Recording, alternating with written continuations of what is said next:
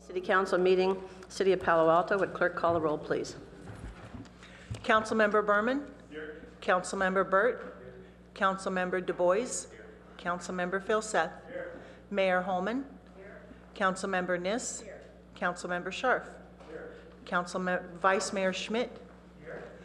Councilmember Woolbach? Here. 9 present. Thank you.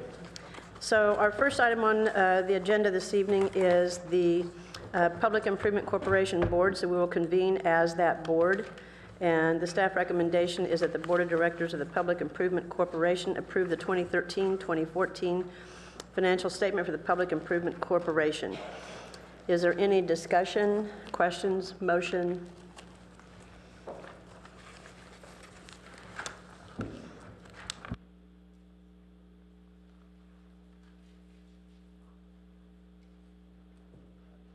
I think people are still getting organized.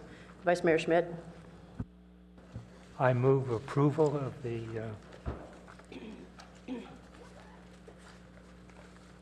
what's it called?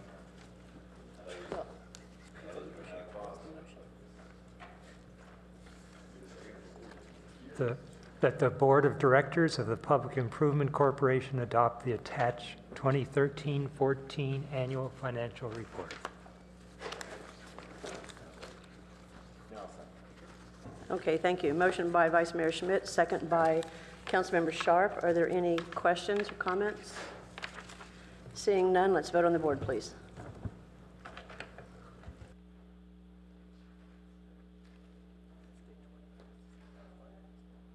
That passes on a 7-0 vote with Council members Burt and who didn't vote up there? Greg. So that passes on an 8-0 vote with Councilmember Burt not participating.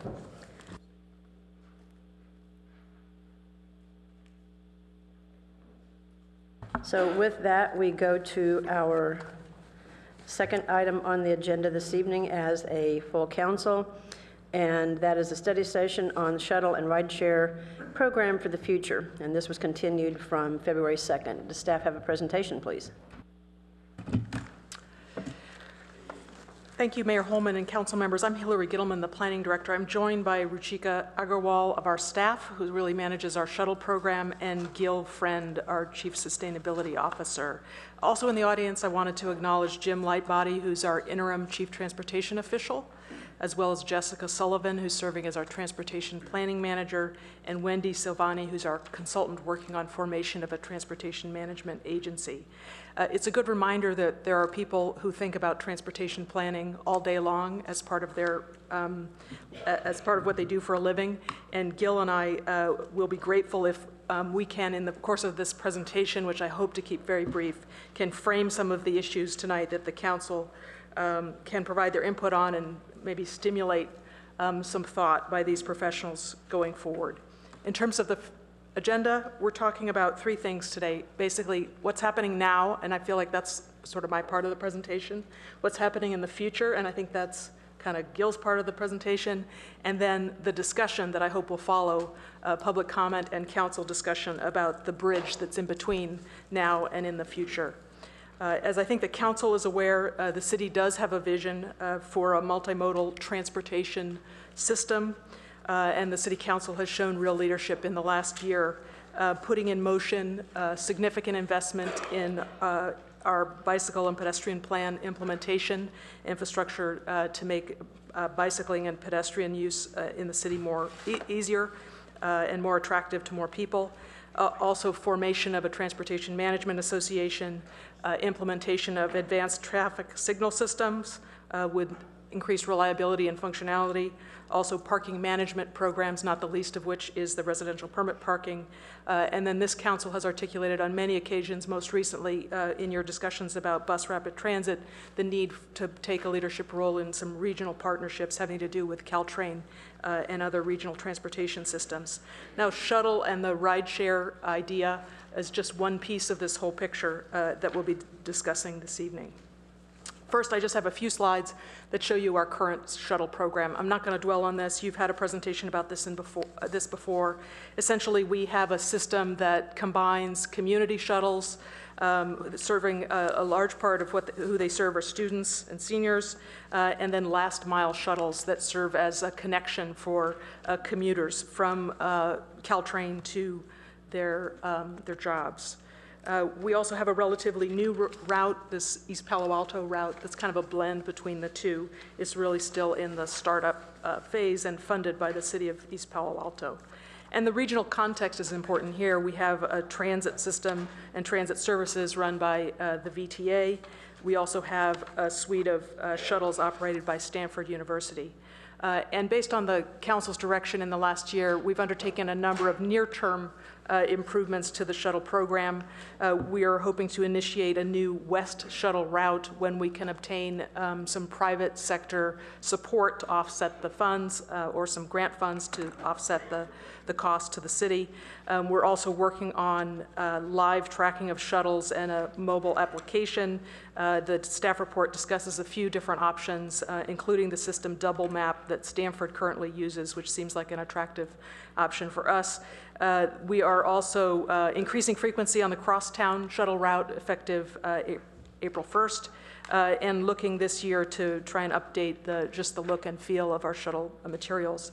And then just before Gil starts talking about what the future holds, I wanted to make the point that our current contract with our shuttle service provider extends through the middle of 2017, so we have an opportunity in the next year and a half or so to really envision what we might do when that contract sunsets and test some ideas that we might want to implement as pilots before then, and then go whole hog after the current contract expires. With that, I'll pass it on to Gil.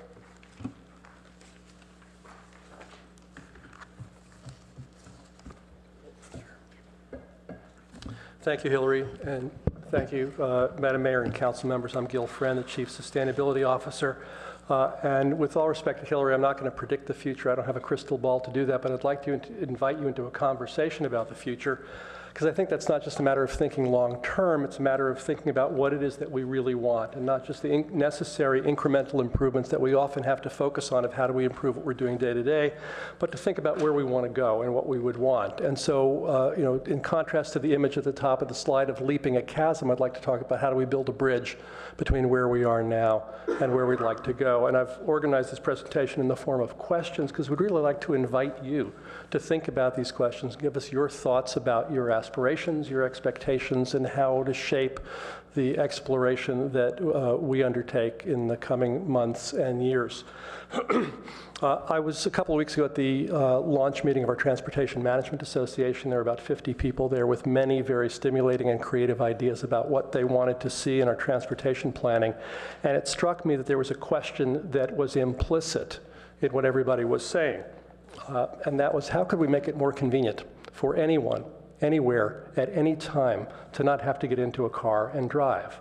Now, it's consistent with the vision statement that Hillary talked about from our 1998 plan, but it makes it perhaps a little more, well, both a little more aspirational, but also a bit more pointed, and provides, I think, a very useful test of how we think about our transportation strategies, a kind of design frame that we can design into. How do we make it not just better, not just more efficient, not just priced more appropriately, not just better capacity, but really more convenient for anybody?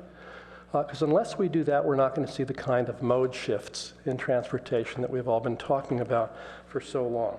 So that necessarily invites us to think about what would make it more convenient, what would make it so convenient that people would prefer other options than driving single occupancy vehicle in their own car. I mean, you all know that cars not only are, for most of us, our second largest investment.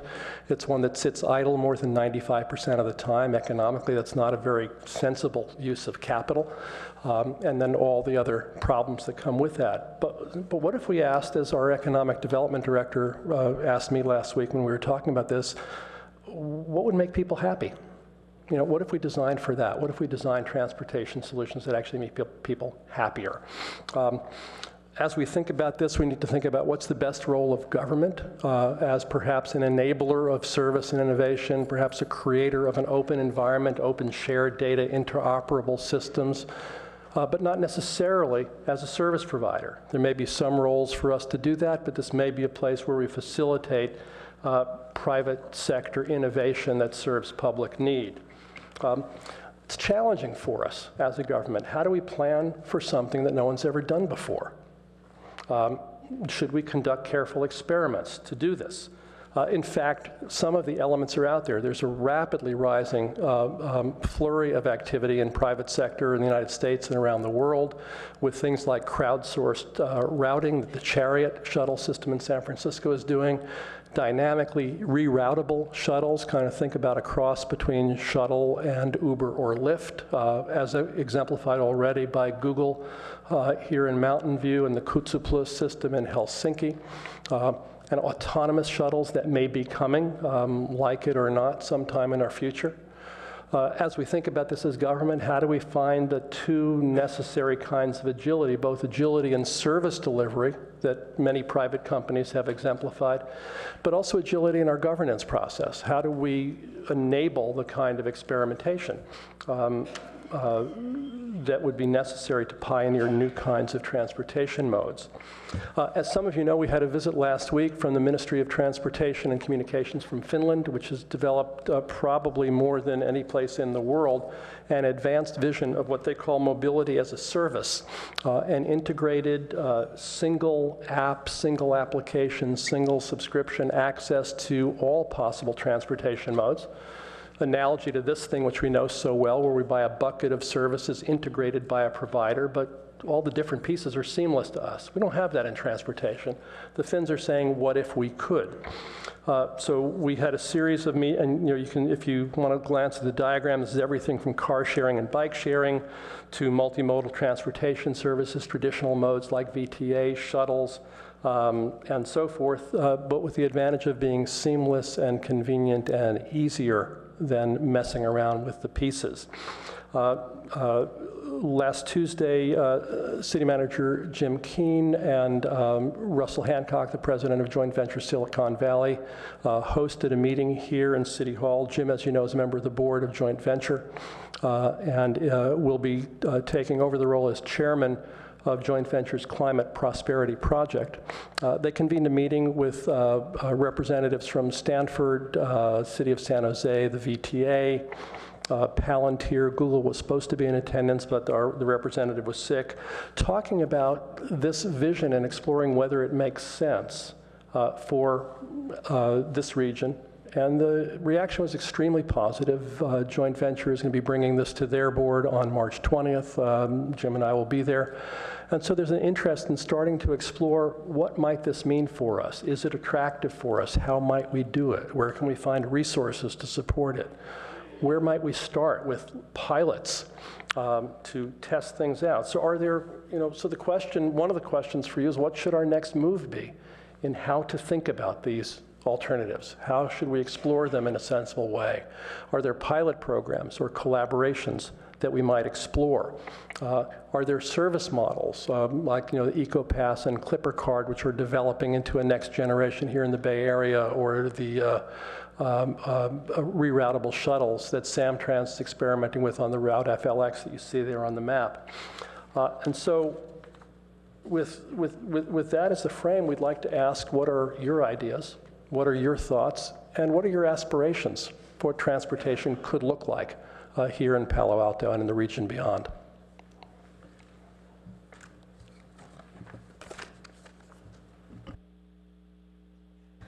So with that, we'll return to council and look for any questions or comments by council members.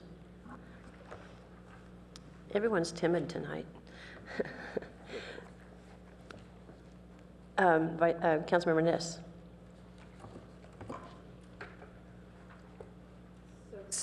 Starting with what I think probably is going to be the most interesting, challenging, whatever other descriptive word we may use, it is beginning to use what's so-called, I've forgotten what there's a good buzzword for it, Uber, Lyft, Airbnb, and so forth. And what is the name of the term? Community sharing? The sharing economy, right? And the problem is, I'm not sure that economy is sharing with us, the cities.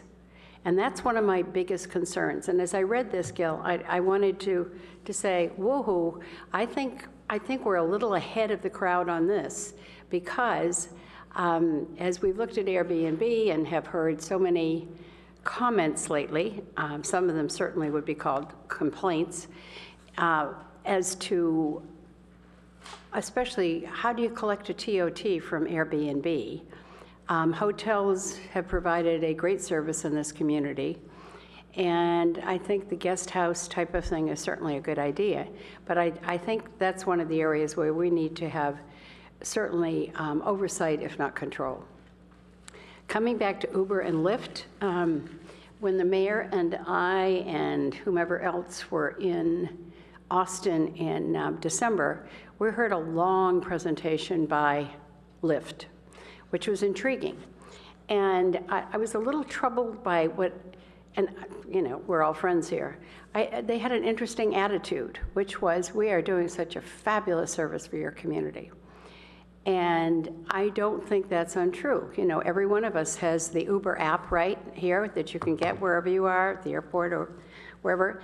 However, there's another business, the taxi business, that has been involved with giving rides for years.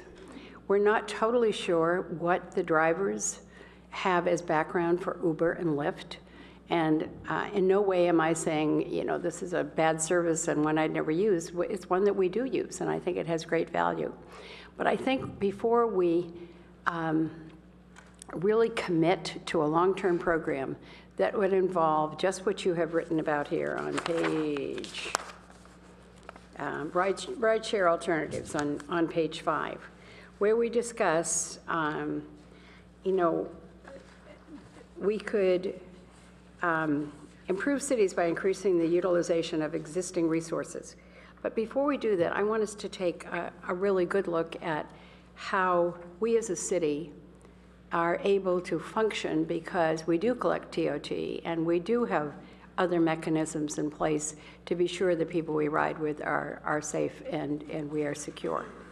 So I can't call those really very up comments, but I think what they are is very direct to say, where is all this going and what role do cities have in this, particularly as we look at our income stream and what supports our services in our community. Thank you, Madam Mayor. Councilmember Burt.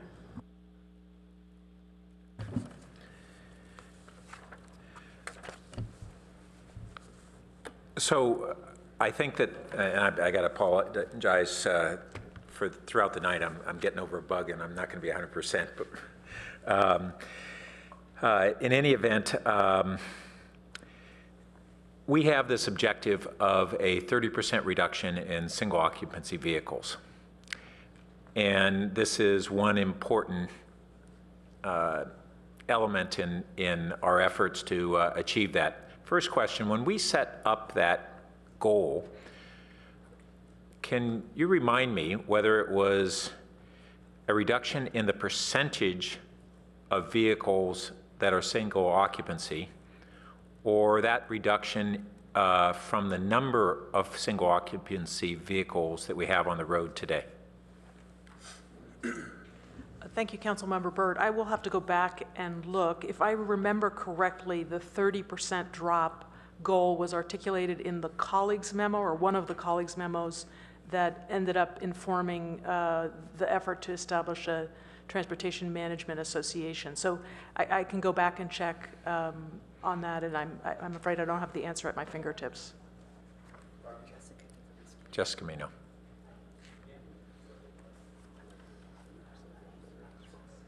Good evening, Council. Jessica Sullivan, Transportation Planning Manager. So yes, the 30% SOV target was listed in the colleagues memo that was issued, I think, in October of 2013. And the report didn't specify details about how that number would be calculated. So it left it a little bit open-ended for staff to work through and sort of start the, the discussion about how the TMA would work through that. Okay, thanks. So that overriding goal that we have put as one means to quantify our progress in this direction could mean two different things. It could mean we got a certain number of cars on the road, and we want to reduce that number of cars, the number of those that are single occupancy, by 30%. Or it could mean that we say 70% of the single cars on the road are single occupancy vehicles, and we want to cut that percentage by 30%, but the total vehicles could then still go up. And those are two important differences in outcomes. One could be a significant reduction in congestion, actually probably more than we actually need to achieve, and the other, in the long term, could be less than what we need to achieve. So I think we need to look at that important issue. On shuttles in particular, in kind of the nearer term, I'm recalling back when we first set up this shuttle program, and there was discussion at that time on whether it should be enlarged beyond what we have today. And the argument was, well, not out of the gate, because you have to really figure out the right routes, what works, routes and frequency. And then here we are 15 years later or so, and we've only done a few minor tweaks to it. We've never expanded the system until now, and we're on the cusp of this expansion. With the exception of, I should say, we did have some, the core city-funded routes haven't been expanded, but we have the EPA shuttle, and then we had this other one that was a grant funding. But as we're moving forward with our first leg of this expansion and subsequent ones, I have concerns whether we've really been identifying the routes that would be the highest value in the near and medium term. And that's no simple task, but I think that we need to look at engaging community partners who may have expertise in this.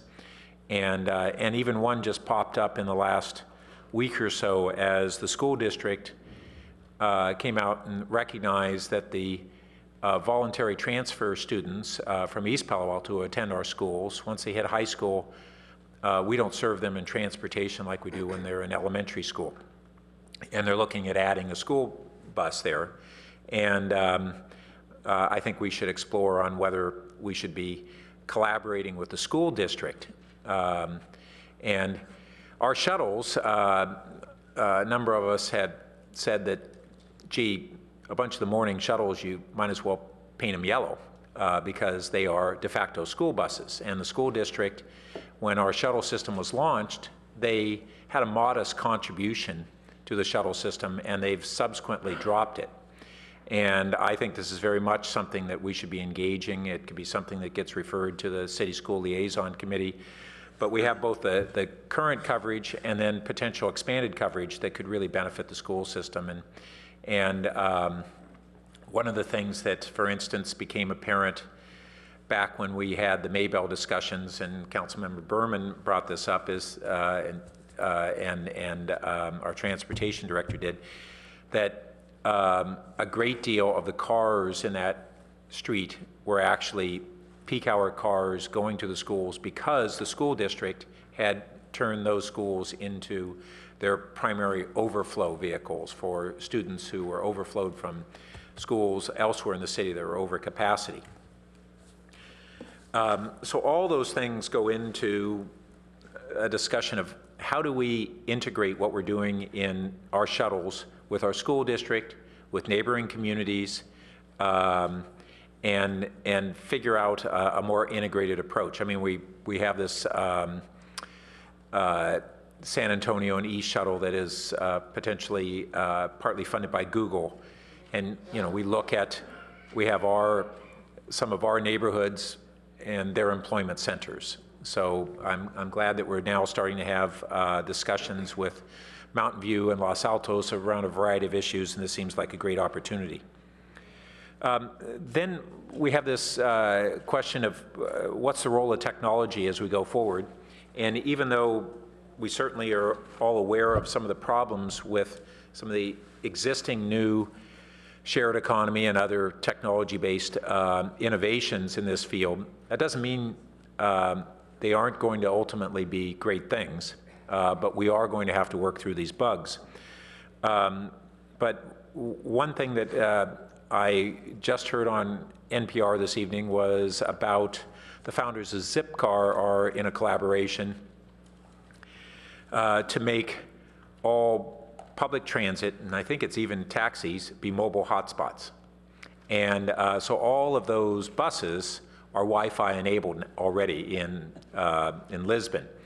And as we try to drive ridership on our vehicles, this day and age, having mobile Wi-Fi would really potentially be attractive, certainly with some of the demographics and pretty much everybody it's emerging. Especially as the traffic gets worse and you're stuck on the bus for a longer period of time. Yeah. So then one thing that was touched on is how do we fund all this? And I know that we have possible grants, we have some potential private sector funding, but I'm not sure that that pulls together to create a comprehensive funding that is sustainable. And if we really want to do this in a significant way, we're going to need to have revenue streams. Maybe we can be more efficient through public-private partnerships, but we're still going to need to have ongoing revenue streams. One that I know that we had a Samtrans bus system that was going from our train station to East Palo Alto for some time. And that's a feeder system. That was a feeder system. I don't think it's running right now, or is it? Is it still going?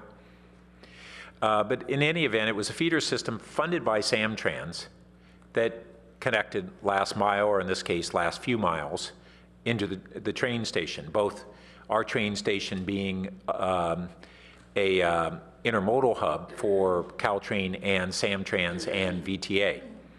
And Samtrans saw that need to provide that service as an extension of what they did.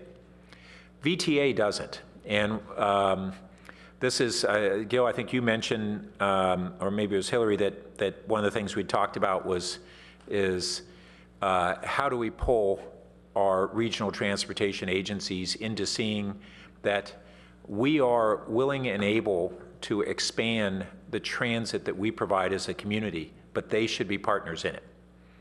And I think at a policy level, we need to raise this issue to VTA, try and enlist our county supervisor on our behalf, and make the argument that this is part of the future. If we're going to have expanded transit systems, we're doing this more economically than they are, I believe.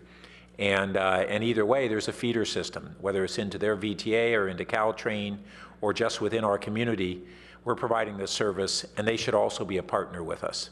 And that should apply to other North County cities who are not really getting VTA service to the extent that elsewhere in the county is. And it doesn't mean that we'll get the same funding that elsewhere in the county does per capita, but we should be getting something. Finally, and I may bring this up again later, but I'll just use this opportunity on the ongoing funding. I think that we are going to want to consider as an ongoing funding source a business license tax that will be solely for the purpose of funding transportation demand management, not for the general fund, not for other purposes. But the dollars would be a collective expenditure of services that would reduce the trips on the road, reduce the parking demands, and address additional service for employees and benefit the community all at once. And it might be able to be structured in a way that we actually have two tiers or maybe even three, where we have a recognition of retail as being something that we value more, and a recognition that when companies have extra employees beyond what zoning anticipates, that they're having a higher impact than what the infrastructure was built to handle. So I just want to toss that out on the table, not to go through it in depth, but to get people beginning to think about that, have the public begin to think about it, and start a conversation there. Thank you. And Vice Mayor Schmidt. We need to change. That's my conclusion. We need multimodal options to make our community work. Palo Alto's in a unique setting. We're a commuter town. We have 3 jobs for every employed resident. We have very low residential densities. So it's hard to think where we start for a public transportation system. Look at those residential densities. If you look just at the urban part of Palo Alto, we have 25% less density, that's people per square mile, than Mountain View, San Jose, Sunnyvale, 65% less than Los Angeles, Oakland, 100% less than Washington, Berkeley, 150% less than Boston, Philadelphia, Chicago, 270% less than San Francisco, 500% less than New York. Now, those are places we all have experience of public transit.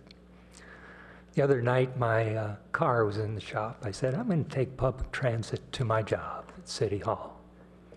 I did it during rush hour, prime commute time between 5 and 6. Looked up schedules, walked to the station. Bus came right on time.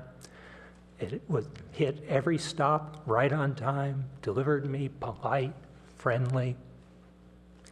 I walked to the council chambers.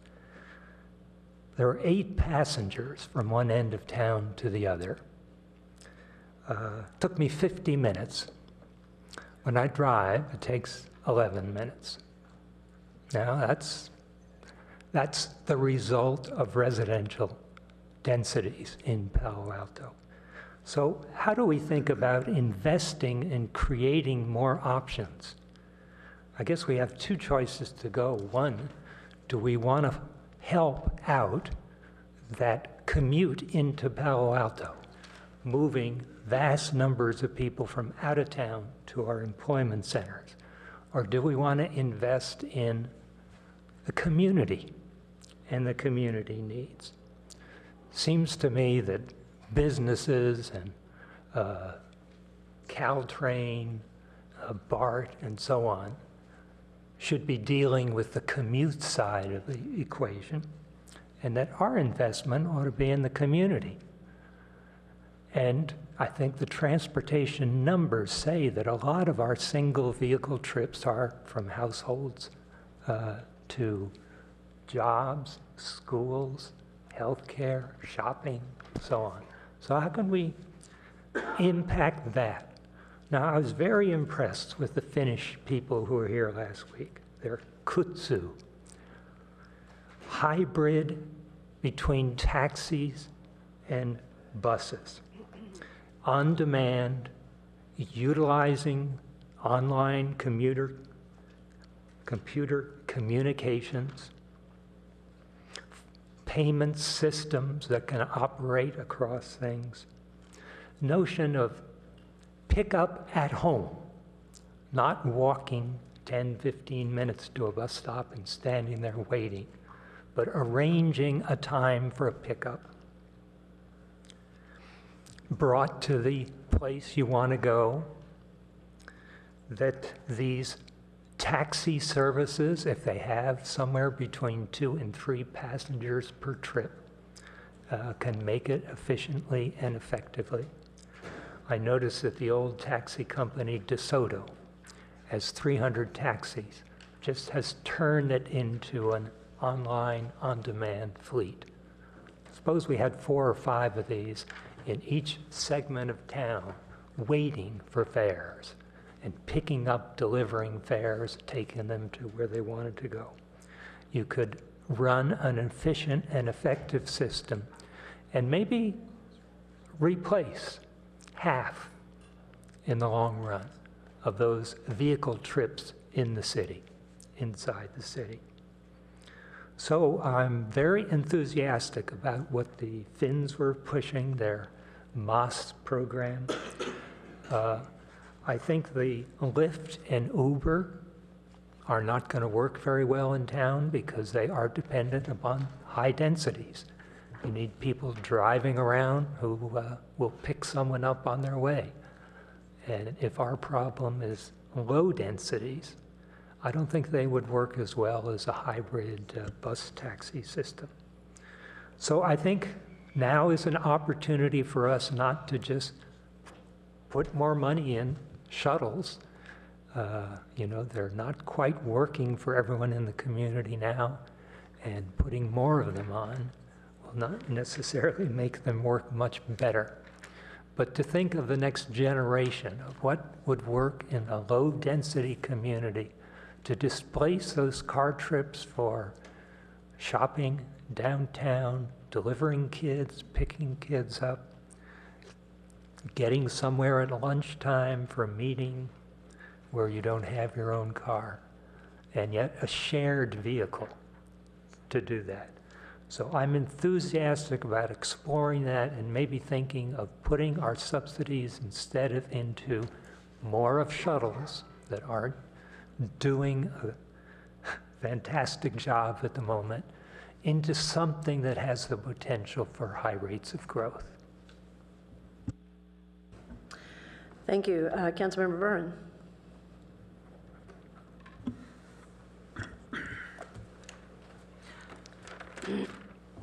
So I think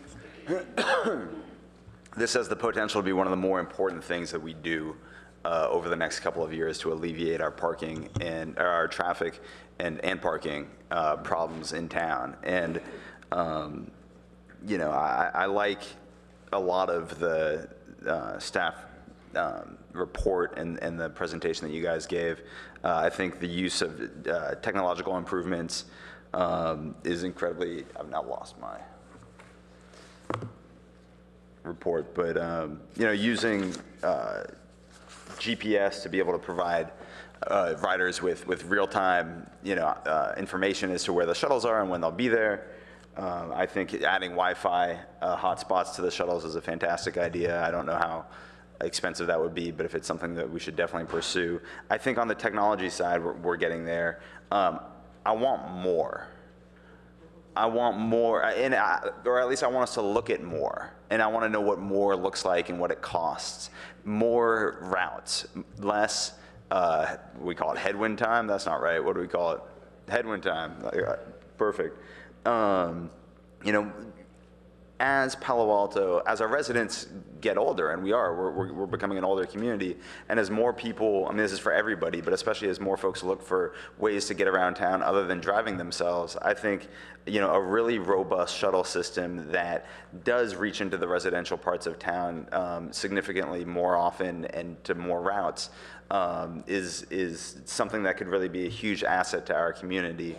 You know, Vice Mayor Schmid mentioned, should we be working on workers coming in from out of town, or should we work on residents getting in around town? I think all of the above, especially if private employers are willing to fund the, you know, the routes to the job centers, as Google seems to be doing with the Shoreline route. So I really, you know, I don't know how difficult of an ask this is, but if you guys can analyze how much it would cost to have a citywide network of shuttles that are frequent enough, let's say every 15 minutes, that are, or maybe 30 minutes, or, you know, more frequent at higher use times, that's something that I just love to see that information so that I can determine whether or not it's worth the cost. You know, we got some great comments from Elaine Wong, you know, that also talked about, yeah, how can we really understand residents' most common daily or weekly travel routes? So where, you know, where are they going? Where are they starting from? We kind of have an idea for that, but, you know, what are the most in-demand routes, and how can we cover those? Is something that I'd love to see us have a longer conversation about. How would this, you know, going to Councilmember Burt's comments about how we pay for it. And I agree, depending on what you guys come back with, it could be incredibly expensive, but I think probably worth it in the long run. But how does this coordinate with the Transportation Management Association? I mean, the last thing that I want to do is create within Palo Alto what we already have in the Bay Area, which is 60 different transportation agencies, none of which work together. And so, are we looking at, and this is, I guess, more of a question than a comment, but are we looking at, coordinating the TMA with the possibility of an expanded shuttle program? I don't know, and I'm getting nods, so yes. Okay, and I hope I didn't miss that in the report.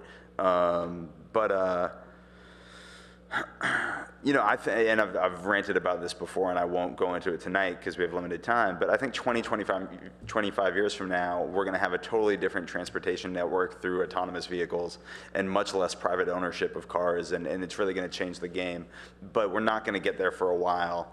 And so what can we do in the interim to really start to manage the problems of popularity that we have in Palo Alto? And I think a robust shuttle system that gets more cars off the road and gets our residents to places they want to go faster and easier and more conveniently is what we need to be striving for. I think the way, Gil, you kind of encapsulated it in one of your slides was right about just what do we need to do to get people not to choose to drive their car.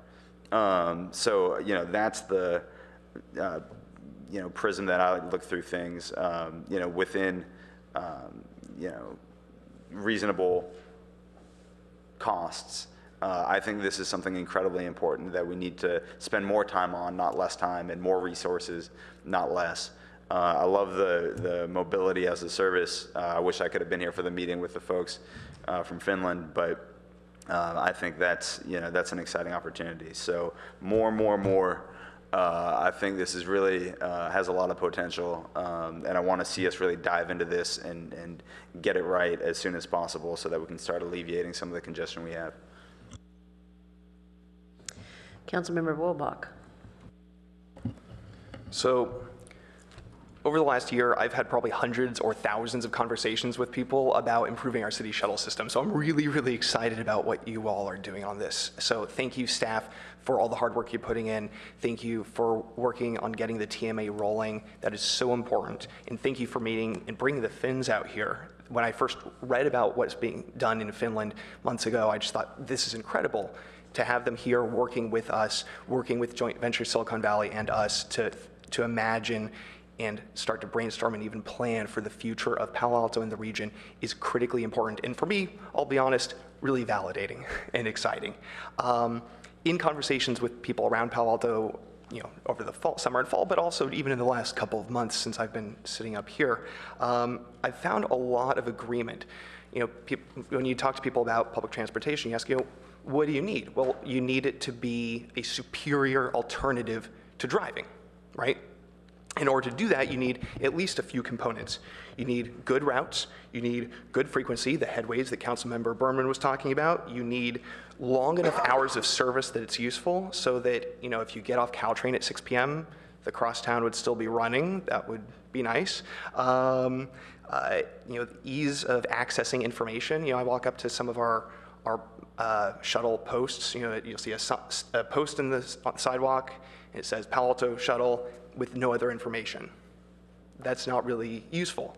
And I'm going to be critical of our current system because I think it's awful, but I'm not blaming staff. I really place the blame on us on council, and us in the community for not making it a priority. And that's, again, why I'm so excited about us making it a priority now.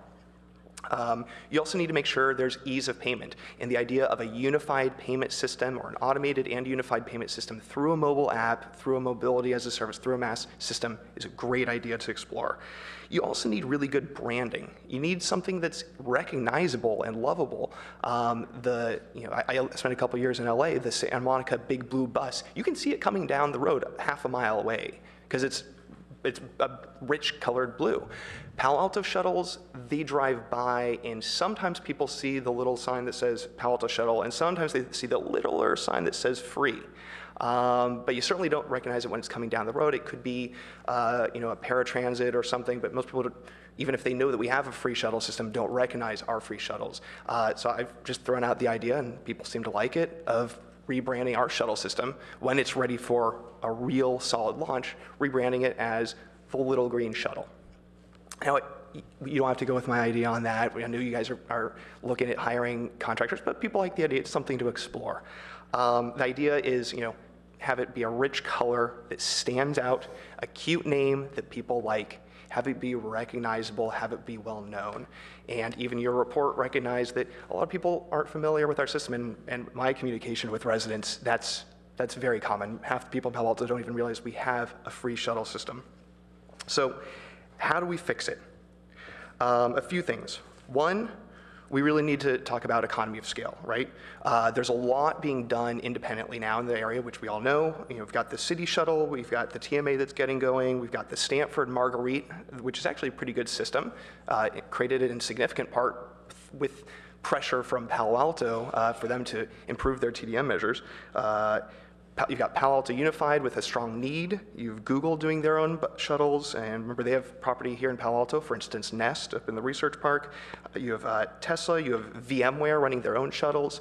So you have a lot of parties who have a real need. So I say, bring them together, tell people to bring their ideas, bring their checkbooks, and let's really figure this out. The funding issue is going to be very important. Councilmember Burt is right.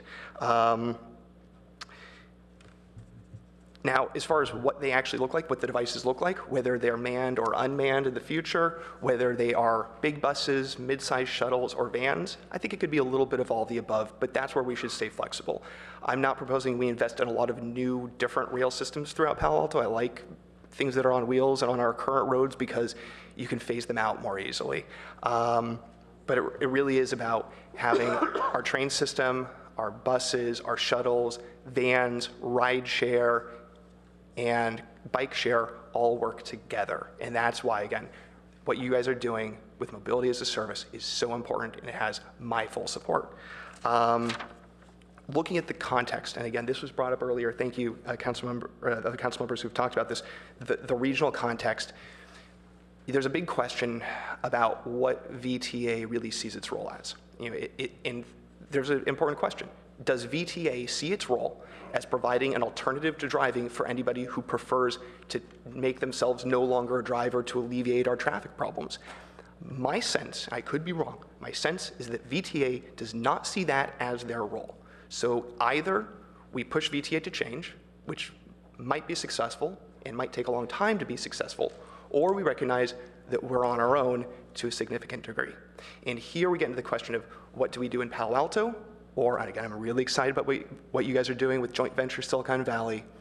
What do we do as a sub-region? In parallel to VTA, ignoring VTA, collaborating with VTA, but recognizing that VTA, no matter how much we push, is not going to solve all of our problems. Up and down the peninsula, there are a number of, and Silicon Valley and Santa Clara County, up the peninsula into San Mateo County, there are a number of last mile shuttle services. Some are more effective and cost effective, some are less cost effective. So I encourage you to really look at each of the community and commuter shuttles up and down the peninsula that connect to or around the Caltrain line, because there are successful examples and examples of what we could do a little bit better. But really, one of the big questions is, and I don't have the answer tonight, but this is what we need to think about. Who does what, right? Is it the TMA in charge? Is it the city of Palo Alto in charge? Is it something new that we create with joint venture Silicon Valley and that maybe the TMA just provides money for it? There are a lot of options for how we go forward with that, but that's really going to require, frankly, the Palo Alto process of bringing together all the stakeholders, bringing in Palo Alto Unified. And I'm, again, really excited that Max McGee is on the TMA board. That's so important because, again, a lot of our traffic in Palo Alto is from the schools. They have an interest. They're part of the problem and also part of the solution. As we're looking at our targets for single occupancy vehicle reductions, as we're looking at our target audiences for increased ridership, I would tentatively prioritize in this order: commuters, students, residents without the ability to drive. Again, we do have an aging population, And then fourthly, people who prefer not to drive, whether it's to go shopping or for recreation or for dinner. Those are all 4 important groups: commuters, students, residents without the ability to drive, and those who prefer not to drive. But I would encourage you to consider kind of going through them in that order. I think you're gonna have the biggest bang for your buck, really focusing on the commuters first, and that's what we're doing. We're doing that by focusing on the TMA. That is an important avenue to work on. And also, one thing that was said earlier about Palo Alto having low density, there are areas of Palo Alto with very high density daily trips. Those are areas to focus on. I hope we don't forget it. Those are my comments for now. Please keep it up. Thanks. Thank you. Councilmember Scharf. Thank you. And thanks to staff for putting together the presentation. I think this is one of the most important things we could possibly be doing. And, you know, we've got an hour put aside to this tonight. I would say people are really mad and unhappy about parking congestion. And so I really see this as 3 goals: to alleviate the parking situation, to reduce congestion, and to reduce greenhouse gas emissions. And I appreciate Corey's comments on how we should look at it, but I actually would look at it slightly differently. I would say to myself, what metrics is the most efficient at solving those 3 problems? That's reducing congestion, the parking, and the greenhouse gas. What works best? And what I'm looking for, frankly, is staff to come to me and tell me. I don't want to be staff. I don't want to sit up here and have to design this program for you. I mean, that's why we pay you. I mean, I don't mean that too nastily, but I mean, that's sort of how I feel about it. So, you know, Gil, you're actually asking the right questions. And I remember saying something very similar to that in October. How could we make it more convenient to anyone, anywhere, anytime, not to have to get in a car and drive? Because that's what's effective in getting people out of our cars. I think we recognized that back in October. So what I'm really asking for is, and this, I think the staff report's really light on it. I was okay, we all agree on this.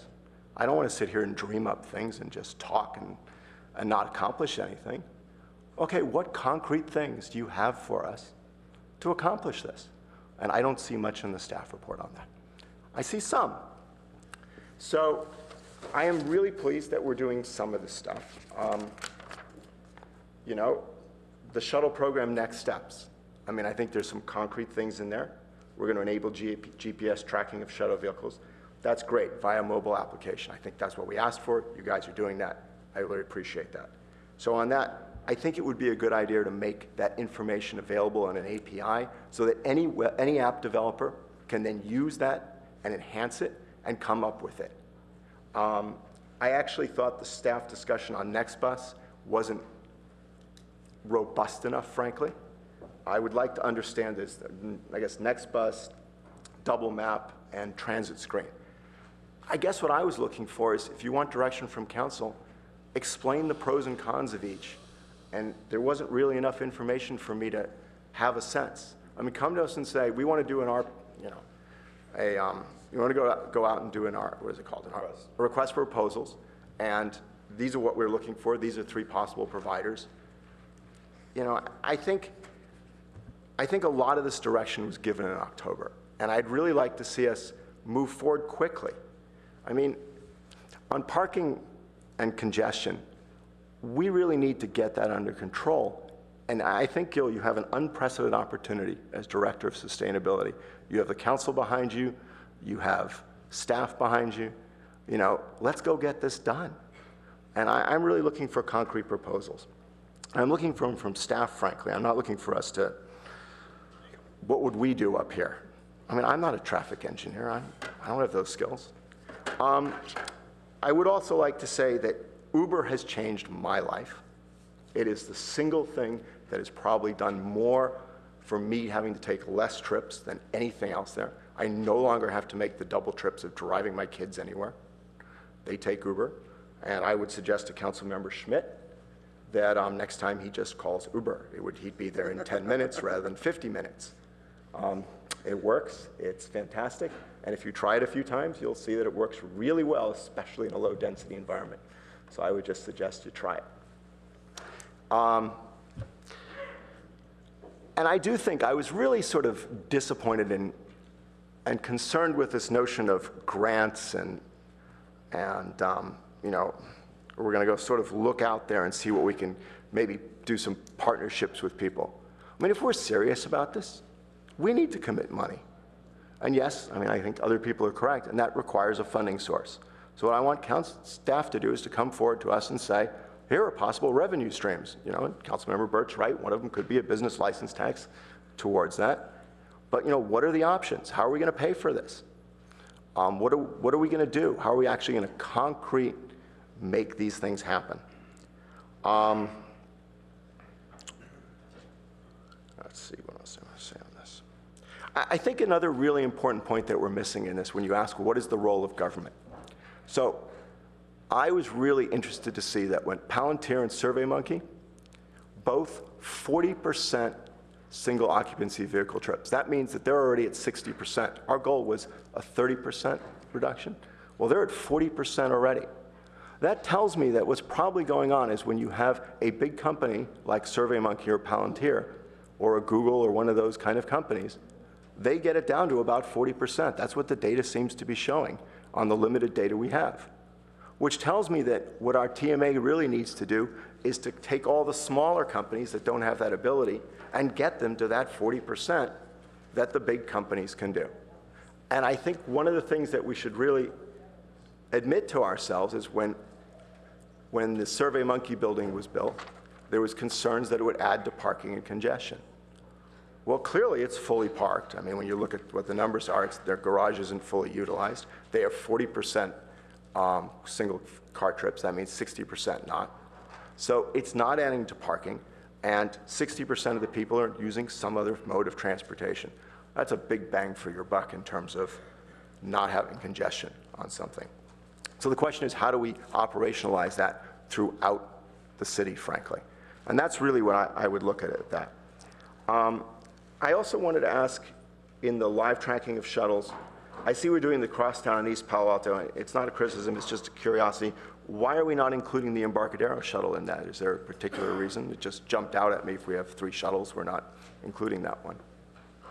Oh, I'm sorry, we're not including it in analysis of cost? No, in live tracking of shuttles. Oh, we would It said 2 out of 3, so I'm just curious why we're not doing the 3. And there was no explanation in the staff report. It's a separate contract, but we can do something similar with that shuttle, yes. So yeah, I mean, so obviously I think we should. And one of the other things I caught in here was that the shuttle contracts are up, is it 2017 or something like that? And so I guess I'd like to see concrete proposals then, sooner rather than later, about what we're going to do to open those contracts up and solve these problems.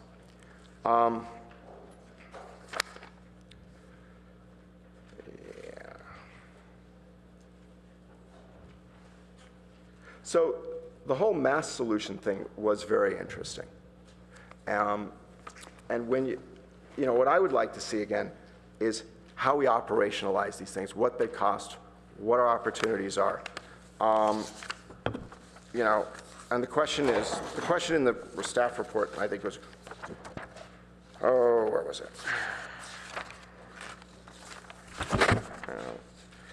You know, the whole mobility as a service framework.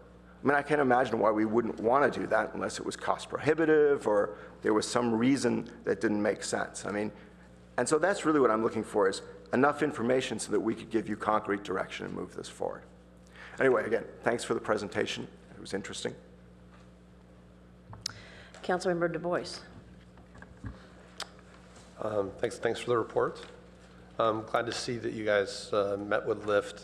Is there any plan right now to meet with Uber?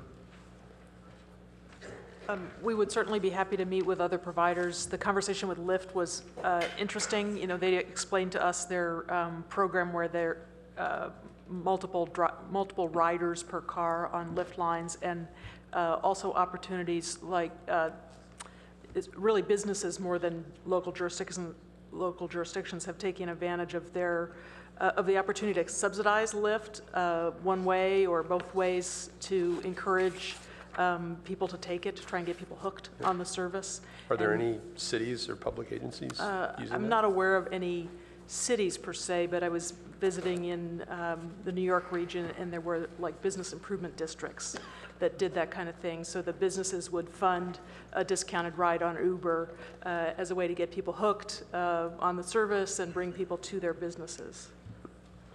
And is the $1 million in the budget for this year, is that committed to shuttles entirely at this point? Or can we explore some benefits of ride sharing with some of those dollars? The money was set aside in this year's budget and really not expended. We're actually ending up putting a lot of those resources into our parking programs as a result of council direction over the course of the year. And obviously it's up for discussion as part of next year's budget, whether it would remain for shuttle parking or other transportation solutions. Okay. I found Chariot really interesting. It looks like they're leveraging corporate commuting dollars, pre-tax dollars, to basically pay for vans on semi-custom routes. So that financing model is actually really interesting. Is that how they do it? Yeah, they're calling themselves Google Bus for the rest of us, is sort of how they're trying to position themselves. And it arose out of just one guy lived in the marina, didn't find good transit options, so he rented a van and started picking people up, and then gradually turned it into a business. But there's this dollars that companies have to spend. That there are pre-tax commuter dollars available, and that's one of the things that you can leverage here. So there's many different kinds of funding. I mean, there's really creative ideas out there. City of Burlington is cut a deal with Zipcar. So Zipcar maintains the city fleet. The city has use of the vehicles during the day. Zipcar rents the vehicles out at night. Those people don't need to own their own cars. City gets an extra revenue stream instead of fleet costing it money. It makes money. I don't know if that's appropriate for us, but it's an example of the just flurry of creativity that we're seeing in this area around the country and around the world. So for me, I find those approaches really exciting. I'm actually concerned a little bit that we're investing in kind of a legacy technology, which is large buses on fixed routes.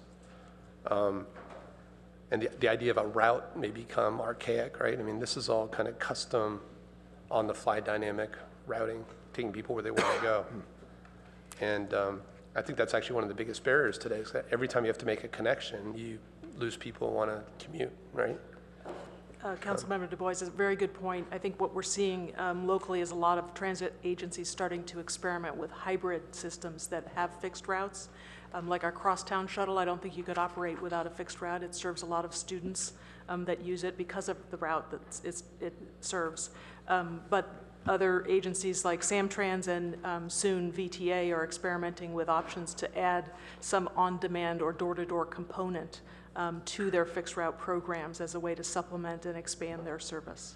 Well, as we get ready for autonomous vehicles, I just think these may become outmoded systems. Well, Councilmember Du Bois, they may be coming at some point. We don't know how soon those are coming. Sure. But I think to your point about legacy technology, this is, I think, one of the biggest challenges for government in this realm.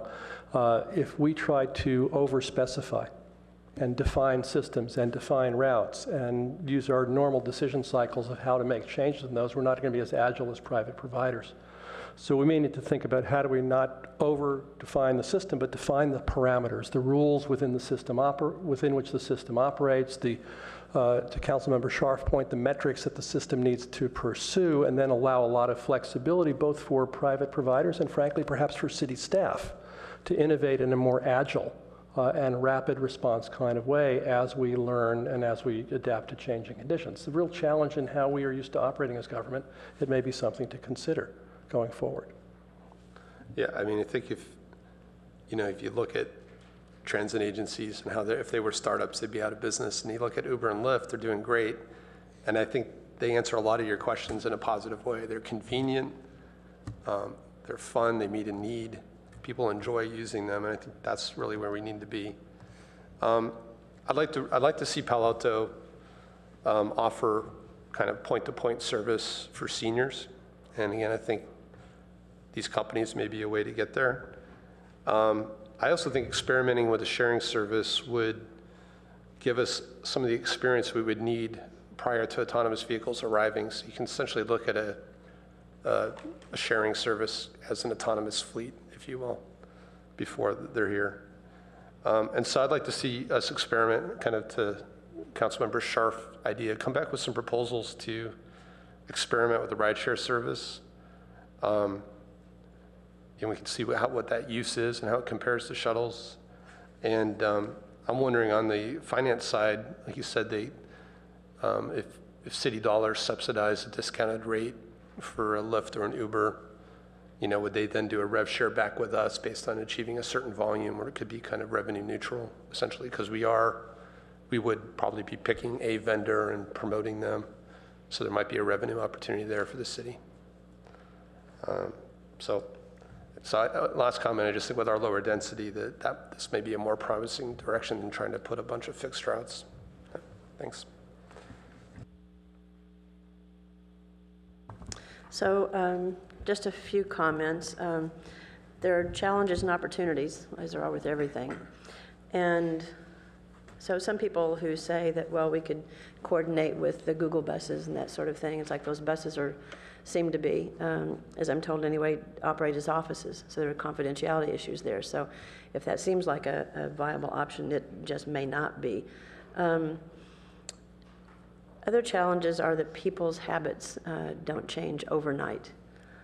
So we're kind of addicted to our cars, and there's the luxury of them, there's the new technology of them, there are all kinds of things that keep us kind of wedded to our cars, and they're comfortable. They're like, our traveling homes in a way. So I'm not saying I'm contrary to this. I'm just like, these are kind of some of the challenges. One of the things that I liked a lot about what the Finn's approach is I don't think I've ever heard anybody in the transportation business or anybody talking about transportation refer to a rider as a customer. And it's a subtle, maybe shift, but it didn't seem very subtle to me, because I think it's a very different way of thinking of these. Gil, you had something to say? Well, if I could just add to that, I think it's easy to look at the Finnish system and think about the technology and the reroutable shuttles and the on-demand and all the underlying technology infrastructure.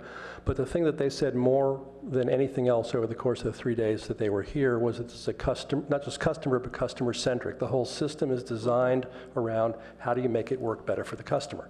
It's not designed based on what vehicles do we have in our fleet, or how did we operate before, or what are the laws which we'll have to deal with and perhaps change, or how do we pay for it. It starts with how do we make it work for the people who have to get somewhere. And everything else flowed from that. And they made that point over and over again. And that would be worthwhile for us to look at. I think I've mentioned things that are, it's hard to get people to think in different ways, but I think this is a way that we really do have to start thinking, and that the transportation companies' world has to start thinking about the customer-centric aspect of transportation. A couple of other challenges are that residents go different places than workers do, oftentimes at different times of day. Students, the same thing, and seniors, certainly the same thing. So it gets back to that customer-centric, and how do we serve those individuals and those sets of the population. Like Councilmember Du Bois said, I think it'd be great if we had better senior services here as they do in San Mateo County. I think that would be wonderful. So do we know where all the seniors are going? Do we know where the students are going after hours or before hours or on weekends? Do we know, we know more or less where the workers are going, but do we really know? And where are residents going in off hours? And I rather agree a bit with, we have some things that we can shoot at, but I think that we don't really have enough information on what we should aim at. And this is one area where I almost think that we should set the standards, set our goals, set our aspirations high, and get out of the way.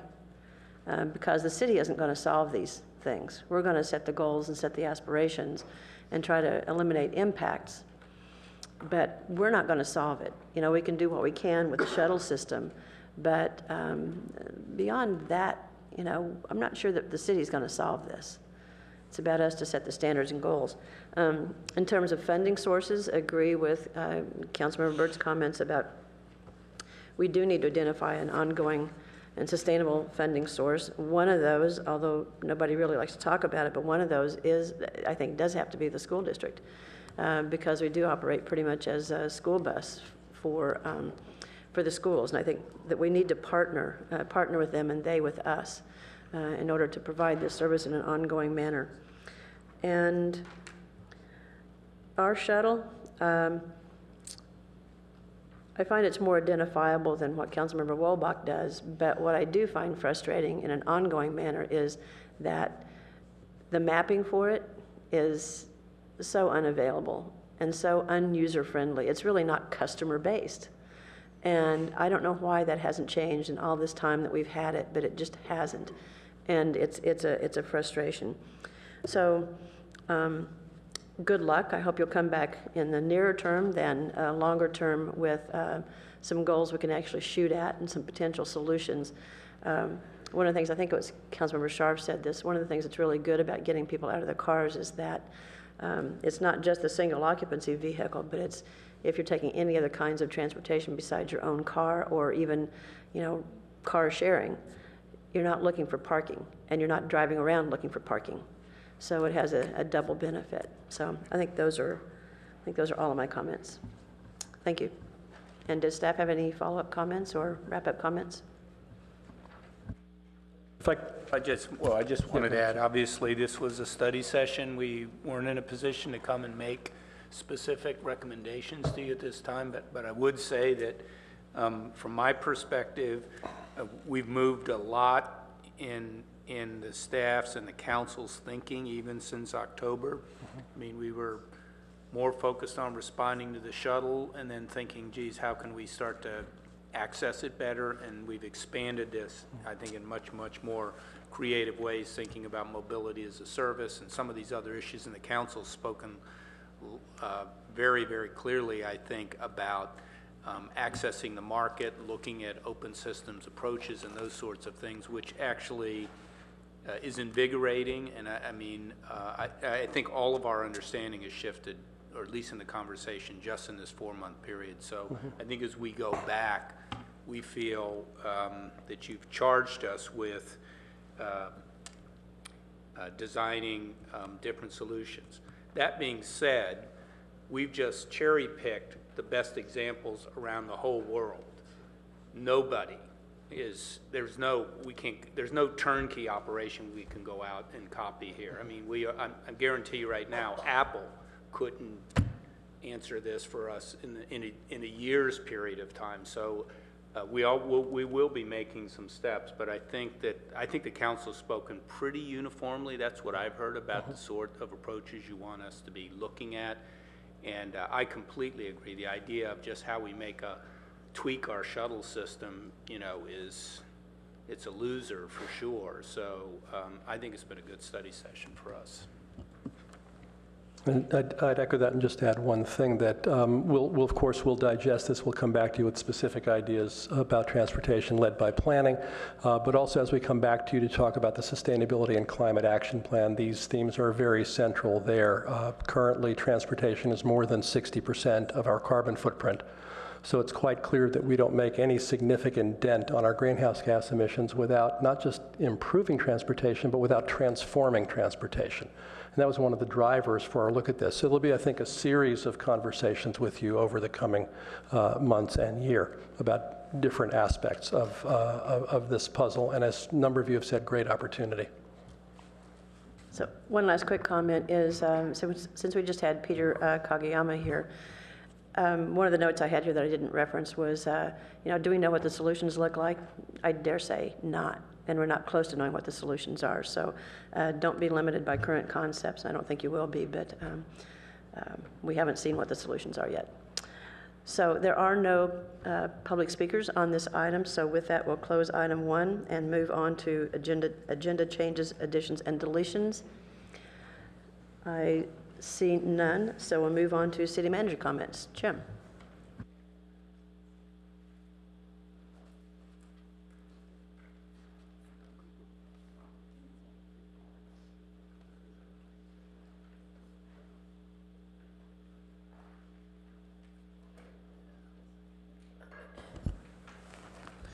Madam Mayor, would it be appropriate for me to acknowledge National Arbor Day and California Arbor Day, a proclamation that you have signed, or are we going to do that later? Now is fine. Now is fine, and I need to find it. I'll give this to you, and then I'll read my comments. How's that? I'll turn it over to the mayor to do that. Thank you. Thanks, David.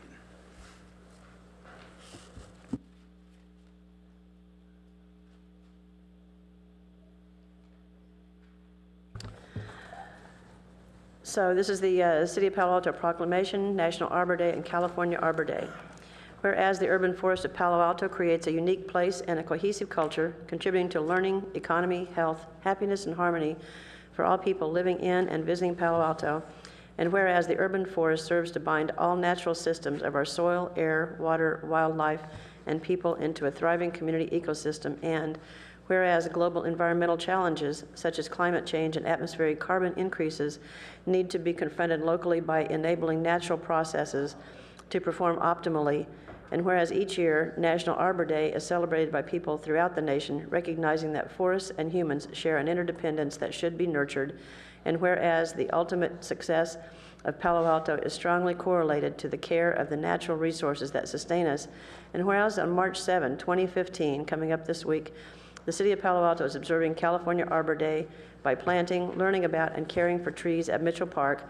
Now therefore I, Karen Holman, Mayor of the City of Palo Alto, on behalf of the City Council, do hereby proclaim March 7, 2015 as Palo Alto Arbor Day, and urge all citizens, young adults in particular, to acknowledge the value of the urban forest, to care for trees and the environment, to support our city's multifaceted forest program, and to plant trees for future generations.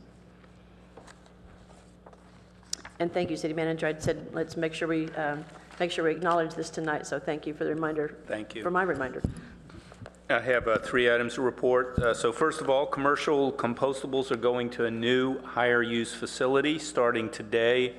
Palo Alto's commercial compostables, like food scraps from restaurants, are being sent to the Zero Waste Energy Development Company facility in North San Jose for processing, and the material at this facility is anaerobically digested, producing methane gas that's used to generate sustainable electric energy.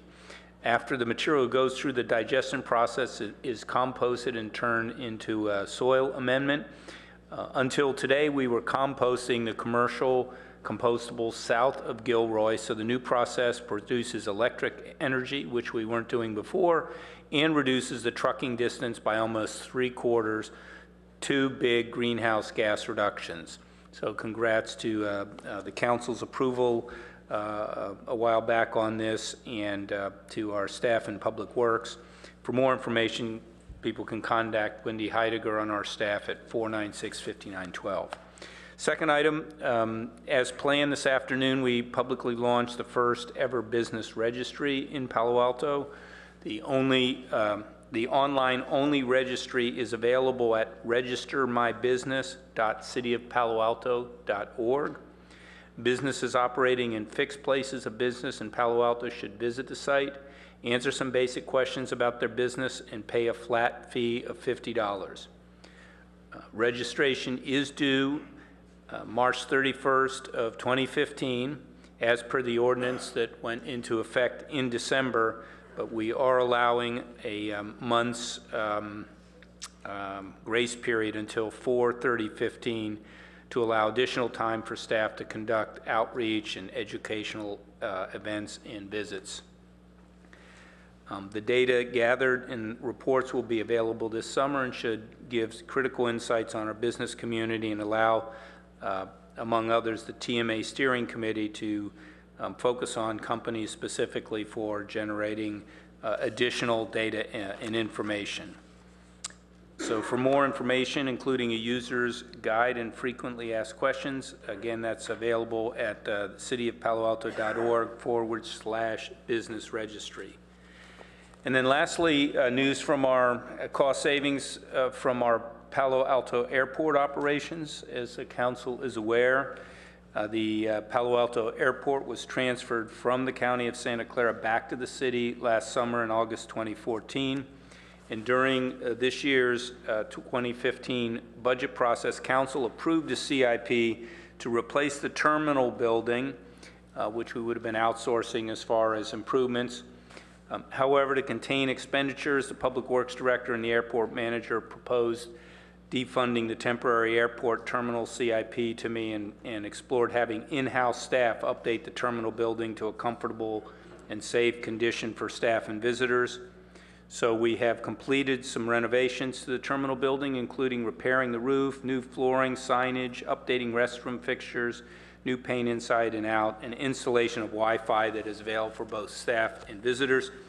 A total of $140,000 was saved by taking this approach, and I did want to thank all the departments involved, especially Administrative Services, our IT department, Public Works, and Utilities for their help in getting our airport up and running better than ever. And that's all I have to report. Thank you. Thank you, Jim. So we now go to oral communications, and we have a handful of speakers here. And our first one is Urban Cummings, to be followed by Bonnie Packer. And you'll have 3 minutes. Well, I came here to talk to the council and everyone about Arbor Day. Oh, I'm sorry. Did I get to start over again? So you've, City Manager, Madam Mayor and City Manager Keene, you have taken the wind out of my sails. I don't have anything to talk about, so I'll tell you what, why don't I start now, but be sure all of the, thank you. Be sure all of you make the effort to come to Mitchell Park on Saturday. It starts at 10:30, it's free.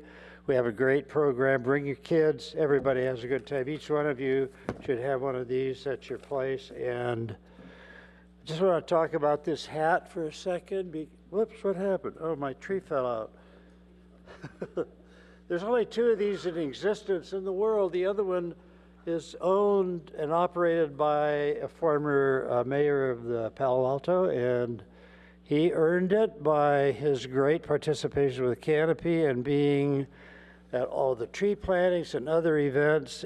Sid Espinosa, a wonderful person. We're indebted to him for the great things we were able to accomplish. And so I want you all to know that you have big footsteps to follow in, and please come on Saturday. Am I out of time yet? No, I can still talk.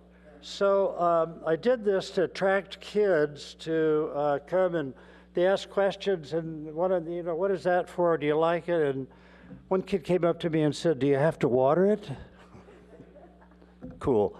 Anyway, please come on Saturday if you can. We have a great program planned, and thanks very much for the chance to talk. That goes for everyone here. I have some flyers. Thank you, Mr. Cummings, and thank you for the personal invitation. Bonnie Packer, to be followed by Mila Zelka. Good evening, Mayor Holman and City Council members. My name is Bonnie Packer, and I am the current president of the board of the nonprofit Palo Alto Housing Corporation, which I'll refer to as PAC tonight. I am here to address questions recently raised in the local press about the Maybell site, PAC, and our executive director, Candace Gonzalez. The first issue concerns the appropriateness of PAC renting one of the 4 market-rate rental houses on the Maybell site to Ms. Gonzalez. Shortly after PAC acquired the site, one of these houses became vacant, and PAC advertised on Craigslist for a tenant.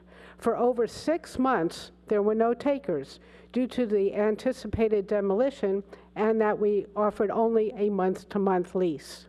Ms. Gonzalez offered to rent the house at a rent over and above the market rate that had been posted. After considering comparable rents and ensuring that this was indeed an arm's-length transaction, the PAC board approved the rental of the house to Ms. Gonzalez's family at a fair market rate. This allowed PAC to receive some rent for an otherwise vacant house, with the added benefit of a PAC employee living on the property. The second related issue is the appropriateness of renting the house to a market-rate tenant rather than offering it to a low-income family.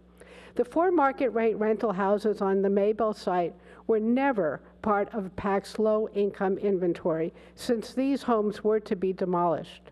It would have been against PAC's mission to provide stable, long-term housing to rent to a low-income family that would soon be uprooted. Furthermore, none of the multiple loans that PAC obtained for the purpose of acquiring the Maybell site to build a low-income project for seniors, including the loan from the City of Palo Alto, none of these loans imposed a requirement that the 4 existing market-rate rental houses be converted to low income, as each of the lenders and the terms of the loans anticipated their demolition. The third issue concerns the sale of the Maybell site. After Measure D did not come out in our favor, PAC put the property on the market to pay off our loans and to recover our other costs. We received over a dozen offers. Ted O'Hanlon, Ms. Gonzalez's husband, a real estate broker, brought us one of these offers. Because of this, Ms. Gonzalez recused herself from any and all discussions and negotiations concerning the offers and the sale. The PAC board chose the best offer based on price, contingencies, and a closing timeline, which was very important because we needed to pay off our loans by November 2014.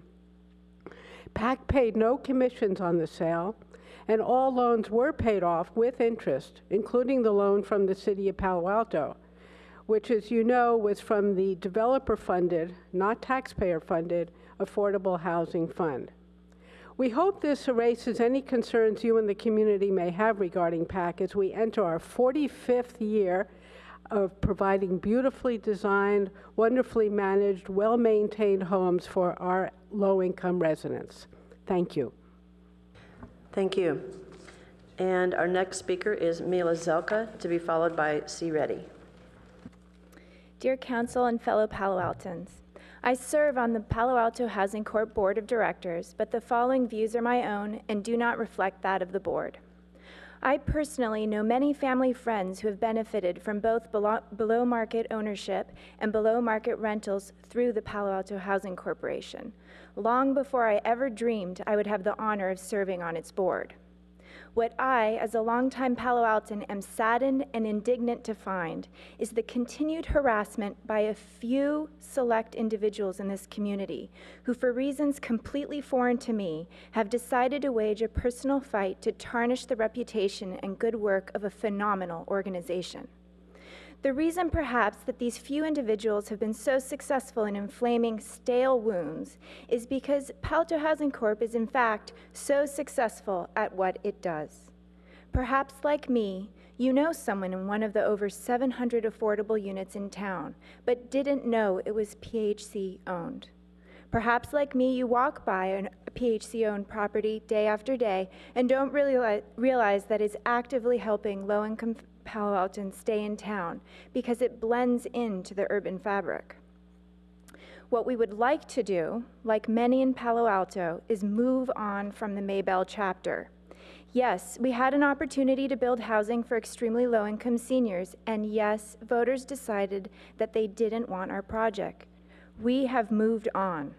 We are hard at work at seeing what other long-term affordable housing opportunities we can create. Let's create those opportunities to strengthen our community together. Thank you very much. C. Reddy, to be followed by Dan Garber.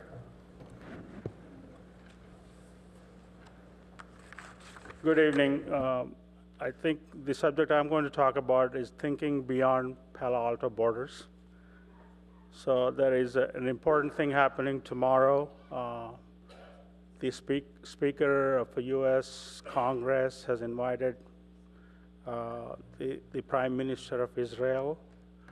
Why is that important to us? We have many friends from Israel, families that we know, we're connected. We have many families that we connect on the Iran side. So I think it's time that we all speak and we all request, we all urge our friends for them to grow up and work together. Israel and Iran need to sit in a conference room and figure out how they want to live. We have 7 billion people, one world, and we need to all get along, otherwise we wouldn't be able to wake up the next day, and I'm concerned about that. So please urge your friends, families, to think beyond a little thing, and we need to get along, period. Obama and Putin needs to get along, period. You know, that confrontation has weakened our position as well as Russia's position in how to manage world affairs. So thank you. Thank you. Daniel Garber, you're up.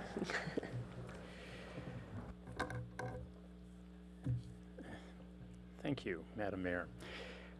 We enjoy significant public services, a key part of our quality of life, which are funded through collections into the city's general fund.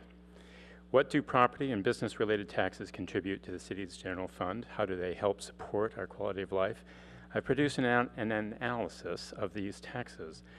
Although this analysis may help inform the commercial cap discussion later this evening, I'm presenting it now because its utility is broader and will help inform future discussions about how these funds can better support our schools, businesses, services, and planning policies.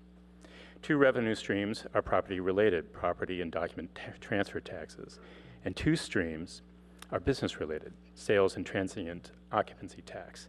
These are streams that would not exist if the property that allows these business occupancies didn't also exist. Here's what I learned. That for the first time last year, property and business-related revenues now contribute more than half the funds to the city's general fund. Of the property and business-related revenues, the properties used for commercial purposes contribute 71% of these revenues, 71%. Properties with single-family residences, the remaining 29%. The splits between single-family residential and commercial are easily parsed out, but the city does not track how documentary transfer taxes split out. This analysis uses a conservative split of 50-50 between the two. But before you jump in on that particular split, if you run the numbers assuming 100% of the documentary transfer taxes are attributable to single-family residential and 0 for commercial, the commercial properties would still be responsible for 67% of the property and business-related contributions. So pick any number between 1 and 100, and there's no way to make the revenues from single-family residential properties contribute more to the general fund than the commercial properties. In fact, the city's data show that the contribution of properties used for commercial purposes will increase significantly, become even more dominant over the next 10 years. The analysis does not contain any new research. All the data is taken from publicly available reports. Because of it being a dominant revenue source, changes to the use and availability of commercial properties can have advantageous, meaning more or more robust services, for instance, or detrimental impacts, meaning loss of services or increased taxes to compensate for losses that directly affect the quality of life Palo Altoans currently enjoy. I would like to acknowledge Curtis Williams, Dina Belzer of Strategic Economics, and Steve Emsley, who all provided important comment and refinement to this analysis. You will find more information and findings in the report being handed to you. Thank you. Our next speaker is Deb Golding, to be followed by Omar Chatty, and our final speaker, Winter Dellenbach.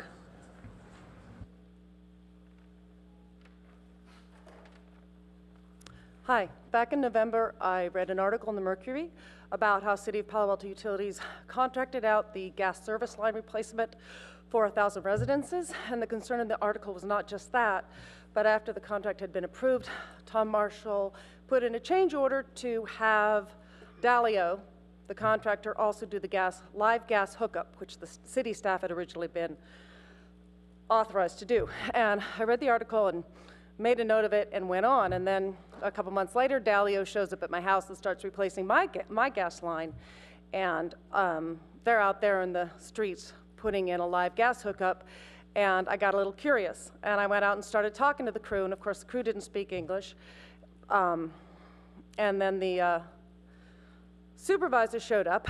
His name was Casey, and I started asking him, I said, do you guys have any qualifications for working on live gas? And he says, I'm qualified. I said, yes, but what qualifications? And he's like, I'm qualified. And I'm like, well, what kind of work have you done on live gas? I worked for a contractor. I mean, I was not ecstatic about his response, so I went ahead and called PG&E, and I got a hold of a gas service technician, and I said, can you give me a little information on what it takes to be qualified to work on live gas? And I got quite an earful. There's a very long, extensive list of criteria of qualifications that are expected if you're allowed to work on, authorized to work on live gas that are needed.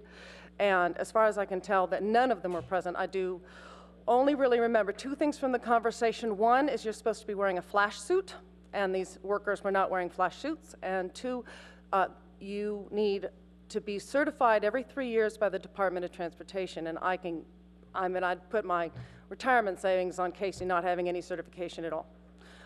So as far as I can tell, the City of Palo Alto authorized a situation that is very dangerous. And I'm not really ecstatic about the thought of an explosion happening out in the middle of my street from an improperly hooked up live gas line. I'm pretty appalled that this has gone through the city. I have a letter that I had my neighbors sign. I got 18 neighbors to sign in the course of an hour and a half last night. And it's the best I can do for a political organization, but I'm not the only one who's concerned. I'm hoping I will be contacted by Greg Scharf, who is the city liaison for utilities, correct? Thank you. Please do. Thank you. Omar Chatty, to be followed by Winder Dellenbach. Hello, my name is Omar Chatty, and I'm here again because there was, driving up here, there were 6 people killed in Caltrain this year. 3 of those, by the way, are Palo Alto residents, even though they were killed in neighboring cities. So once again, I'm appealing and holding out hope that you might consider doing something to start the process that's going to take 15 or 20 years, another 200 lives, to get rid of this train that's long since outdated. The tracks are long since outdated. The only reason high-speed rail is using them is because they're standard track. What happened there? Oh, okay. So, so the count, unfortunately, while driving up here, another person was killed by Caltrain today in San Jose. So we're up to 7 this year, 59 since 2011 when I started coming to this council and other councils. 218 have been killed since 1995 when the Sacramento, California High-Speed Rail Authority decided they were going to use Caltrain tracks. So I appreciate your previous lawsuit efforts. They didn't work out, but I do hope you would join Palo Alto in its lawsuit. It's everything that the Palo Alto lawsuit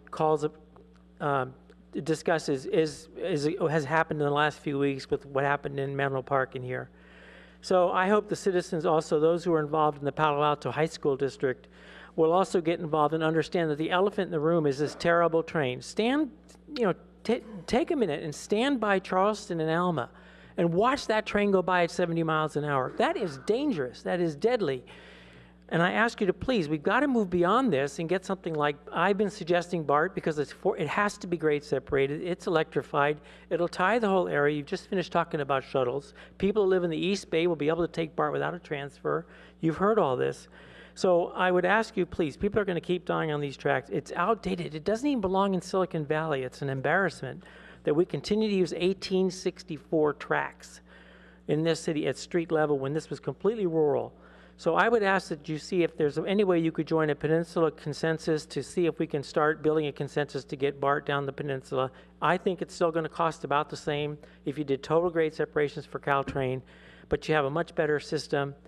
High-speed rail is not going to pay for grade separations, so this isn't going away when it's electrified. And I just find it amazing. It's easier to go to Cuba than it is to start a process to replace this train. Please, it's time to move on. Palo Alto is a leader. You guys are leaders in this city. Let's look to the future, okay? Thank you very much. Thank you, Mr. Chatty. And Winder Dellenbach, our final speaker under oral communications. Winder Dellenbach, Barron Park. I just wanted to invite you all, everybody in the city, next Monday at 5:30, our County Supervisor Joe Smidian will be hosting a rally in support of Buena Vista to thank you for, to thank the city for setting aside $8 million, although that needs to still be ratified, and to encourage you to ratify it at the first possible time. Joe has promised pizza for all. So everybody, City Hall Plaza, 5:30 next Monday night for just a little while. So bring your loud voices, bring your kids, bring the dog, bring your friends, bring your family, bring your neighbors, bring everyone. And we'll just have a good, vigorous rally in support of Buena Vista. Thank you. Thank you. So our next item on the agenda is minutes approval. We have the minutes of December 1st, December 2nd, and December 8th of 2014. So I need a motion to approve. Move approval. So a motion to approve the 3 sets of minutes by Vice Mayor Schmidt and seconded by Councilmember Ness. All those in favor, vote on the board, please.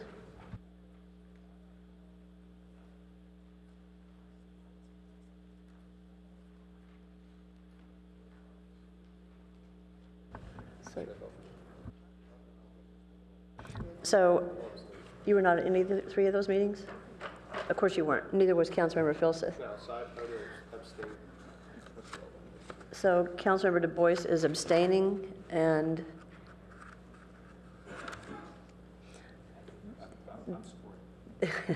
it doesn't, you don't have to abstain, correct? Yes. Okay.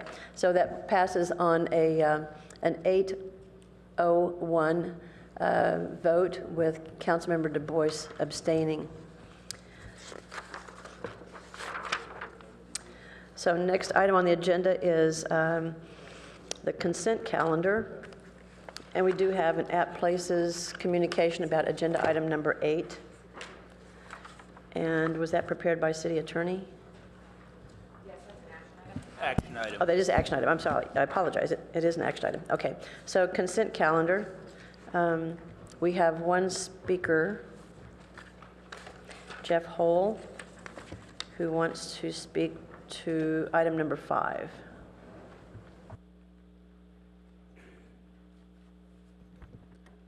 Okay, I would prefer that council pull this item for the sake of advising staff that one of the specific bills that they ought to watch this year at the state level is AB 57. I've looked into this, and it seems as if it was probably written for the benefit of AT&T. It might well even have been written by AT&T. And it seems at the present time it doesn't really ask the legislature to do anything, but of course it could always be amended later, and if it starts to ask them to do something that the city doesn't like, the city should be prepared in advance to know how it's going to protest it. I think that's all I need to say. Thank you very much. We have one additional speaker, Stephanie Munoz, who wants to speak to item number 4.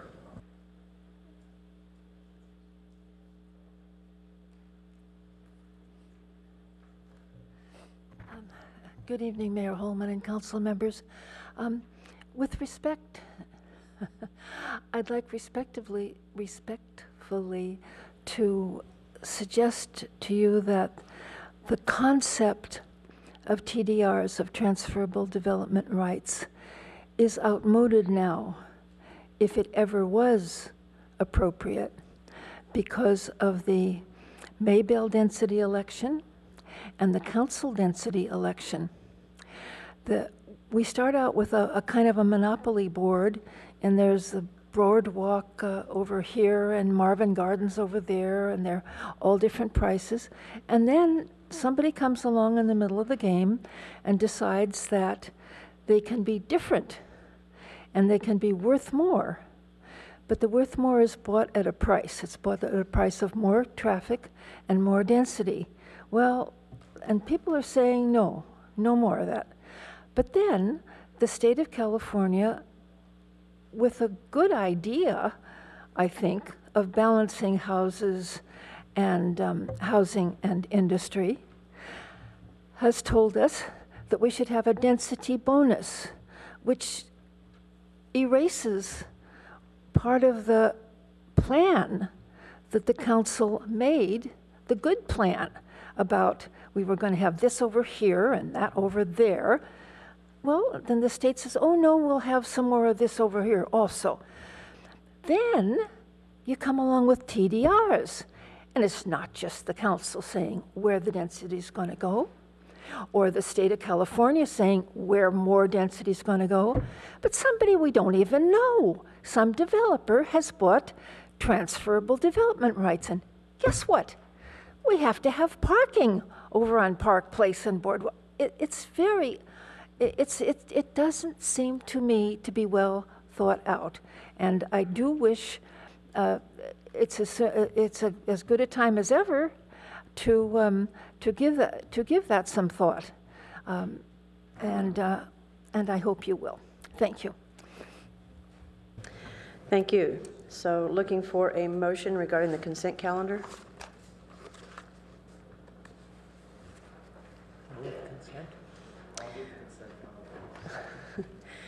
Councilmember Scharf moves approval of the consent calendar, seconded by Vice Mayor Schmidt. So vote on the board, please. And that passes unanimously. So the next item is item number 8 that I was so eager to get to. So there is an at-place correction to this item. It is the public hearing on objections to weed abatement and adoption of resolution number 9489, ordering weed nuisance abatement. So would City Attorney care to speak to the at-places memo? So we made a clerical error. Weeds that lived in the year 2013 are no doubt dead already, and we need to now abate the weeds that are alive in 2015, and we propose to do that. We're required to do this, that we don't initiate this on our own. Understood. Are there any questions or comments on this item? No, but if you don't have anyone to speak, I'll move approval. Okay. Do we have a second? Second. So Councilmember Niss moves approval. Councilmember Filseth seconds that. So seeing no questions or comments, vote on the board, please. So this very controversial item passes unanimously. Yes. And so we now go to item number 9, which is public hearing, adoption of a resolution amending water, gas, and wastewater connection and capacity fees and miscellaneous utility charges. This is utility rate schedules S5, G5, W5, and C1. The staff have a presentation, please. There is no presentation by the staff, Madam Mayor and council members, but Tom Marshall, Assistant Director from Utilities, and staff are here to answer questions if you have them. Council members, questions? It is indeed a timid group tonight. Timidity has its virtues. It does. I have no cards from members of the public either. It's a reticent crowd tonight. I'd move approval. Move approval. Well, you want to read the recommendation?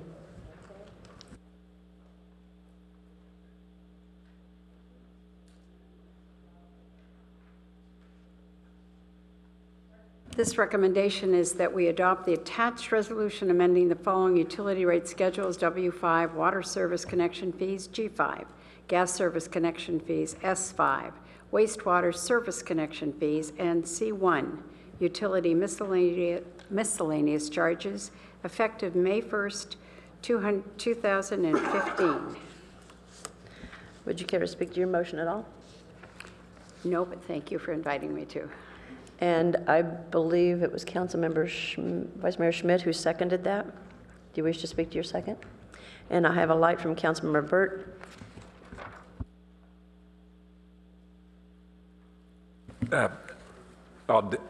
Excuse me, I'll decline. I also have a light from Councilmember Scharf. So I'm just curious as to, we have a Utility Advisory Commission to adopt approving the city's Palo Utilities policy guidelines on consent. We have this on our action item. I'd like someone to explain to me why this is on action and the other one's on consent and how those decisions are made.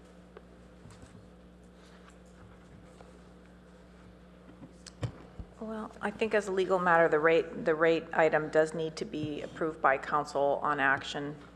That seems appropriate under rate setting procedures. As to the legislative guideline, I believe that we went back and forth, Madam Mayor, you may recall, on whether to put the legislative item on action or consent. I think that the decision was made to place it on consent because it was consistent with prior direction from council. And with the availability of any council member to ask that the item be pulled off for further discussion, it seemed appropriate to reserve the time for items that we know will take quite a bit of discussion tonight. Okay, thank you. I think additionally, we thought there might be public comment on this, and which doesn't mean it couldn't be on consent, but I think just in anticipation, we acted in a conservative manner. So that said, shall we vote on the board, please?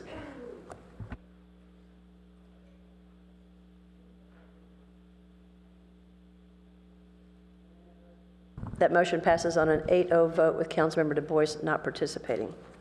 So with that, we move to item number 10. This is a continuation of a prior discussion having to do with the discussion and direction to staff regarding establishment of an office and R&D annual growth limit. Staff have a presentation?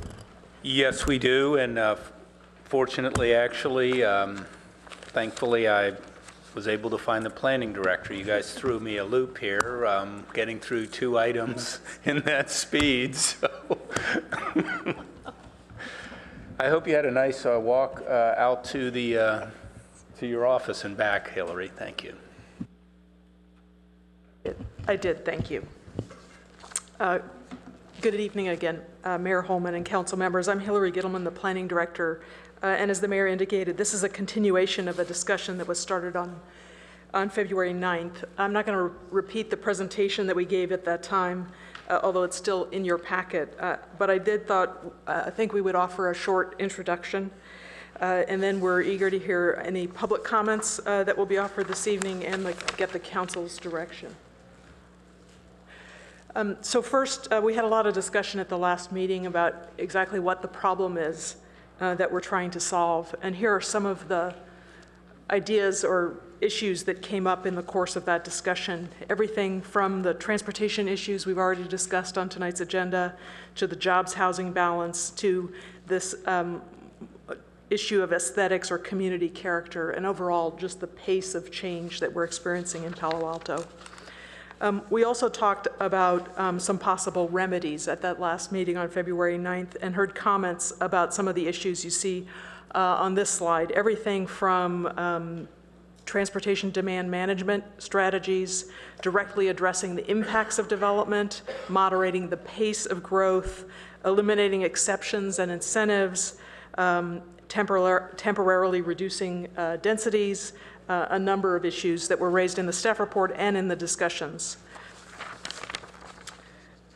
Possible remedies are really grouped in 2 categories in our mind, and I hope you saw this in the staff report. We really think about them as either long-term ideas that could be analyzed in the comprehensive plan update. So these are ideas that will take some thoughtful dialogue with the council and the community and ultimately be adopted as part of the comprehensive plan update.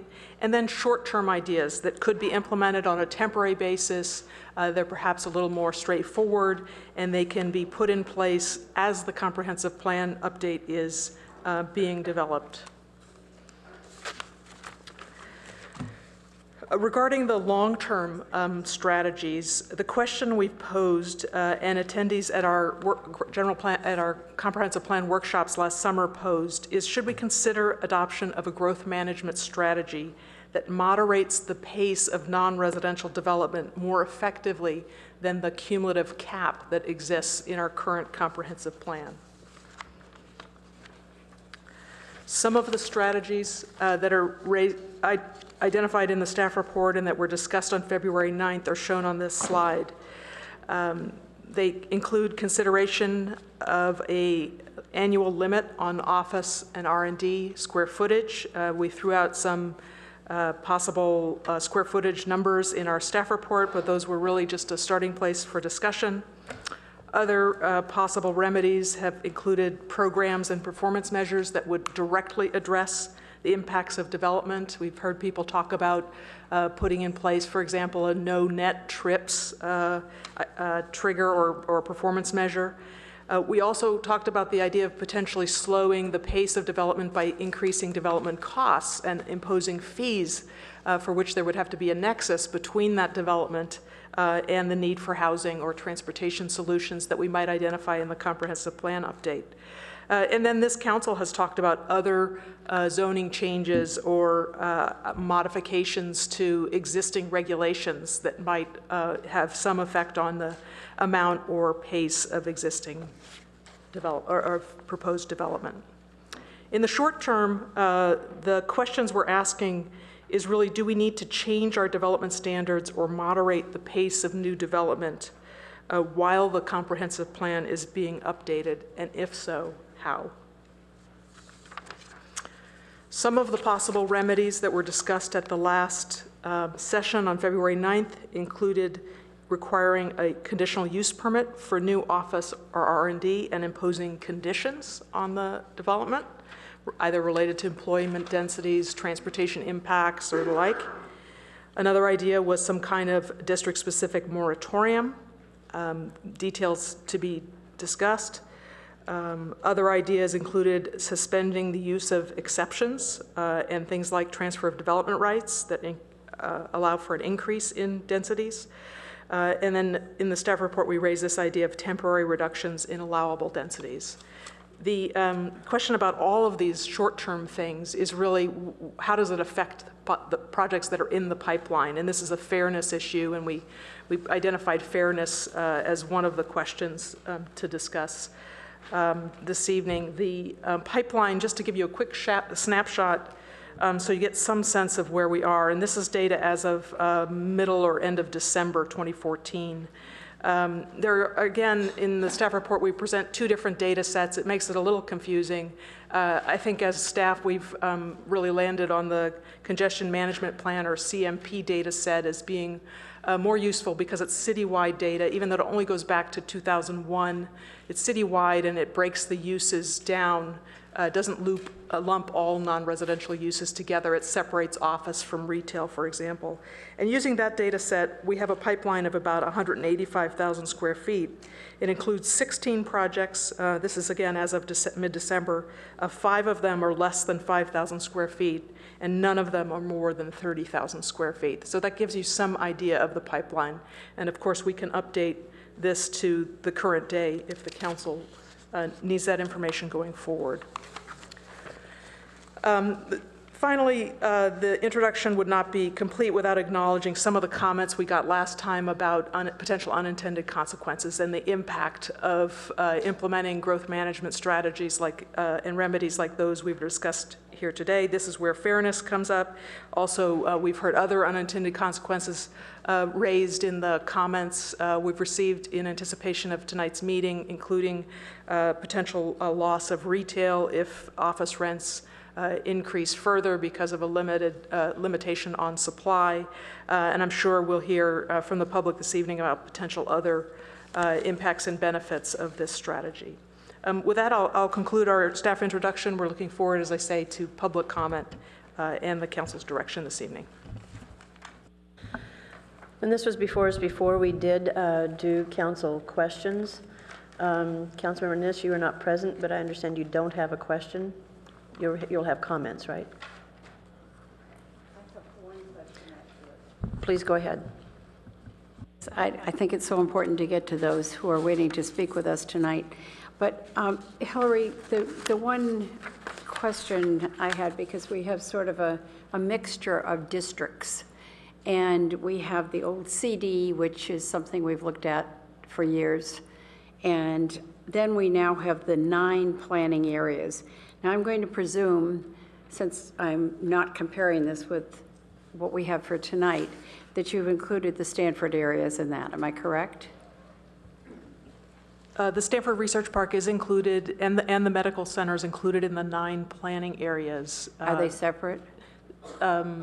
I couldn't tell you off the top of my head. One of the challenges with that data set with the 9 planning areas is it's not citywide. And that's why in my introduction I said that we're really starting to prefer the congestion management data set because it's citywide and it doesn't have that artificial distinction related to the 9 planning areas that are really a legacy of the 1989 citywide study. Okay, so I hope that will become clear, because I'm not quite sure how to identify those, and given that you've said there's this amount in the pipeline, I guess the first question would be, in the downtown area, in the so-called CD, how much of that is in that particular area? Well, thank you, Councilmember Niss. I'd be happy to bring back some more detail on the pipeline projects and where they are in the city. I don't have that at my fingertips this evening. I should acknowledge that we received a number of questions from council members in advance of this evening's meeting and prepared a memo that was at your places this evening. One of the things included in that at the very end is our best job in short order of breaking out the office R&D square footage by several districts, the California Avenue area, the downtown area, the El Camino corridor, the Stanford Research Park, and then we grouped everything else into other.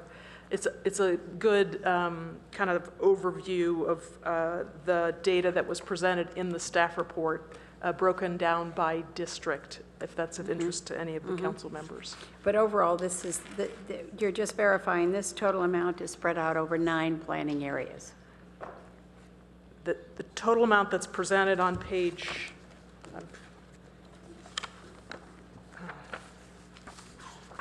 sorry, there are 2 data sets. So on packet page 359, that data that goes all the way back to 1986 or 1989 is for the 9 planning areas. The data that's presented on packet page 357 is for the city as a whole, and it only goes back to 2001. Thanks. Okay. We have a number of members of the public who would care to speak, and if you would come forward when you hear your names called, that would be helpful. Herb Borak, to be followed by Dan Garber, and let me take this opportunity. Someone filled out a card but didn't put their name on it, and it was a gentleman. Does anybody want to claim that? Seeing no one, I guess we don't have that person. So, okay, Herb Borak to be followed by Dan Garber, to be followed by Hamilton Hitchings. Thank you, Mayor Holman. In regard to the 9 areas from the 1989 citywide study that Councilmember Niss referred to, clearly, if the council wants that data, it should request it from staff, and staff over the years has been compiling it by each of those 9 areas, and as well as getting data for the various study areas from that study that were in addition to the 9 areas. And that information would be useful to the extent that the council wants to take action on particular areas of the city rather than taking just one action on the city as a whole. In regard to the memo at Places, which repeats information that began appearing in the comprehensive annual financial reports, and that's also in the existing conditions study, and that's begun to count Stanford's campus employment as employment in the city of Palo Alto. That's not a city of Palo Alto employment district, it's the campus employment. And I previously suggested to the council that it not be included in those tables in the comprehensive annual financial report, but it's continuing to creep in city data.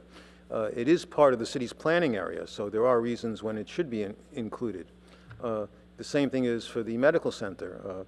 Yes, the hospital is within the city, but the medical school itself is not. It's within the campus.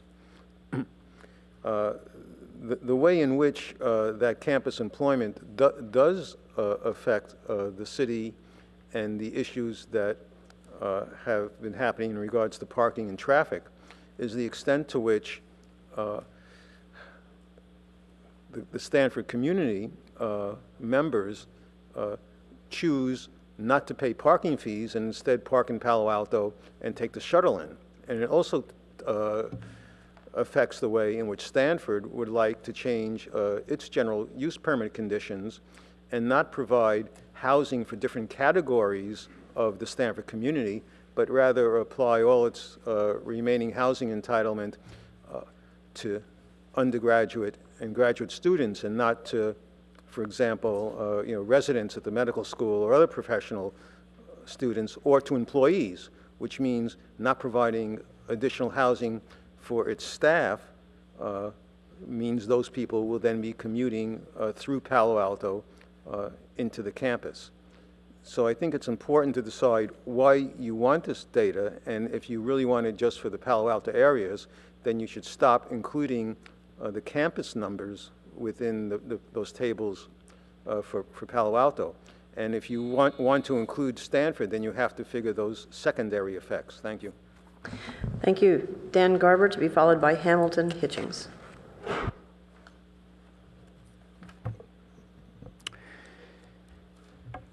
Last time, I stood here, I harangued you about putting the cart before the horse, a solution before a cause. What does capping space solve when the problem is cars and traffic?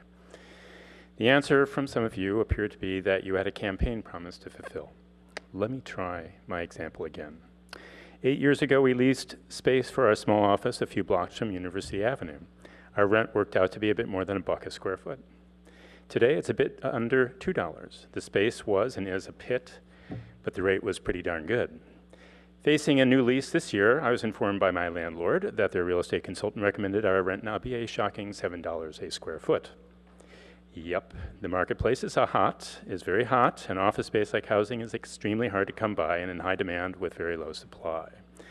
Those real estate consultants are already responding to you wanting to reduce supply because they think they will be able to get and ask for $9 in another 2 years. We do not write apps. We don't make medical devices. We provide service, design. A bathroom redo, a kitchen, an addition, a new house. We are literally about bricks and mortar. Over the last 18 years, we've provided service to around 80 or 90 Palo Alto homeowners. Earlier this year, we made offers to 2 potential employees. We lost a long-standing employee, all for the same reason. They wanted jobs where they didn't have to commute to work as far as they would have to if they worked in Palo Alto. Now you're thinking if he wants cheaper space and a better shot at employees, fine, get out of town. The reason we don't, of course, is that we've worked our butts off for those 80-plus clients. We can't just move someplace else and start over. Our clients are here. They're not overseas and they're in some internet space someplace. So yes, I'm upset. I apologize for my delivery 3 weeks ago, but not the message. You see, when you say office cap, all I hear is, I've got mine, and the rest of you can take a walk. And Cribs, the 2-person sports management office upstairs from us, had to move out this weekend because of your campaign promises. When my hot water broke 2 weeks ago, the office of the plumber I called was no longer on Elma or even in Palo Alto because of your campaign promises. You'll sneer that I'm equivocating, and I am, but not by much. Your power is already changing the marketplace. I cannot do that. As a business person, I don't even get a vote. I just have the truth. Your office cap hurts. It drives up our rent, it makes it harder to attract employees, and more expensive to work here. Truth to power. My truth, your power. Thank you very much. Hamilton Hitchings, to be followed by Frank Engel. Good evening, council members. My name is Hamilton Hitchings. I'm a longtime resident, and I'm going to be speaking from a resident's perspective. The 2014 National Citizen Survey of Palo Alto was successful in doubling the number of Palo Alto residents who responded and making sure all the different areas of Palo Alto were well represented. In many areas, the vast majority of Palo Alto residents gave the city good or exceptional ratings. Unfortunately, in the area of parking, only 38% of respondents gave the city a good or excellent rating. In the area of land use, planning, and zoning, only 43% of the residents gave a positive rating.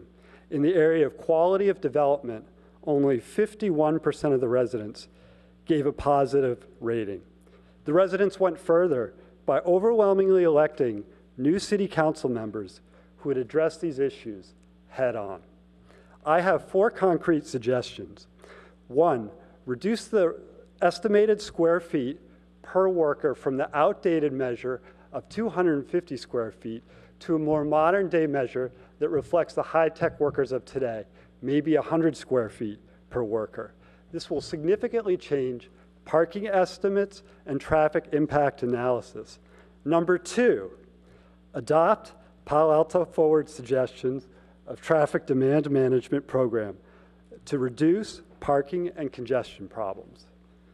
Number 3, until the new comprehensive plan is completed, implement a cap on office space of 20,000 square feet annually.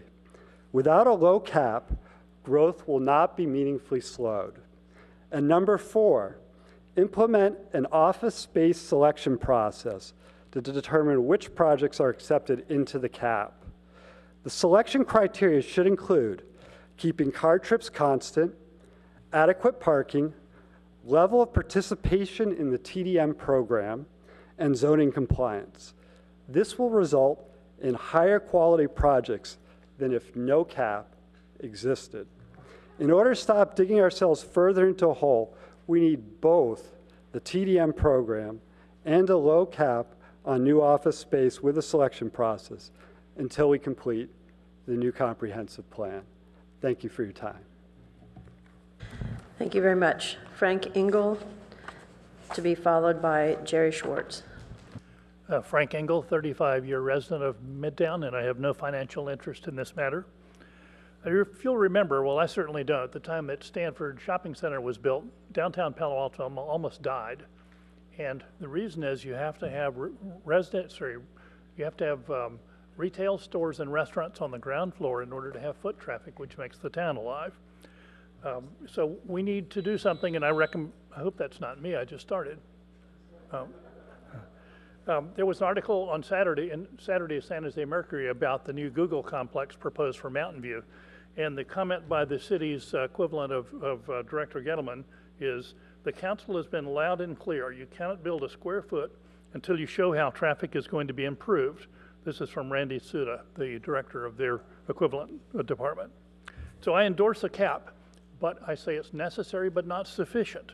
And the reason is, if you enable a cap, there'll be a rush to the door with large and incomplete or not necessarily perfect applications. So I think you need a combination of a cap and a beauty contest. You need to take the applications at a certain time and grade them against each other for which is the more desirable, and you need to select the ones within the cap which are the most desirable to the city's purpose. Secondly, a business registry, which is coming up shortly, I think, should provide data on the number of employees per company. I hope that that will be useful and helpful in figuring out who's creating the parking problem downtown. Third, you might consider applying parking fees per employee to the company to mitigate the parking problems. A couple of more points. In the staff report, they considered 3 locales, but they didn't consider San Luis Obispo. And I think that's probably the most equivalent example of a huge university and a town that wants to plan. Lastly, autonomous vehicle with license plate reader would actually go a long way towards solving these problems. It can cruise the streets, figure out who's parked and where, and whether they're entitled to park there or not. And lastly, I'm a service provider, but you might consider taxing service providers. You need all the taxes from all the sources, and no one should really get out of it, including me. Thank you. Thank you. Jerry Schwartz, to be followed by David, I believe it's Benya. Good evening. My name's Jerry Schwartz. I moved to Palo Alto downtown, and I emphasize downtown, 25 years ago. And I moved here because I was moved to the area and I was looking for what I called a semi-urban area. Palo Alto downtown was the most attractive. People now would call what I was looking for walkability. And that is still the most important thing to me, anyways. I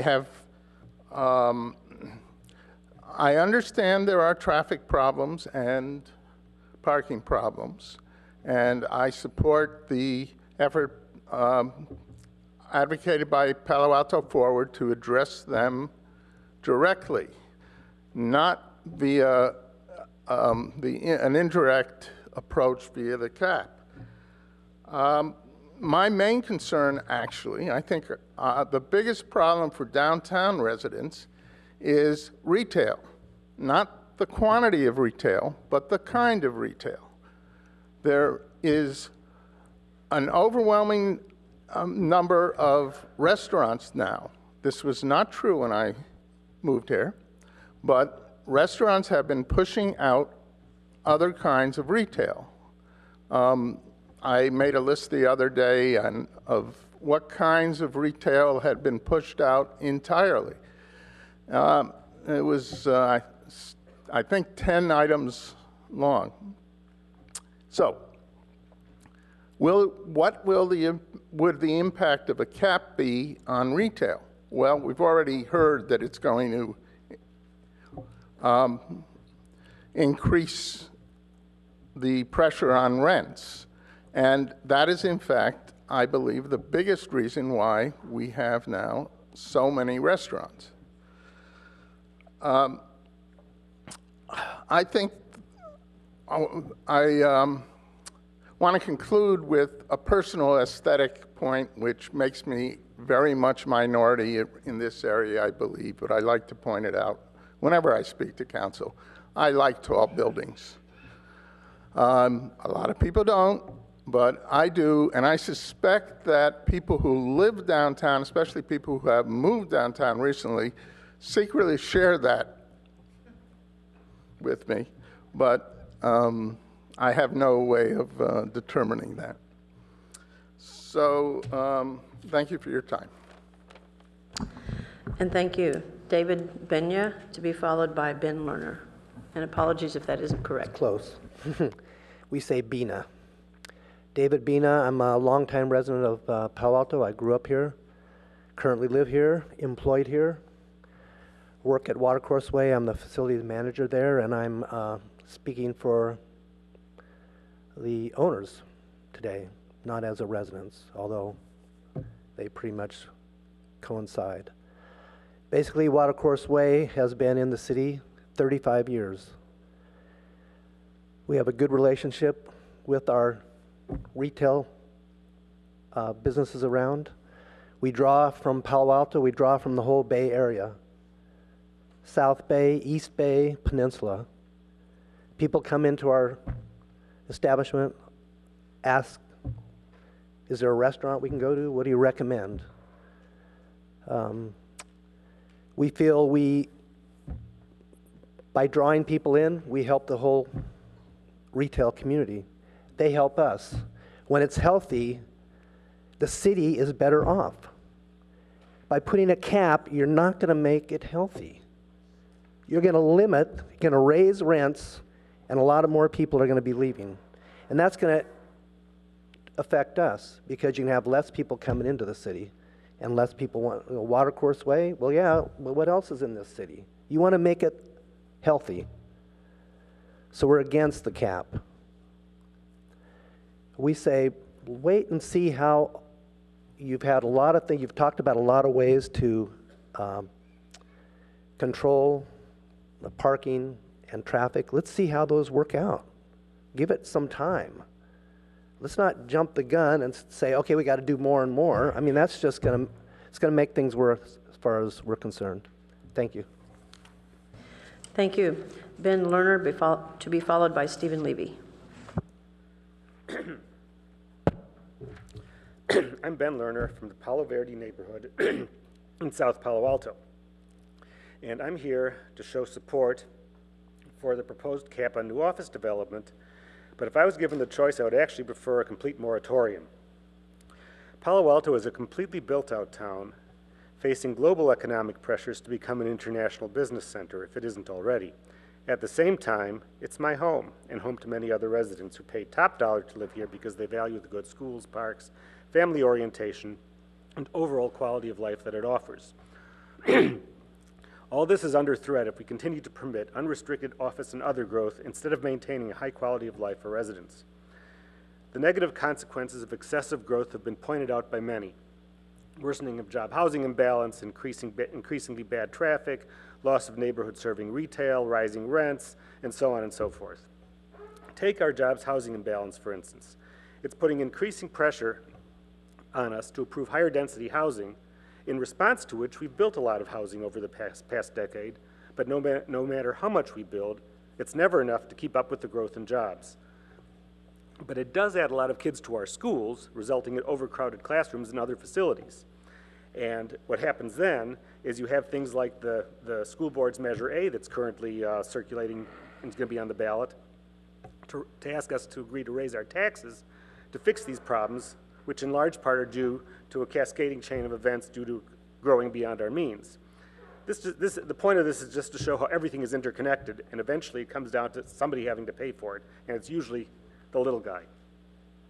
Other recently proposed solutions to some of these problems are managing traffic and managing neighborhood parking permits and so on, but these programs are either not yet implemented or in their infancy, and we don't know how they're going to work, let alone we haven't seen any success from them. So what I'm saying is we need to immediately stop permitting more office development until the problems of past office development have been solved. Therefore, I'm calling for an office development moratorium, or at least an annual cap, and that it should apply to the entire city. Thank you. Thank you. And our next speaker is Stephen Levy, to be followed by Judy Kleinberg. I'm Stephen Levy. I have been here since 1963 and worked within 4 blocks of here for 46 years. I want to thank Councilmember Burt for the comments that I read in the Daily Post.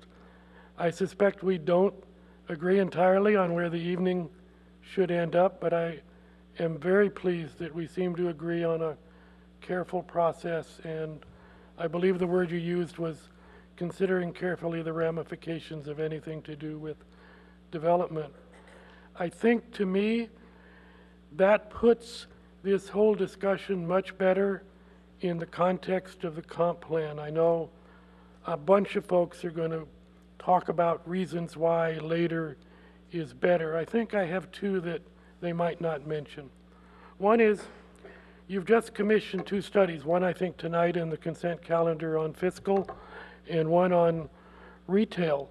They're both, as I read it, very critical, understanding the impact of retail with office, particularly in the downtown development.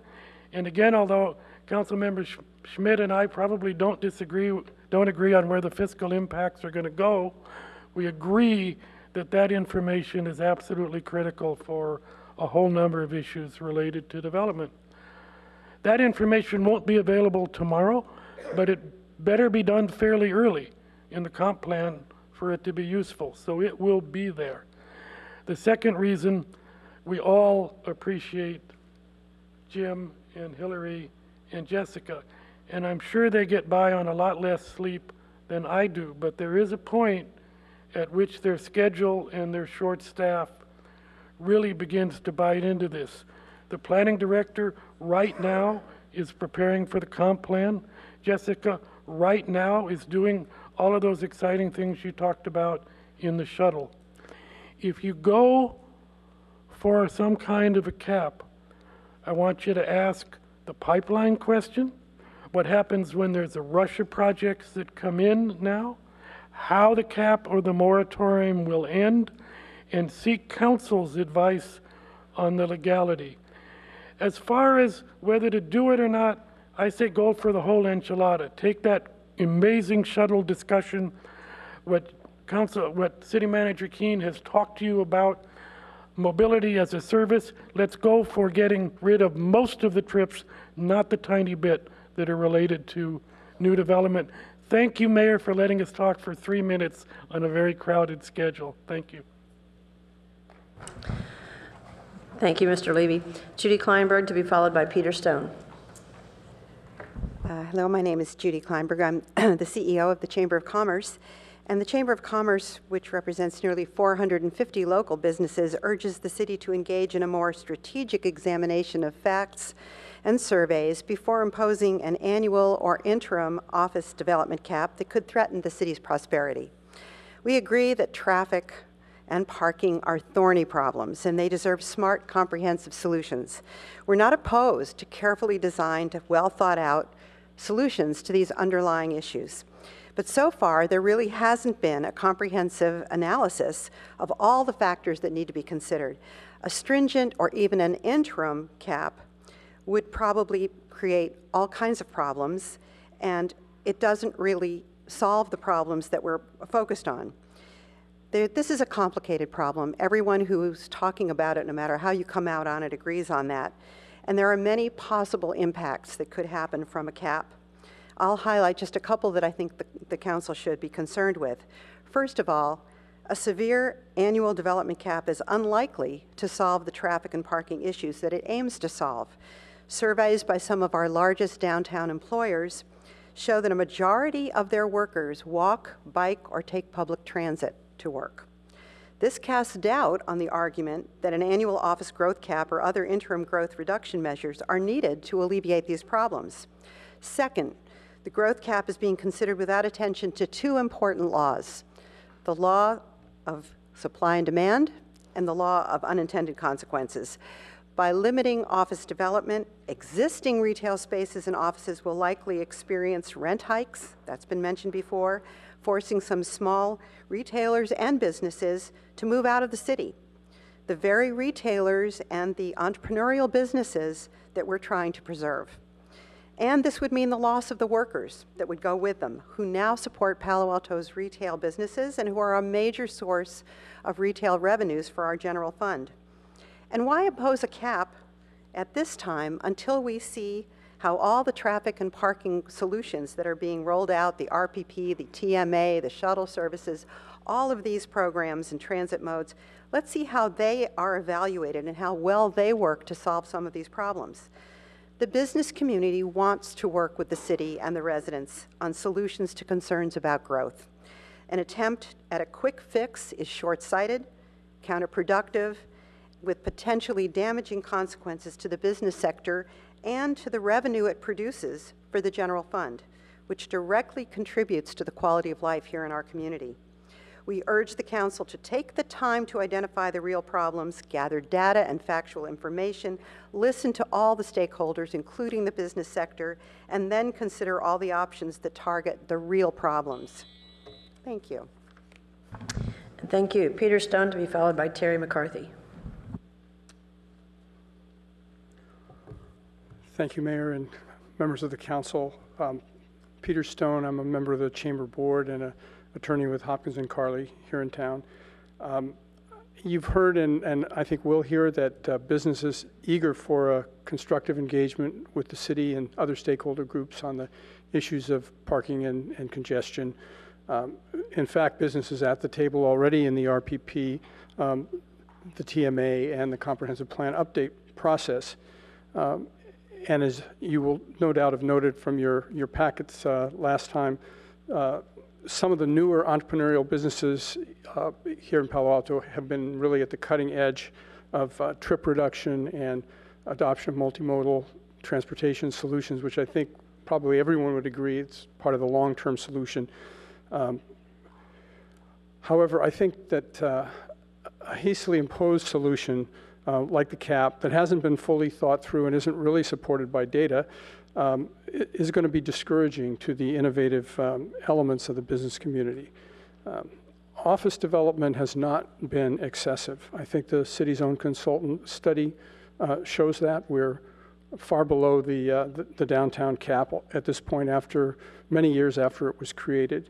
And frankly, I just don't see a justification for emergency type action here. I don't think there's any evidence that we've got the type of an emergency that would justify draconian measures like a 10,000 or 20,000 square foot annual cap, which when Speaker asked for a moratorium, I think a 10,000 square foot cap is the equivalent of a moratorium and would need the same kind of justification, emergency justification, that a moratorium, I think, would require. Palo Alto today has a business climate that is the envy of Silicon Valley and beyond.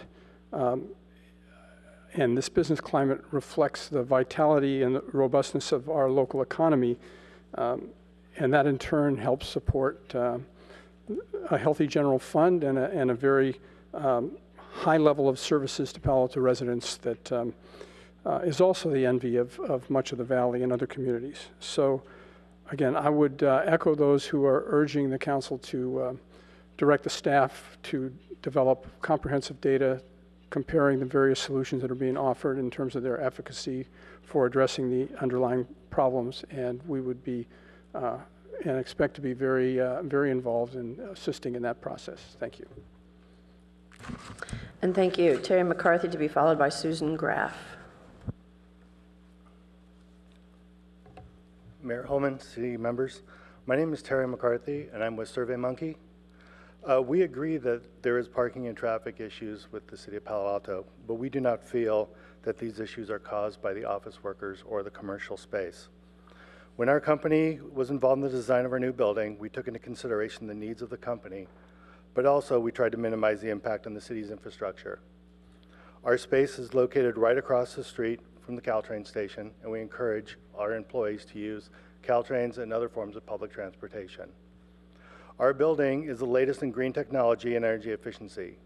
This is something that is easier to do in new buildings than it is in a retrofit an existing building. Our employees who do drive, we have a parking garage that accommodates their space without referring the need to use street parking or public garages.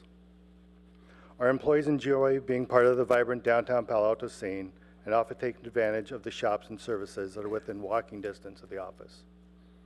Based on a joint survey with SurveyMonkey, Palantir, and Relate IQ, we found that our employees spend on average $210 a week per employee using services in downtown. That comes to over $10 million a year spent on downtown services based on these 3 companies alone. These services are across the board with restaurants and bars, cafes and specialty drinks, grocery stores, retail shopping, health and wellness, and professional services.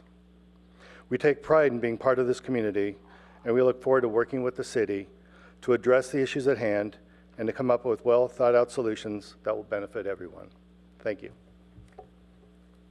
Thank you. Susan Graff, to be followed by Olya Krasnik. Good evening. My name is Susan Graff, and it's an honor to be able to speak in front of the council. Many thanks. I am standing in front of you today as a retailer, and I personally have a financial investment in what this council will decide. In 2013, I was looking for a new location. I was expanding from my store in Healdsburg, where I've been for 17 years. And I looked from Saratoga all the way up to Burlingame. And I decided on downtown Palo Alto because of the growth potential. It wasn't Stanford Shopping Center. It was not Town and Country. It was downtown Palo Alto. I'm on the corner of High and Hamilton. And I opened in November of 2013, and I couldn't be happier with the response. But one of the pivotal reasons I decided on this location was because of the renovation of the Epiphany Hotel. Any retailer who moves into a neighborhood, what they want to see is new growth, breeds new energy, that's active, vibrant, and is always positive. New building equals new employment, new energy equals new customers. This environment will die if there's no room for growth. And for me, it would be catastrophic. Retail and office has always coexisted. There's a fancy word called symbiosis. They've lived together and they depend on each other. And I have been in the retail business since 1987. And I'd just like to close, because what I'd like to see the City Council do is to see what the new RPP, the TDM, and the parking requirements yield before rushing into more zoning rules. Many thanks. And thank you, Olya Krasnik, to be followed by Robert McGrew. Good evening, council members. My name is Olya Krasnik. I've been a resident of the Bay Area for almost 20 years now. My grandma has owned a house in Green Acres in Palo Alto since the 60s, and I live there now. I have a degree in sustainable design and construction from Stanford University, and I work in the built environment industry. And I wanted to mention a lot of the things that people have before me mentioned to you already, so I will spare you. You've already heard a lot of what I was going to say. I'll focus on 2 things. First, and this hasn't been mentioned yet, or kind of alluded to, I guess it was, it's really in new construction where you can afford to roll in sustainable and energy efficient measures. And by limiting growth of office and imposing a cap, you're essentially ensuring that the office environment remains as it is now. Development really stifled by uncertainty. So if developers aren't sure that they're going to be able to build the kind of office that they're intending to build, they will go elsewhere. And the Bay Area is booming right now. One of the business owners that was up here earlier mentioned that the office environment that they've taken up in Palo Alto is kind of a hole in the wall, if you will. And I fear that by limiting office developments, this is what we're going to end up with, is office environment that isn't encouraging productivity, which is something that companies are looking for now these days. And we'll end up with energy inefficient buildings. I'm sure you know that buildings consume more energy than cars on average in the United States. And the building industry has made amazing leaps in the last couple of decades to counter that. So I think Palo Alto has made commitments to sustainability, and one of them should focus on improving the quality of our buildings in my hometown. The other point, I'd like to echo Steve's previous comment that city staff has limited resources. And really the problems that we're trying to solve have to do with congestion and traffic and mobility. And I feel like a lot of those solutions really come from the discussions that we heard earlier today, about the shuttle programs and alternative methods of transportation. I have a really hard time getting out on Arrestradero, which is where I live, but I bike and I walk and I take Lyft, and I have a motorcycle. I've solved those, and I work around those.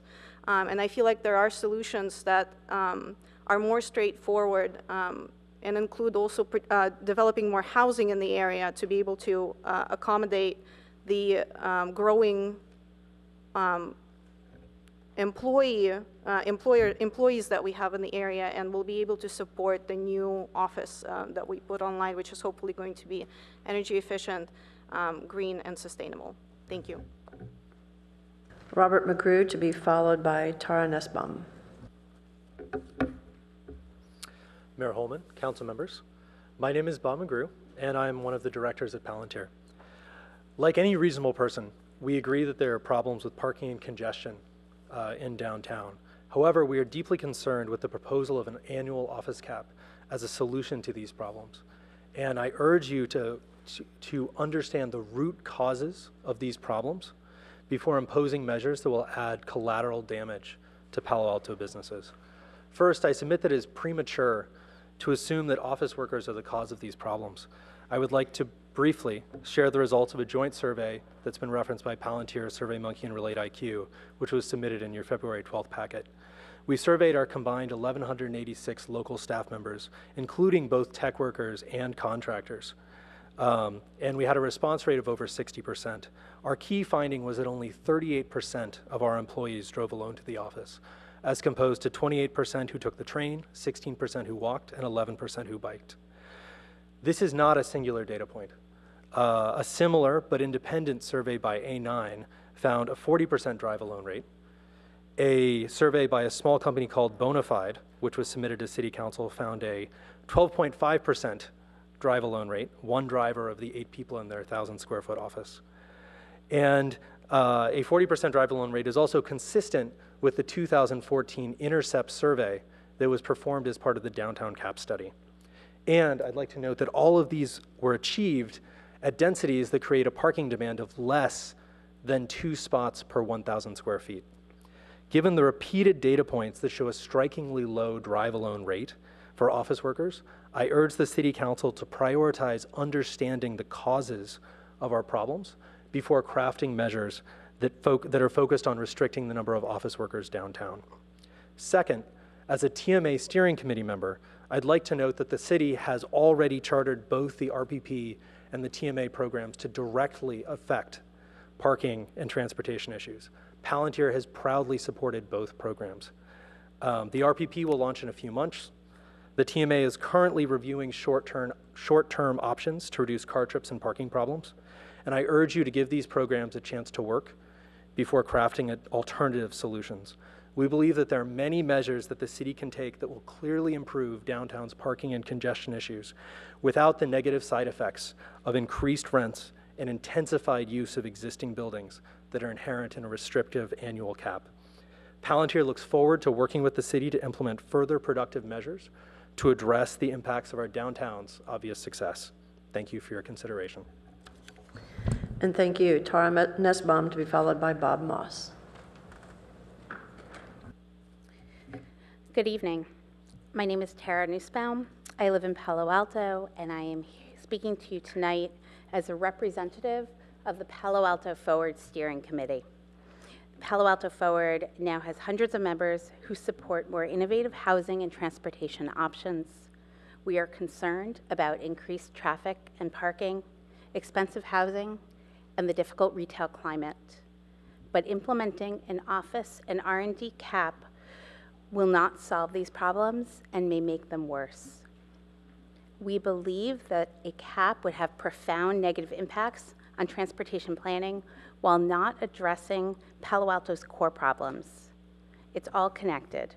In trying to balance the positives of growth, vitality, incremental tax revenue, while reducing the negatives, congestion and noise, one of the primary tools is Palo Alto's newly created Transportation Demand Management Program, the TDM that we've all been mentioning tonight.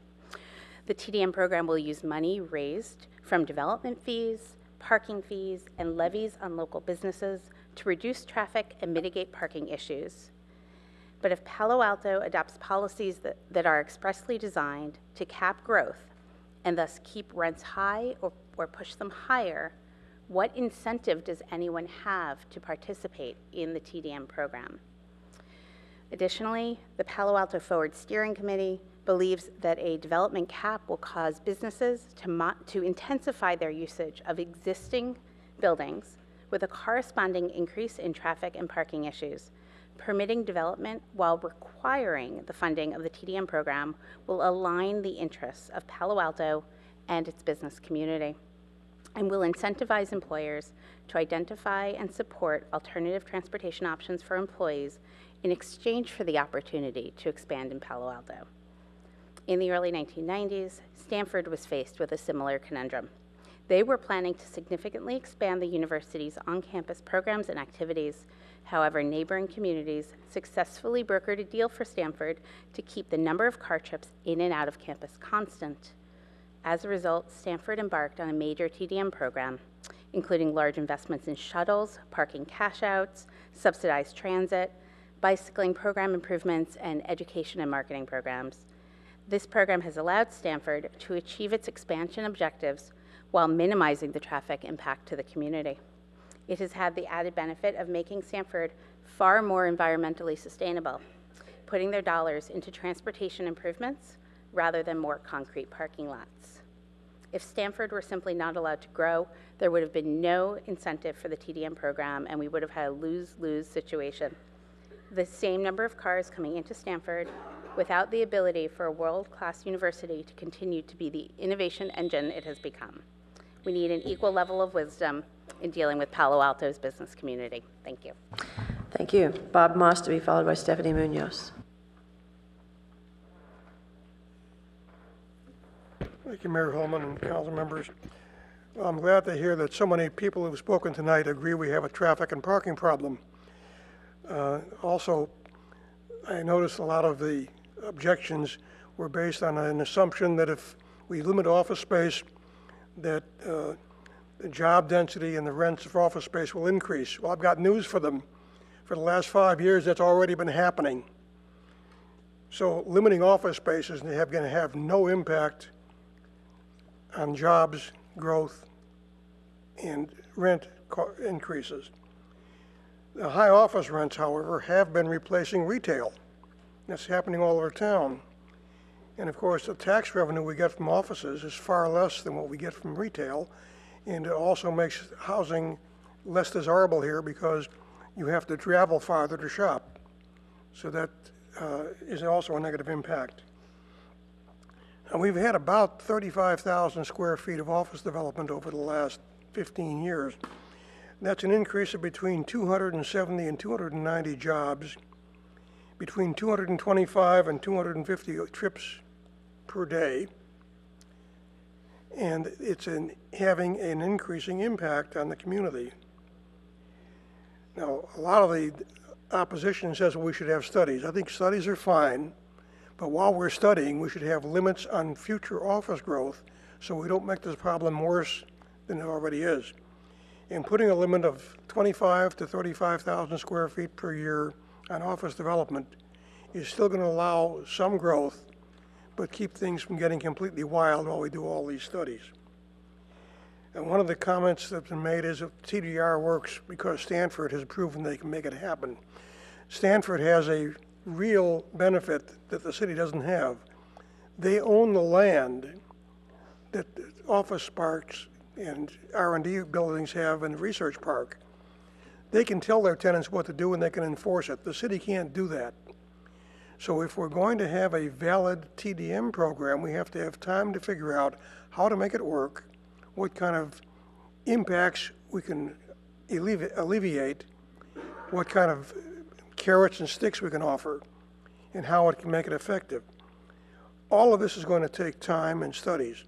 And while we're doing the studies and while we're having the staff try to evaluate how to make things better, I think it's appropriate to have a limit on future office growth and try to control the huge impacts we've had on the jobs housing imbalance, on ABAGs screaming at us to have more housing because we have more jobs, on the traffic, the parking, and the loss of retail. So by all means, put a limit on the growth of offices for at least the next 2 or 3 years. Thank you, Stephanie Munoz, to be followed by Margaret Heath.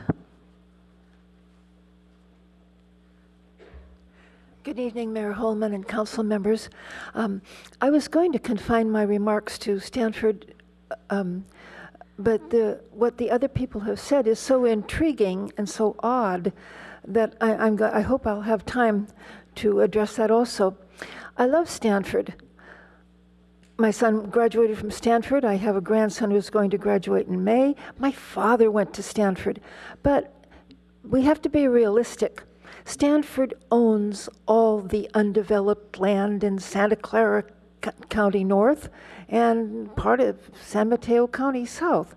They have to put houses for their workers on Stanford land. And they have to start, I believe, with the hospital. That hospital, not even counting the office workers, that's 1,000 employees, and they are low-income employees. They are not nurses and doctors.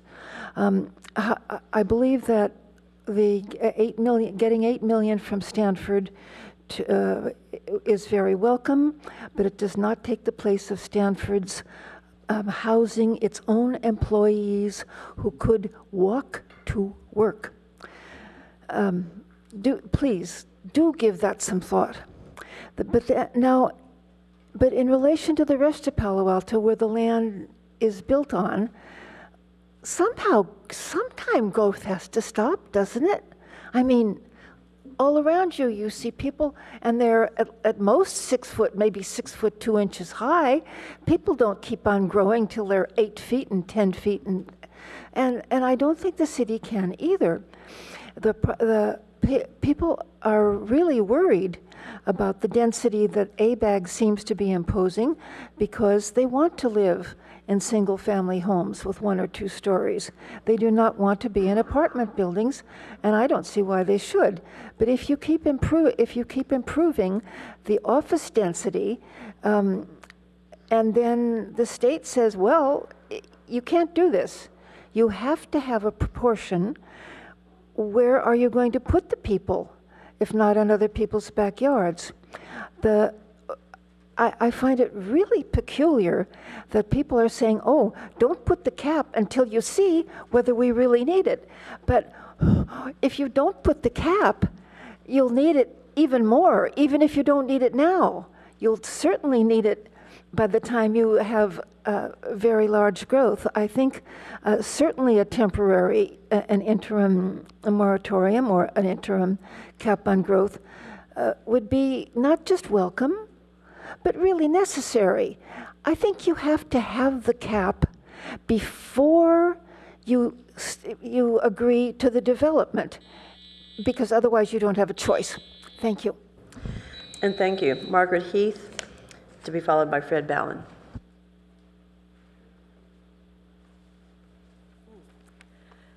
Good evening, Mayor and Council members. My name's Margaret Heath. I've lived here for over 4 decades and fortunate to call Palo Alto my home. Before you make a decision about the amount and pace of future growth, I would like to see at a minimum a moratorium on accepting any new office development applications to allow completion of those already in the pipeline, followed by a traffic study with accurate counts of all vehicles coming and going during commute hours at every entry point, Charleston, Alma, El Camino, Middlefield, as well as Page Mill, Oregon, Embarcadero, and University, to include commute traffic generated with the expanded medical center's hundreds of additional employees. Immediately implement a business registry, standard in other cities, including employee counts. I would like to see an end to the fully parked farce that allows reduced parking spaces by paying into garages that who knows when they'll be built, EV stations, bike racks, and transportation management programs, all of which should be required, especially since the parking spaces are calculated on an out-of-date 250 square foot per employee, so are underparked from the get-go. A halt to all the other giveaways at the planning department's discretion, which under intense pressures from developers have become standard issue. I hope you'll be able to stand up to the considerable pressure from the influential and well-organized groups who have rallied, howling with pain at the thought of any pause or slowdown in the pace of construction. Thank you very much. Thank you, Ms. Heath. Fred Ballin, to be followed by Randy Pop. Good evening. A few comments. In 7 years, office development is up by over 500,000 square feet, while retail has shrunk significantly. Can there be any reasonable doubt about the driver of today's quality of life concerns? This is a special place, and the innovator's desire for a Palo Alto address is not new. Steve Jobs purchased Apple I components on non-existent credit and then assembled them in his family's garage in Los Altos. But he insisted Apple Computer have a local mailing address, and it was 777 Welsh Road, where he rented a mail drop box. So yes, you still can make it here. What is the maximum build-out potential of office and R&D space under current zoning? Finally, and for one section of downtown, we know, thanks to a City Commission report released in December, we need the same information for all the commercial areas in town. Any R&D, office cap, or other constraints must be citywide, or you'll be playing whack-a-mole. A maximum cap can be apportioned over the various commercial areas as you deem appropriate. Constraining office/R&D in and of itself is insufficient. You need to pass a citywide ordinance prohibiting conversion of retail to office. I'm all for limiting the growth of regional office and R&D as much as possible, and as quickly as possible to get other parts of an overall strategy through the incubator stage. The city attorney and others in the community have identified mechanisms to do that: a cap via council action and initiative, constraints to zoning that are allowable, permit limiting, maybe others. You need to be assured that they pass legal muster, have the backing of a supermajority if needed, are achievable in a reasonable period of time, and are not overly complex. In the meantime, keep in mind the simple, absolutely legal way to move forward. As discretionary projects come before you under existing zoning, allow no exceptions, zero. Or in other words, reject any project that staff brings forward that requires council discretion. We trust in you to make the right decisions at this critical juncture. Thank you. And Randy Pop, to be followed by Ian Irwin. Good evening, Madam Mayor, Vice Mayor, and council members. My name is Randy Pop, and my family and I live in South Palo Alto. I have been in this area since 1969. Although I am chair of the Architectural Review Board, I come before you tonight as a resident, not a representative of that board. The opinions I share with you are my own. I would like to voice my agreement with most of the comments published by the Chamber of Commerce, Palo Alto Forward, Stephen Levy, and those of similar mind. I believe capping growth, as you have suggested staff study, would be a tragic misstep. The challenges we have in regard to traffic, parking, and maintaining or increasing the quality of retail in our city will not be solved by limiting new building. Metaphorically slamming a door shut will only cause premature failure and the entire structure to shake. More people will cram into existing buildings, and the problem will be exacerbated in ways we simply cannot predict. Only the most lucrative leases will remain, and while I'm no commercial broker, I can tell you that will not be retail. Incentivizing people in existing buildings to behave better is a great idea and should be done, but I do not believe it will have enough of an effect in the short term. As we have seen at Stanford, it takes years or even multiples of a decade to accomplish significant change in transportation behavior due to incentives. The only way we as a city can compel people to do what we know we need them to do is to allow for the construction of new buildings. Recent data has shown clearly it is not new construction which is creating the problem. In the review and approval process, we are able to obligate development to clear standards. In the revision cycle for our comp plan, we can alter or establish what we want those standards to be. Replacement of inefficient and obsolete structures with new building stock, if done thoughtfully, will help improve the problems you seek to address. I encourage you to use the dollars you can generate through new construction for sorely needed improvement of infrastructure. Holding on to existing buildings and hoping people will bend to your will is a dream I do not see being fulfilled anytime soon. Please focus your attention and that of our city staff on the comp plan revision, and we will all be better in the long run. I encourage my children to be gentle as they move through our home, opening and closing doors, and I encourage you to be gentle as well. Thank you. Ian Irwin, to be followed by Lee Lippert. My name is Ian Irwin. I live at 800 Cowper Street. I'm a 40-year resident of Palo Alto. I've heard people talk, there's a couple of sides of the issue here. People talk about the symbiosis between office and retail. Again, there was no mention of any symbiosis with residents at all. This is a residential issue, and this impacts we're talking about affect downtown and nearby residential area. We also hear a lot of talks about putting the cart before the horse. The problem is if we don't put the cart before the horse and have a moratorium and or at least a limit on office development, we're not going to have a horse left. Some people say we can motorize the cart rather, and that's the solution. We'll do a lot of fixes. We have companies that surveyed themselves and said they're good citizens. I have no reason to disagree with that. But again, did they survey the residents? The residents, it seems to me, spoke in the last election. The major issue was development, impacts of office and housing, and the residents elected a council that largely they thought will follow through on that. A couple of issues I thought I might talk through quickly here that don't get, people talk about traffic and parking. But anyone who walks down University Avenue knows there's a pedestrian issue too.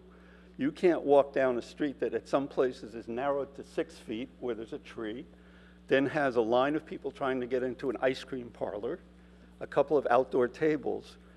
I grew up in New York City, 89th Street between Broadway and West End, Borough of Manhattan, City of New York. I know what traffic are, what foot traffic is, what pedestrian traffic is. Sidewalks in New York are 15 to 20 feet wide. You have new buildings coming right up to nearly the curb. You have this very narrow sidewalk. And again, you just have to walk down University Avenue during the day and then walk down at another time. I mean, it's really almost unwalkable. Also, bicycles are great. Bicycles will help the issue of car trips. But at least in the downtown residential area, the traffic is so bad, the bicycles, and I'm sure many of you will have observed this as well, have found their way onto the sidewalk because they don't want to get killed, run over. The number of accidents and injuries is incredible. I step out of my gate, and I have to look both ways because people are coming down. This is Homer Avenue. So it's not just parking and trips. It's literally a kind of congestion for an infrastructure that doesn't support it.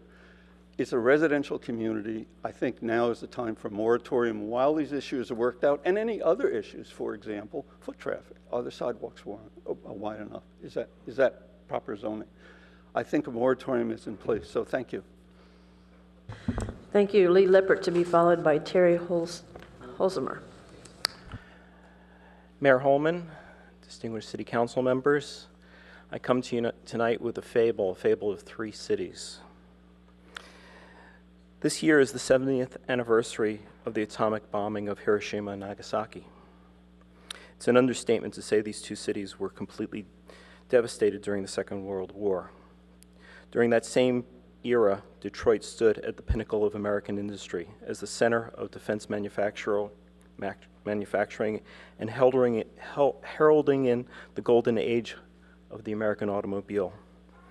70 years ago, nearly the span of a person's lifetime, Hiroshima and Nagasaki, completely leveled 70 years ago, today stand as remarkable, vibrant economic icons and beautiful metropolises.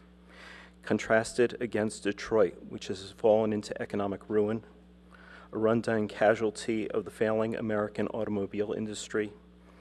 Less than a decade into the 21st century, Japan has risen to a world leader of a thriving automobile industry, while Detroit and the American auto industry had to claw its way back to health from both municipal bankruptcy and corporate default. Without the federal bailout, TARP, and economic stimulus programs, both General Motors and Chrysler would be roadkill. Could I draw a more compelling contrast than the reversal of these fortunes? Both metropolis, Hiroshima and Nagasaki, thrive as Japanese economic centers, while Detroit is beginning to recover. The problem of urban density and growth are symptoms of healthy, vibrant economies. This is a problem more complex than the issues of office commercial floor area. I dare to say I wouldn't walk the streets of Detroit, let alone take public transit or even drive in that city. While there is no compelling necessity to drive an automobile in Japan's urban centers, as public transit is truly ubiquitous, safe, and speedy. 80% of a building's life cycle costs are in maintenance and operations. This includes energy consumption, heating, cooling, and lighting as significant energy resources, and water conservation a necessity. Incremental efforts from the building industry and increased government regulations continue to inch closer to carbon neutrality. We all have a moral imperative to reduce our carbon footprint to slow global warming and climate change. Unfortunately, we cannot reach carbon neutrality by slowing development. Only through the replacement of aging 20th century energy-consuming legacy buildings can we increase building efficiency through replacement. The buildings built today under CalGreen are meant to be more and more efficient, using less energy per square foot. I will submit the rest of my comments to the City Council in writing. Thank you. And thank you. Terry Holzheimer, to be followed by John Kelly.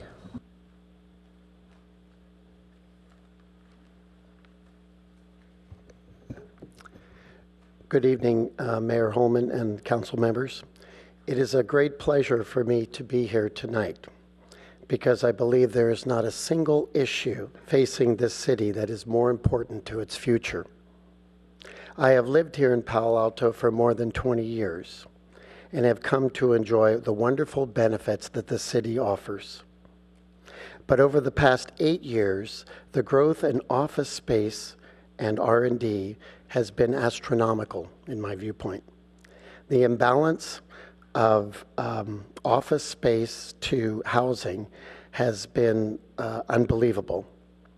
I believe that it is changing our environment, not only physically, but mentally.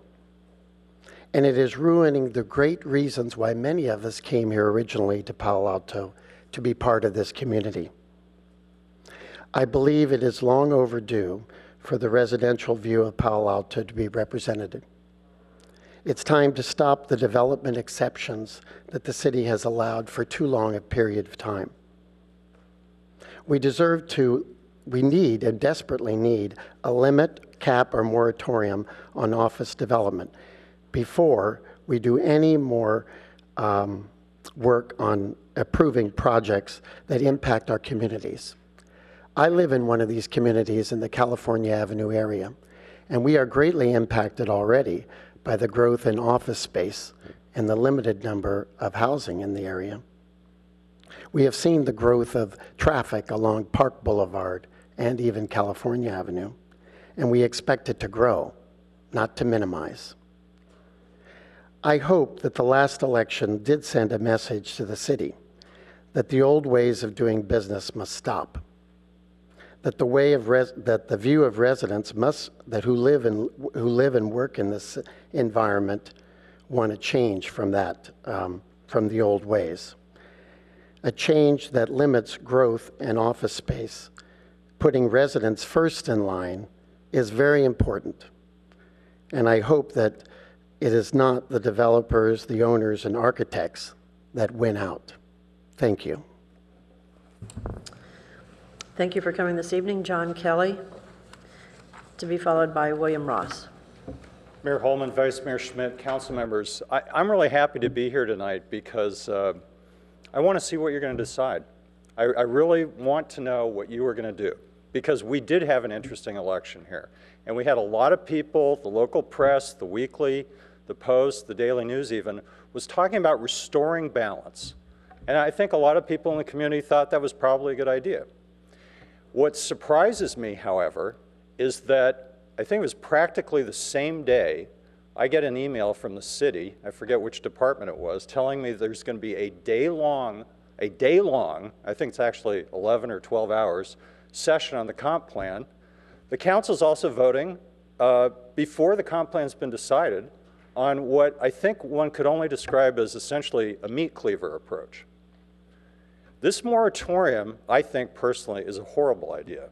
But an even worse idea is to decide this kind of thing precipitously when you've done so much work over so many years to put in process procedures in which the entire community can participate. So maybe what you're going to do tonight is tell me that there really isn't a good reason for me to go to the comp plan meeting. I think it's in May. Spend 11 hours there. I probably could see reasons not to spend 11 hours in a city meeting. But I'm much more interested in what your vision is. Is this going to be Palo Alto, the land of no, once more, where we're going to say we're not going to build anything, we're not going to do anything differently, we're not going to give people the incentives to retrofit buildings that are going to be around for 50, 60, 70, maybe 100 years? Or is this going to be a Palo Alto in which you own up to what's really necessary to meet the longer-term global goals that we all seem to take pride in? We all want to think that we are a community that values sustainability. We all think that we have a deep commitment to fighting climate change. The city's chief sustainability officer here, Gil Friend, he's been telling us what we can do to follow the examples of other cities like Helsinki and really tackle climate change and be an example for the entire world. Or are we going to say, without any data, without any real rationale, without any Palo Alto process, that we think the most important thing for our city to do is to make parking marginally better by slowing down a very small rate of additional commercial growth? I want to see what you're going to do. I'll look forward to hearing about your decision. Thank you. Thank you, William Ross, to be followed by Stephen Ahikian. Good evening. I'm a resident. I have a business here. I pay taxes here. I think I was first here in 1962 on Salvatierra, not in the city, but in Stanford with my grandfather. The IQ of the people in that room quadruples mine, then and now. I favor a moratorium, and I favor a cap temporarily. We need to study things so that there are equal exactions. What do I mean? Traffic is a problem. How many discretionary projects came before the council or one of the decision makers or the planning commission, and the environmental argument that was advanced is you need a cumulative study of traffic. I think that's the starting place. I think a moratorium would also provide you the time to study things so that there are equal exactions on new development. Case in point, housing. You make that decision on affordable housing on a case-by-case basis. Witness Sterling Park. You need to exact that exaction, either a monetary commitment or a housing commitment, a unit, on a uniform basis on new development. You know that doesn't happen now. I would also suggest that different from a year ago, that you should consider a zero water footprint for all new development.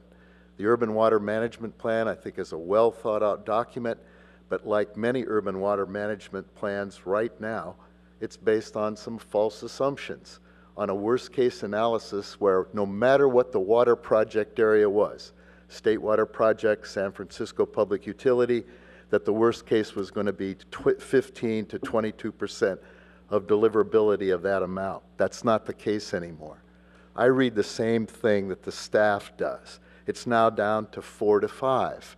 You should consider a zero water footprint as a requirement on new development.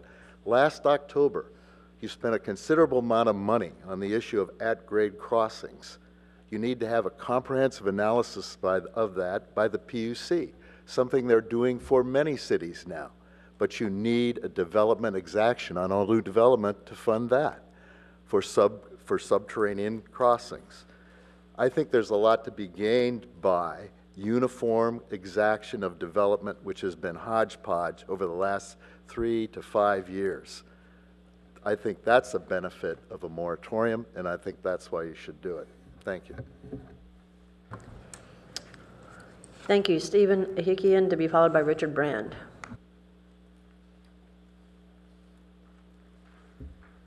City Council members, appreciate the opportunity to speak here today. My name is Steve Ahikian. I am the COO and co-founder of Relate IQ, a technology company founded about 4 years ago, headquartered in Palo Alto, right in the basement space of West Elm.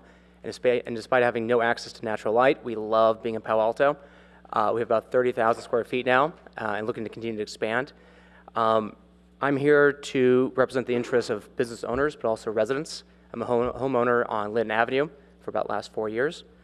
I personally agree with the statements, the problem statements, that there are parking and congestion issues in Palo Alto. I disagree with the arguments that I'm hearing that companies like Relate IQ are contributing towards these issues. A couple of data points, just looking at Relate IQ alone. We have about couple takeaways. Our employees love living in Palo Alto. About 60% of our employees live within 2 miles of the office. They bike, they walk, and they take Caltrain into the office. Of the 40% who do not live in Palo Alto, we incentivize, understand there's congestion issues, try to avoid these issues by subsidizing Lyft, Uber, to get individuals to Caltrain, and then Caltrain we pay for to get to the office. So my takeaway, just from looking at Relate IQ, is that if you can focus office development near the arteries or transportation hubs, like Caltrain, we owners can actually figure out great ways of optimizing and reducing congestion pretty easily. The second point I'd like to make is that office development will continue to contribute towards spend on retail, restaurants, health and wellness centers in Palo Alto. Again, looking at Relate IQ, we provide our employees 3 meals a day, breakfast, lunch, and dinner. We pay about $80,000 per month on local businesses to provide us with food. We do not have a cafeteria. We also spend about $50 per week per employee sponsoring accounts at local coffee shops. That's about $20,000 per month. We also subsidize gym memberships and dry cleaning as well. And ultimately, if I take a step back, I spend a lot of time traveling throughout this country, meeting with recruits, investors, customers, and I think it's a very unique time to understand that we're living in a very special place, Palo Alto, where it's the envy of the world. People want to come here. They want to build amazing, incredible businesses, things that will be truly disruptive and solve some of the major problems in this world. Palo Alto is uniquely positioned, access to money, talent, skills, knowledge, that's very uniquely positioned like no other in this world. I encourage us to think together, to work together, to figure out ways of harnessing this excitement and momentum, to figure out how we can benefit residences and commercial business interests. Again, I have the benefit of working with some incredible engineers on a daily basis. These people come to Relate IQ to solve incredibly difficult problems. I will employ you to help us work together to help figure out how we can solve these problems with you. We love solving difficult problems. We would love to work with you to solve these problems. I would love to be part of the solution and not part of the problem. So thank you very much for your time. And good timing, Richard Brand to be followed by Nielsen Buchanan. Good evening, distinguished council members, staff, and my fellow neighbors. Appreciate the chance to come and talk to you tonight. I'm here to strongly encourage you to introduce and act on a short-term moratorium, 6 to 9 months, on development, because the issues about rent increases and all get into longer term, so I think it's a short term. And I wanted to address some of the issues. I did read, they moved the drinking fountain, so excuse me.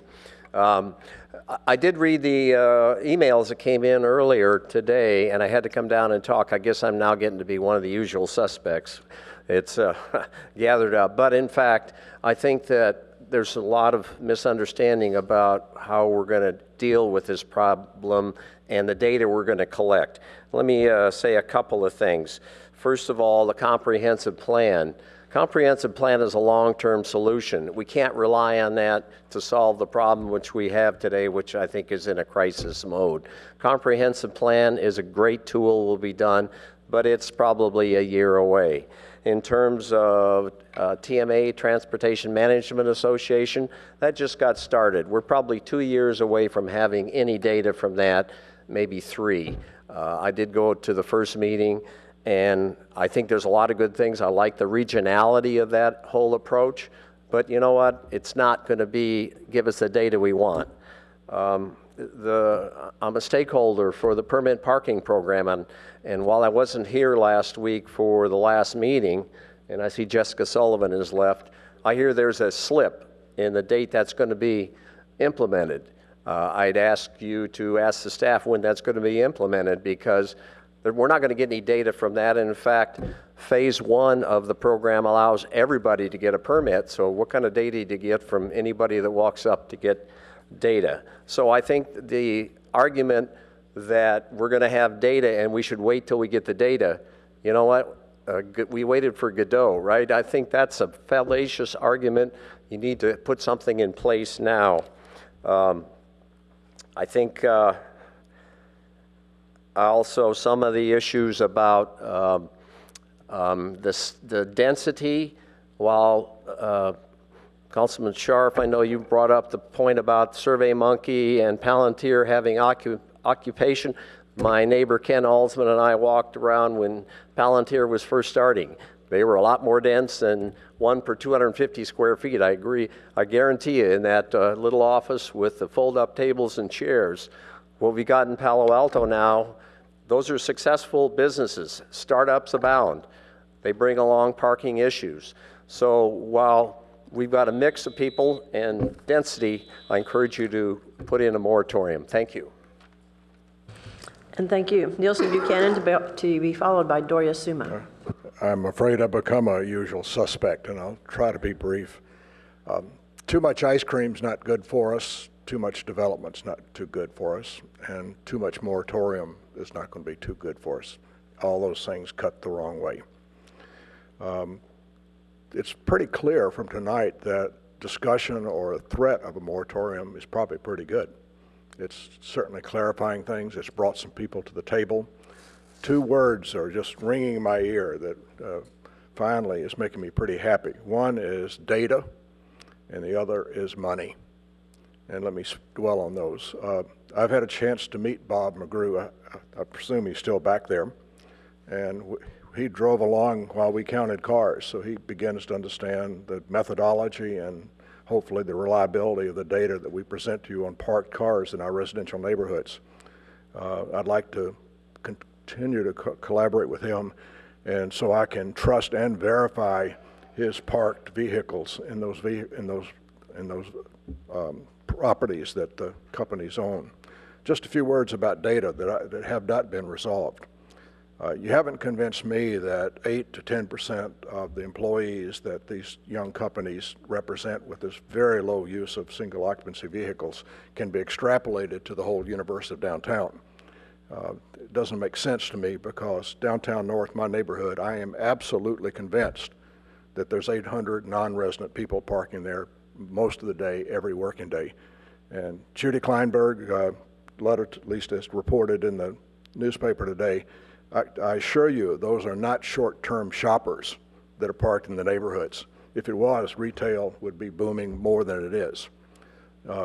We have a lot of data to still resolve, and we need to make it really accurate if you're going to make good decisions. I have to note that only recently has the Chamber of Commerce been out there saying we need data. Where were they when we started thinking about the business registry? And I hope that they'll go ahead and make the registry a singing success in the next 30 days, not the next 60. Let me just close on money. I've got a distant relationship with a top sports agent in Los Angeles. And the expression of "show me the money," that famous movie line, it applies to what I think you have to ask. You alluded to it at the shuttle discussion. The truth of the matter is TDM, TMA, parking permits are really not going to happen till we see private sector money enter the equation. So I challenge the people that are out there that want things to happen, that the private sector is going to have to make the public sector success. Thank you. And thank you. Doria Suma, to be followed by Adina Levin. Good evening, Mayor and City Council and staff. I'll be really brief because there's been so many speakers, but I strongly support many of the words you've already heard about a reason we need to do something now to stop the growth so we can short-term, so we can evaluate it, find solutions to the problems before we go forward. And for the reasons already stated: job, housing imbalance, degradation of quality of life for residents, traffic and parking issues, and loss of retail. TDM, closing loopholes in the municipal code, business registry, those are all things that need to happen, and they're somewhere down the line. They're not going to happen soon, so I think we need to get a handle on growth by first stopping such severe growth, and I think we should consider how to manage projects that are already in the pipeline very carefully. Thanks. Thank you, and Adina Levin, to be followed by Ruth Lowy. Adina Levin, Friends of Caltrain. Good evening, Mayor and council members and staff. So I'm with Friends of Caltrain, and we focus on sustainable transportation in the Caltrain corridor. And over the last year or two, the city of Palo Alto has made tremendous strides in first observing a traffic and parking problem and then starting down a path of addressing those. The city adopted a policy for transportation demand management, is creating a transportation management association. Not that long ago, there was no data. When the city manager was asked how many employees there are downtown, the answer was, I think, somewhere between 10 and 15,000, which is a wide variance with really no way of finding out. And there's a lot of progress towards actually collecting the data. What has been learned in the data so far? First of all, in terms of traffic and parking and what's causing it, existing buildings are a much larger share than new buildings. Secondly, if you look at intensification versus the amount of new buildings that have been added, the amount of new employees that can come from intensification is higher than the number from new buildings. So in terms of where you look to reduce trips, reduce traffic and parking burden, making the Transportation Management Association and TDM succeed, making sure there are funding sources that draw not on new, just on new, because that's not going to be enough, but on existing. And then for new developments, there's actually quite a lot of leverage that can be brought to bear in terms of being able to instrument those buildings, make sure there's a strict triple limit, and having them contribute funding to be able to reduce trips around the city. So to summarize, there's a lot to do to take those first steps towards gathering data, understanding where the problem is coming from, addressing it, and funding it. And I would urge you, given the limited number of things that staff can do, to ensure that staff is able to focus on being able to reduce the trips, address the traffic and parking problems, and be able to work on the comprehensive plan, which is something that there can be even more ambitious goals in terms of no new trips greenhouse gas reduction that can be applied citywide. And lastly, by the way, one suggestion I've heard somewhere floating around is about limiting development downtown and allowing greater, elsewhere, like in office parks and by the bay. From a sustainability perspective, that's probably the worst thing because it's the most difficult to reduce those trips. Thank you. Thank you. Ruth Lowry to be followed by Stuart Hansen.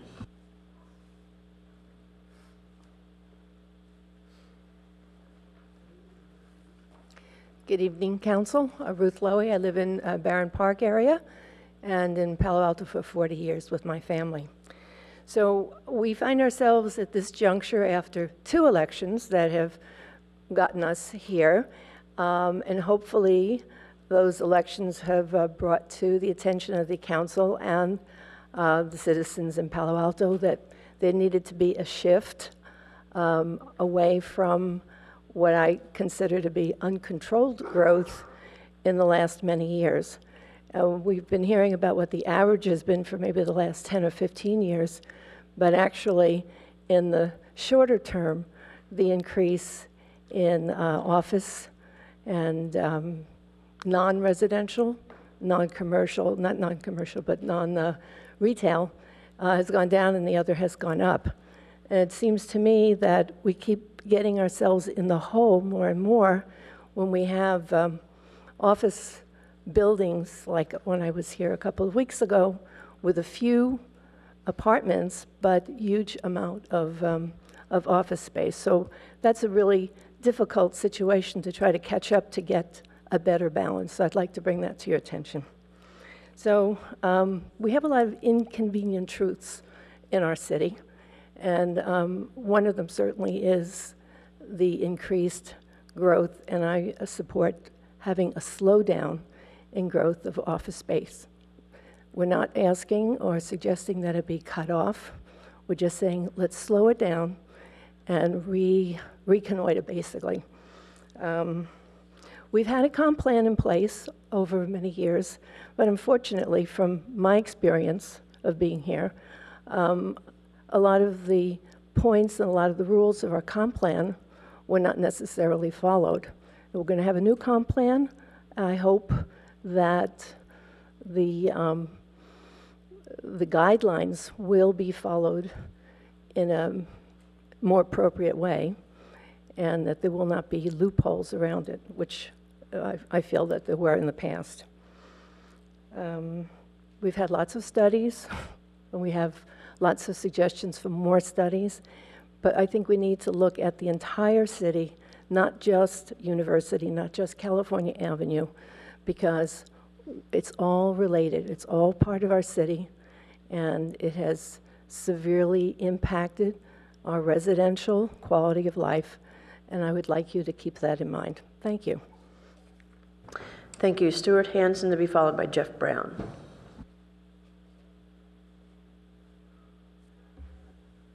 Good evening, Mayor and City Council and staff. My name is Stuart Hansen. I'm a longtime resident of Palo Alto. And I think most people that I know of in our neighborhoods would agree that traffic and parking issues have now become pretty intense. Not much argument the other way. Our streets are not getting any wider, and it looks to me like job creation in Palo Alto brings with it a mandate from ABAG and legislature. California legislature has ruled that we need to have matching jobs, match jobs with housing. So every time we create new jobs here in Palo Alto, it looks to me like we're asking for this mandate to be applied. And now in Palo Alto, we're obligated to build 2,000 plus new units. That's a lot of extra housing, and that's likely to overload even more so our infrastructure and streets and parking. So I'd like to ask you for a consideration for, if not a cap, at least a consideration for a near-term cap or moratorium on continued development here in the city. Thank you. And thank you. Jeff Brown, to be followed by our final speaker, Rainier Pithen. Good evening, Jeff Brown, 660 Lincoln Avenue.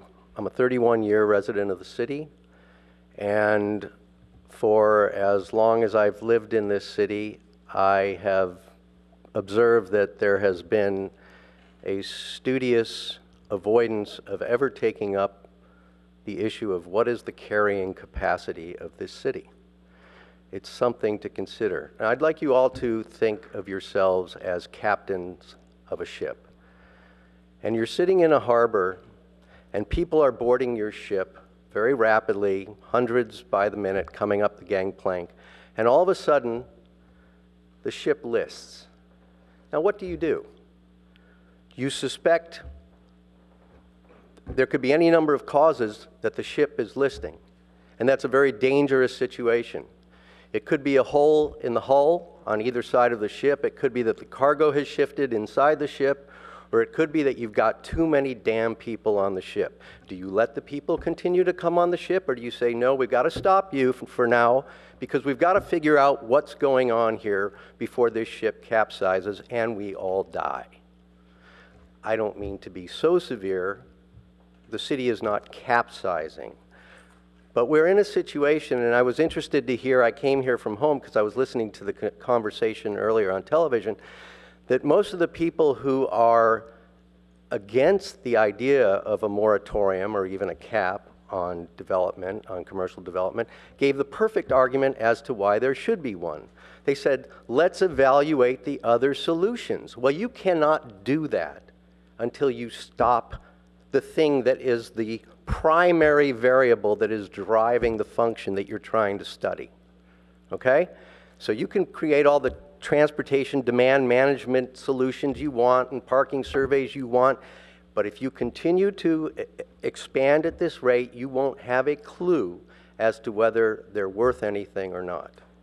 Now, I want to add something else, and that is that all these companies arguing that their employees don't come in single occupant vehicles, they encourage them to take Caltrain. That's all well and good, but their employees represent additional consumption within the city. And with additional consumption comes additional traffic, because I doubt very much that Palantir is paying the kitchen staff at the various restaurants around the city to take Uber and Lyft and whoever else to bring them to the city. Not that that represents a solution anyway. So please think about this. And the last thing is that I'm amazed that I haven't heard this brought up yet.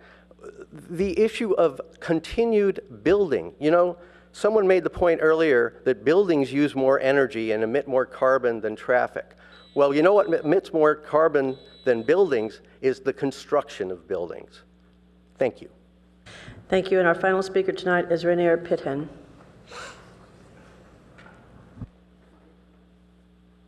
Hi, good evening. I'm Rainer Pithan. I have been a resident of Palo Alto since 1978. I'm representing Nobody, but Nobody Inc., supports better transportation and housing, because I want to compete with Palo Alto Forward.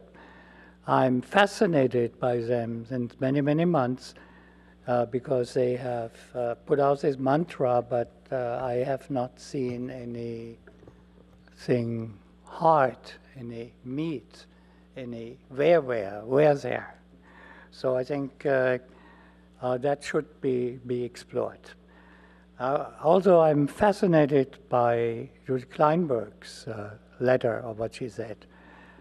Because if this is so bad here that we don't have the data, then we really should stop right now instead of adding more to the problem. And the problem is building. The problem is people.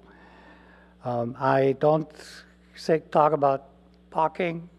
Nielsen knows so much more about it than I do, but I live in California Avenue and I look around, and what has been built there and is proposed is mostly offices. And even if it goes under the name of mixed use, there are 5 or 10% of the area is residences, and the remainder is office, which brings us even deeper into the IBAC hole. So separate from that problem of building is a problem of the retail, and that is self-inflicted. And it was a previous city council, of which I think only Greg Scharf is still here, who revoked the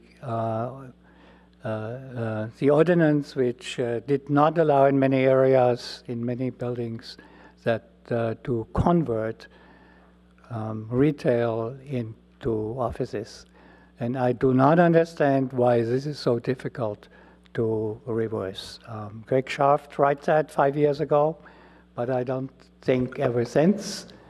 But I think you should do that as fast as possible. Point of personal privilege. I did not vote to do that. Was before me. That was in 2008 or 2009 before me and Mayor Holman. You tried to reverse it. Right, we tried to reverse it, correct. To get it back, yes.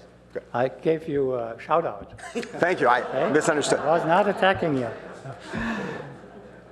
Because, from my experience and my historic experience, which some of you know goes back hundreds and hundreds of years from my German hometown, this all does not go without regulation. Good, vibrant towns have a reason. Rome has a reason. Paris has a reason.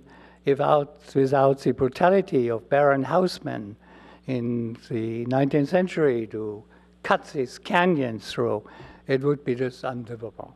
Same for London. So I think good regulation is mandatory, and I hope you will do this. Thank you. And thank you.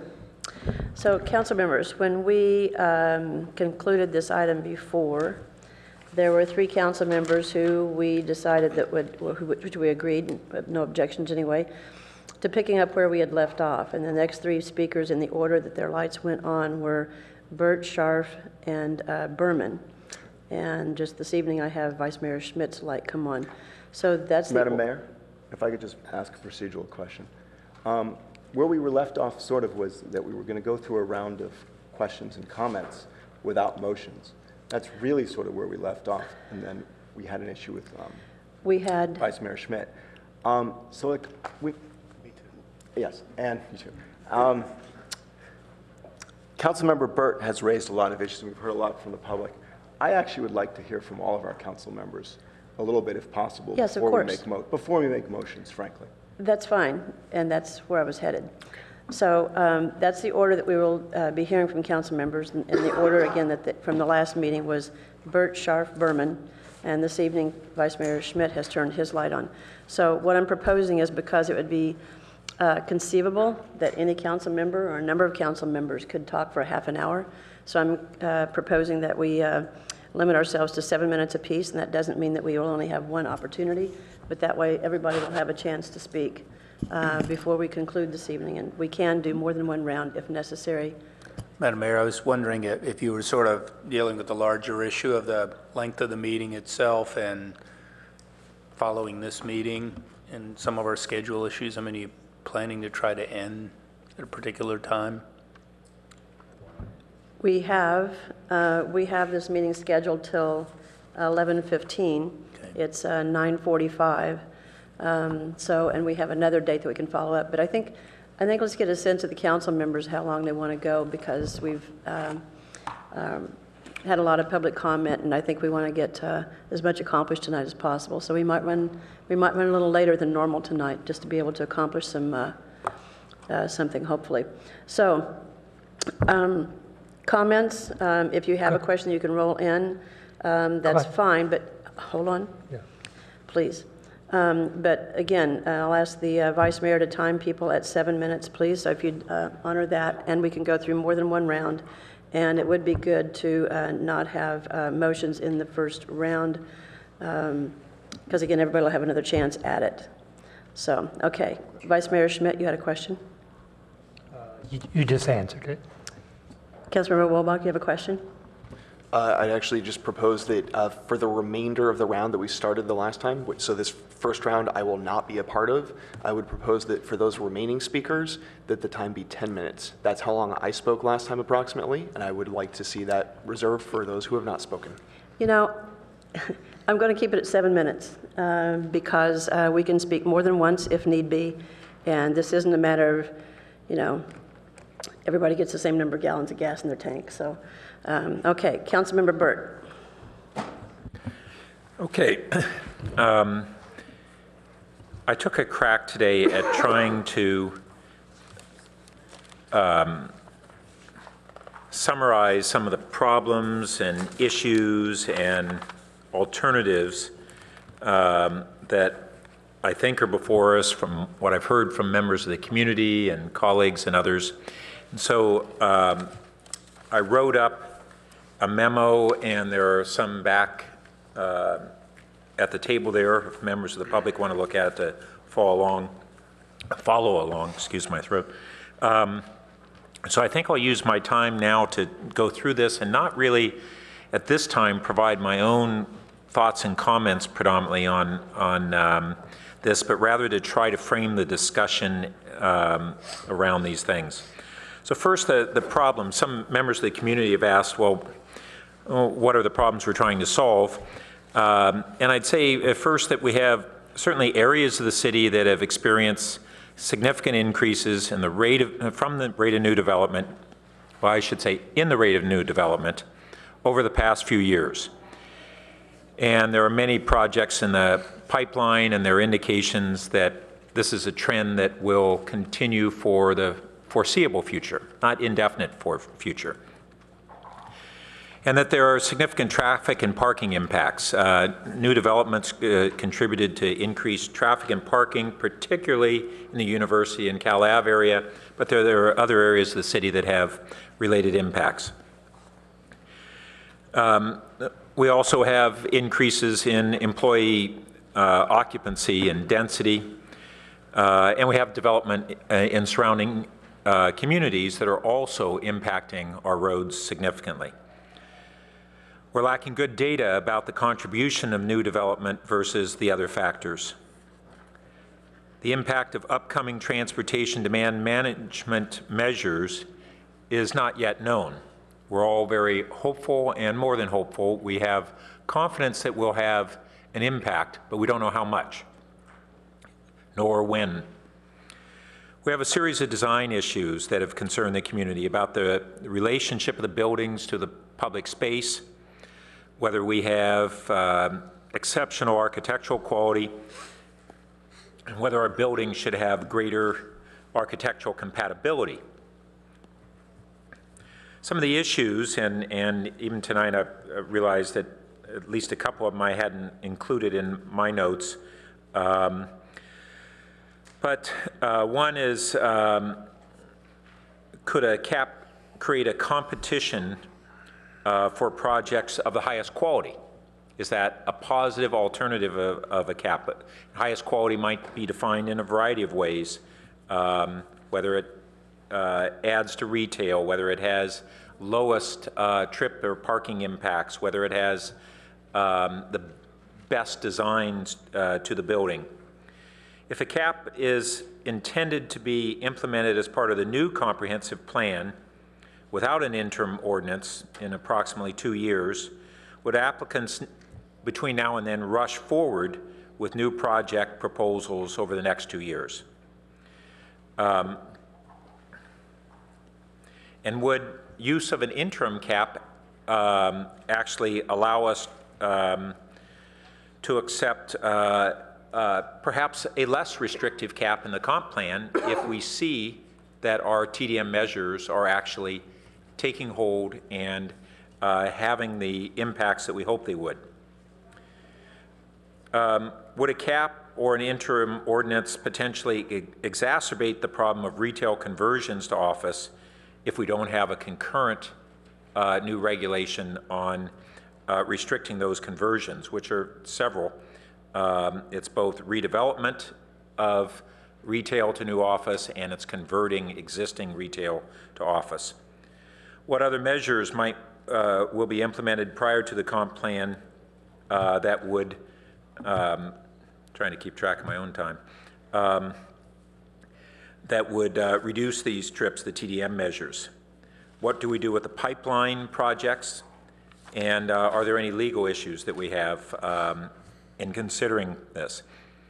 How can intensification of use be identified and mitigated or controlled outside of the cap, presumably?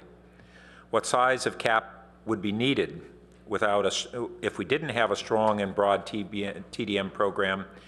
And what size of a cap would we find acceptable if we did have a strong TDM program?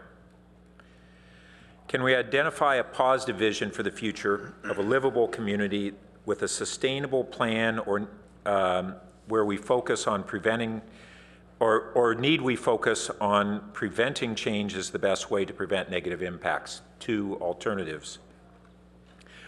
The options, whether we'd have a cap as part of the comp plan without an interim cap ordinance, whether we'd adopt an interim cap prior to the new comp plan. This is kind of really summarizing considerations tonight. What values we might be obtained and benefits from an interim cap, what unintended consequences might there be, should we have a moderate cap or a severe cap, can design issues be addressed adequately through new guidelines rather than through cap criteria, would interim or comp plan zoning modifications that are intended to reduce the scale of new projects be part of this process or not, and whether future specific plans would be an equally valuable tool to guide development in the city. And finally, should we have interim retail conversion ordinances? So I hope that helps the discussion. It also identifies how many interrelated issues we're attempting to tackle here, ones that would be through here and ones that might be in separate areas. For me, it means that this needs to be a deeper discussion. As much as I feel like I've waded into this as much as anybody, I don't feel prepared to pull a trigger on a solution immediately. But I want us to move forward toward it. The cap is something that I've been, that means my time's done. It's something that I've been very interested in as not an onerous tool. Thank you, Greg. Not as an onerous tool, but as something that we can use as a carefully crafted measure that will potentially add quality to what we do and ability to control our future. So I'm interested in the discussion. Thank you. Councilmember Scharf. Thank you. I think we heard a lot from the public, and I really appreciate that everyone came out. I wanted to make some of the comments on some of the things that were said as well. First of all, in a broad context, I agree with Councilmember Burt. I think we need really good data. I think we need to understand this. And I'm not feeling comfortable that I understand all of the consequences of what we're doing here. And I think what concerns me the most is people have identified a series of negative impacts on their lives. And what we need to do is look at those negative impacts and address the negative impacts. I actually don't believe a cap will make any difference, frankly, in any of those negative impacts, or such a minimal difference you won't notice it. What we really need to do is to get rid of congestion. We need to solve the parking issue. And we need to protect retail. And those were the primary things I've heard that we should do. I feel really bad about the retail situation, frankly. I mean, I think that's an easy one to solve. It was a 5-4 vote, as one speaker mentioned on council, where we would have protected it. And frankly, the 4 council members that voted for it are on this council. The 5 that voted against it are not on this council. So it should be a no-brainer to go back and, frankly, expand ground floor retail throughout the city. Look at that. I mean, that should not be an issue, frankly, in getting it done. I'm not sure why we haven't gotten it done, why it hasn't focused. I think we really need to do that. I hear a lot about ABAG. This is a myth, and let me just simply put it that way. If we had an extra 500,000 square feet in the city, we would not have gotten one more housing unit. It's not that finely grained at ABAG. They put you into a box. Big jobs, housing imbalance, you get a certain percentage more units kind of thing. I'm simplifying because it's a complex formula. Good transportation, check. The better transportation you have, more units. But if you add another shuttle route, doesn't mean you get more units. It's not that finely grained. So for everyone out there that thinks that we build more office space, we get more ABAG units, that's not true. It's a myth. And I'll just tell you that. I'm on the ABAG executive board. I was on the housing allocation committee where we fought to keep Palo Alto's numbers as low as possible. And there are all sorts of different factors that ABAG looks at going into that. But whether or not we build another 500,000 square feet of office space will actually not give us a single more unit. On parking issues, I've actually been really surprised by the data coming out of Palantir and the Q company. I have Q related or whatever it said. Related Q. I mean, I think the good data is really important. And I think if we don't have good data, first of all, we won't solve the problem. And if we politicize this by not wanting good data and rushing to saying, because it feels good, we're going to have a cap, we'll have sorts of unintended consequences. One of them, I think, was Dan Garber spoke to, which I think is much broader than that. And it's a concern, because I've been concerned about losing retail. I'm actually concerned about losing dentists. I'm concerned about losing doctors. I'm concerned about losing architects. I'm concerned about losing all of the service providers who can't pay $6 and $7 rents. And I think that's a broader discussion. I mean, one of the concerns I have is I drive around and doctors and dentists are in these little buildings like on Middlefield and stuff. We've zoned those for residential to phase them out. I think that's a mistake. I think we need to start taking a holistic approach and saying, how are we going to keep these people in the community? And I think we're going to lose, with an office cap kind of concept, we could very well lose these people if we're not careful about it. The other thing is, I think we need to give what we've done a chance. We have not instituted yet the RPP, and I think that's going to be huge. That's going to get the cars out of the neighborhood. And I think when the cars get out of the neighborhoods, people will be a lot happier. When we start to work on the transportation stuff, by the time, and we actually manage to roll back some of this congestion, that'll make a big difference. So I think we need to bring more resources to bear on that rather than have staff working on the cap and figure out how to get this done. In terms of the best design, I still don't understand how that would possibly work. If we had a situation where you only got an office building through if it would win a beauty contest, clearly people are not necessarily happy with the ARB's decision on this, but who are we going to give it to? Is it going to come to council? Is council now going to be the arbitrators of taste? Are we going to say, oh, this is a great design on this building, this is not a great design? Are we really qualified to do this?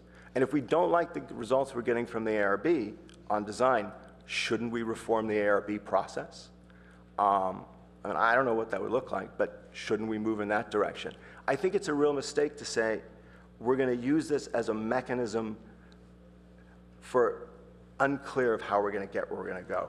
So I think we need to approach this carefully and thoughtfully, and it may be worth exploring it in terms of the comprehensive plan. I haven't made up my mind on that issue. But I think we need to move slowly on this and look at all the unintended consequences. And that would be my biggest hesitation in all this, is that we might move too fast. The other thing I think we need to look at a little bit is greenhouse gas emissions. A lot of speakers mentioned that, yes, new buildings, frankly, meet those criteria of where we're looking to move as a city. And if we're really concerned about sustainability and trips and all that, something along the Santa Monica model is probably a much better approach. And in the staff reports, they talk about that Santa Monica basically says that they're going to integrate their transportation and land use program to seek limits on total peak periods of trips. And that's really when the congestion happens. So someone mentioned that Palantir may bring in people who do catering and that. Well, if they bring in catering people at a time that's not a peak trip period, it doesn't really matter, because it doesn't add to congestion. If they bring those people in at the peak moment of congestion, park a big truck in the middle of the street and you can't get by, then we have a problem. And so I think there's a lot of those things of how we reduce congestion if the city focused on that. I mean, sometimes, frankly, the congestion is someone's doing a construction project in the middle of the city, and that causes huge congestion. How can we minimize the congestion and have mobility, move people around, get people around the city? And I think we've been starting to look at those issues, and I think we need to give it time and figure out how to solve the problem rather than just attack this, some speakers said, a meat cleaver. And that's what it sort of sounds like to me, just doing an artificial cap as a meat cleaver. So I would encourage my colleagues to give this thought and figure out how to do this in a responsible manner. Councilmember Berman, to be followed by Vice Mayor Schmidt, and I have no other lights at this time. So we all seem to agree that we have too much traffic, not enough parking, and we're losing retail, in particular mom and pop shops throughout town. This is the message that I've been hearing from the community over the last 2+ years, and council has heard it loud and clear, adopting or initiating over a dozen programs and initiatives to address our traffic and parking problems, as well as attempt to preserve and protect our retail businesses.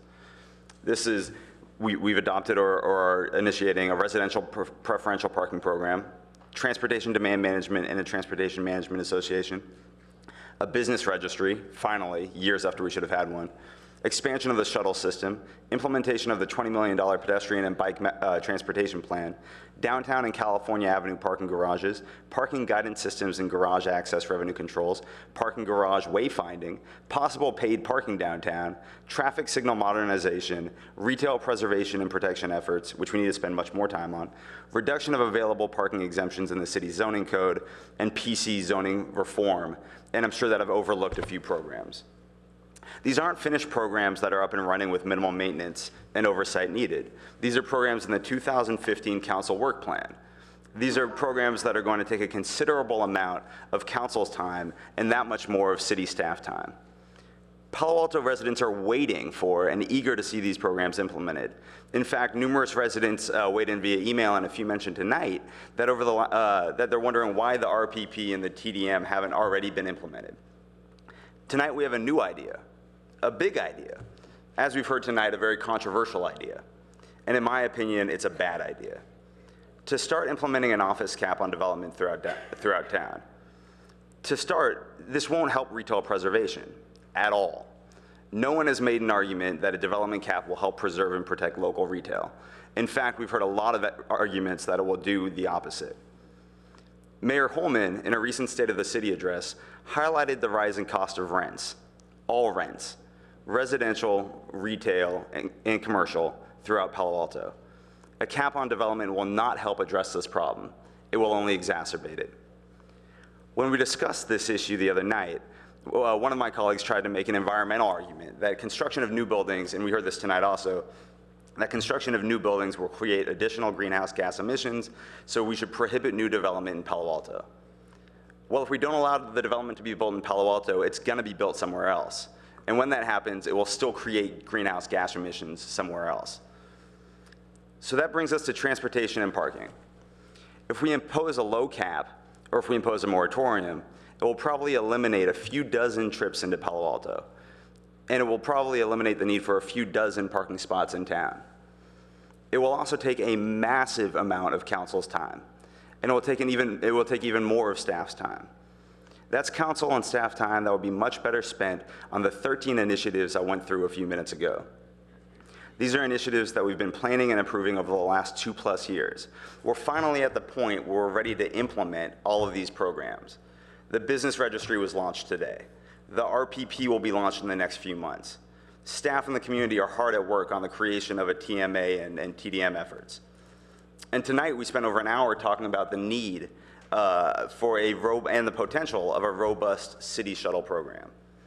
These and others are the programs we need to be spending our time on. These are the programs that staff and council and the community needs to stay focused on. I want to double down on these efforts. I want to triple down on them. We've come too far and put in too much work to get distracted now on a controversial initiative that will be minimally beneficial to some problems and very damaging to others. For those reasons, I don't plan on supporting the implementation of a moratorium or a cap. However, we have an opportunity tonight to start studying programs and performance measures that will directly address the problems that we all agree on. The creation of programs and performance measures that address directly the impacts of development. Programs and performance measures along the lines of the no net trips approach. programs and performance measures that directly address and mitigate in a big way, not in a minuscule way, in a big way, the problems of success that we face in Palo Alto today, which are too many cars and not enough parking. This won't be easy.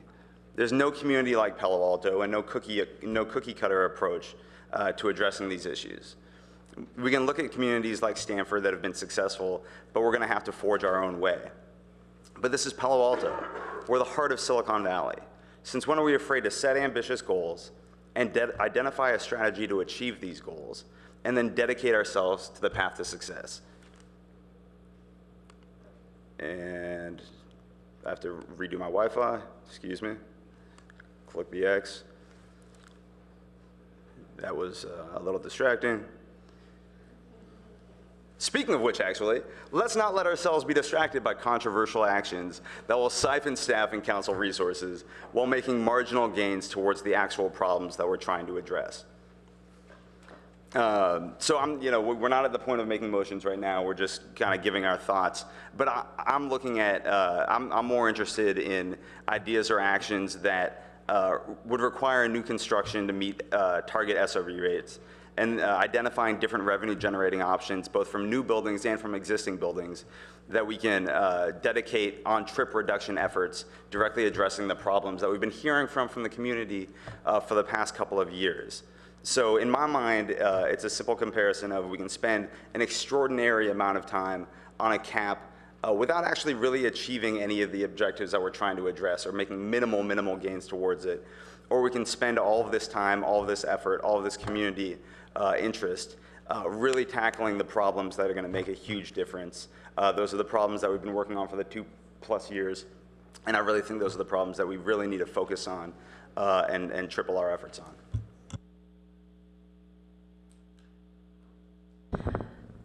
Vice Mayor Schmidt.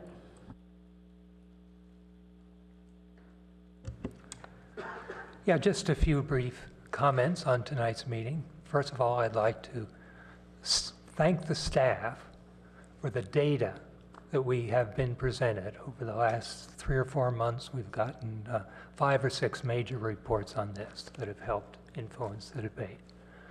Even this week, when detailed questions came in, the responses were very helpful and very detailed. And I think that's a symbol of what we're trying to do here tonight. A lot of people use the term immediate moratorium or something, but I think the goal that the staff report has asked us to do is to help frame a discussion. We're not here to make a decision tonight, but rather to begin a debate. And I think the last 2 meetings we've had has had good input from a variety of people. Question is, before us is a development limit, a reasonable alternative. And all we're doing is debating how wide should the limits be that we discuss and debate. Now, a lot of the data has shown, especially in the existing conditions report, has said what happens if we go on current expansion. Currently, we have 3 employees in town for every employed residence. That's one of the highest ratios in the United States. And we're a small residential community with fairly low densities. So how do we absorb that? A lot of the forecasts being used, extrapolations from current trends, over the next 20 years say, we will increase that ratio. We'll create more jobs than we will have increase in employed residences. So if traffic, parking, congestion, density is an issue, it will get worse. Now, one of the responses to a question today around that was saying, oh, wait a minute, there is an updated forecast from ABAG. It said, oh, you can solve that problem and get a better balance by doubling the increase in population.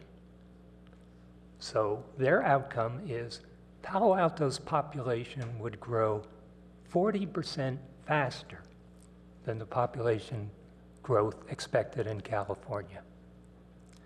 So current expansion has a clear path of where we go. What about the alternate solutions we've been talking about? One person tonight said, oh, the RPP has been delayed. You know, we're counting on that as a starting point, but it's not going to start when it was supposed to. You know, when do the results come in? We've had several discussions about Caltrain. Caltrain is important for getting people in and out of town, those commuters. But as we talk more about Caltrain and more about the BRT on El Camino, we talk about grade crossings and who's going to pay for the grade crossings. TDM has been mentioned by a number of people as the solution. I happened to pull off my shelf today the Citywide Land Use and Transportation Study Final Report, September 1988. Basis for our current comp plan, or one of the cornerstones. It has 3 solutions to Palo Alto's problems. Number 2 is transportation demand management. Combination of trip reduction and use of alternate modes. That's 26 years ago. Now we're hoping that this solves our problem in the future. I think there's a new set of people, both in the workforce here, helping us, working on it, and it's not likely to be 1988, but it doesn't appear to be the promised land, the solution by itself. We've tried that. A number of people mentioned surveys, but the surveys they mentioned are online surveys, intercept surveys, or survey by employer of an organization. Those are not scientifically based surveys that you can make decisions on. So let's be careful about that. Who benefits? Someone discussed, oh, businesses pay 71% of taxes. Problem is our financial reports say that residents pay 71%, 75% of property taxes, and 3 times the amount of sales tax are paid by residents as opposed to workers. We voted tonight in item number 7 to spend money on a consultant to help us answer a question like who pays, who benefits.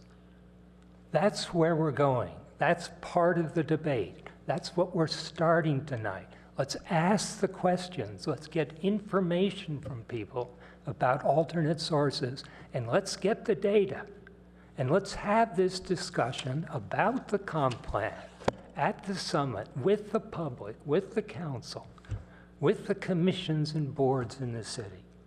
And let's make a decision from that process on where we're going and how to get there. Tonight is just the beginning of a discussion and debate based on good information.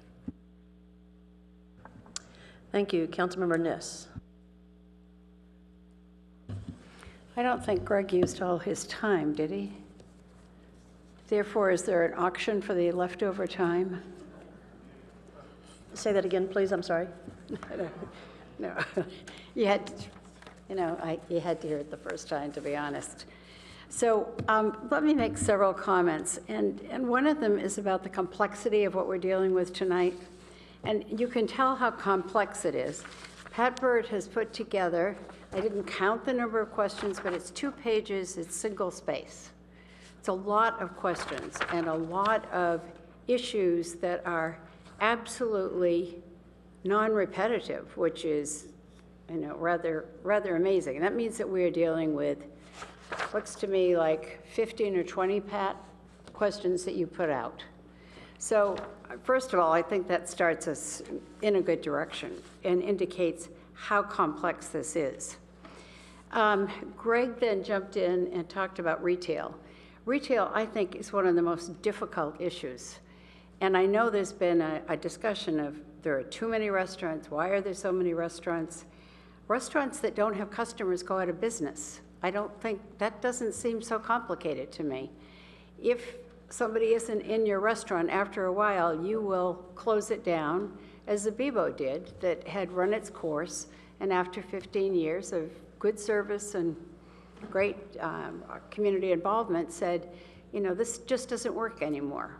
I think retail has to be so tough. The woman who came in and said that she had started a business a couple of years ago, I'm sorry she didn't stay. I was anxious to ask her how she had done well that quickly. But she identified, she said, I found a hotel. It was close by. I had customers. So retail will, I think, thrive, but it cannot thrive without customers. Some of the best customers are office workers.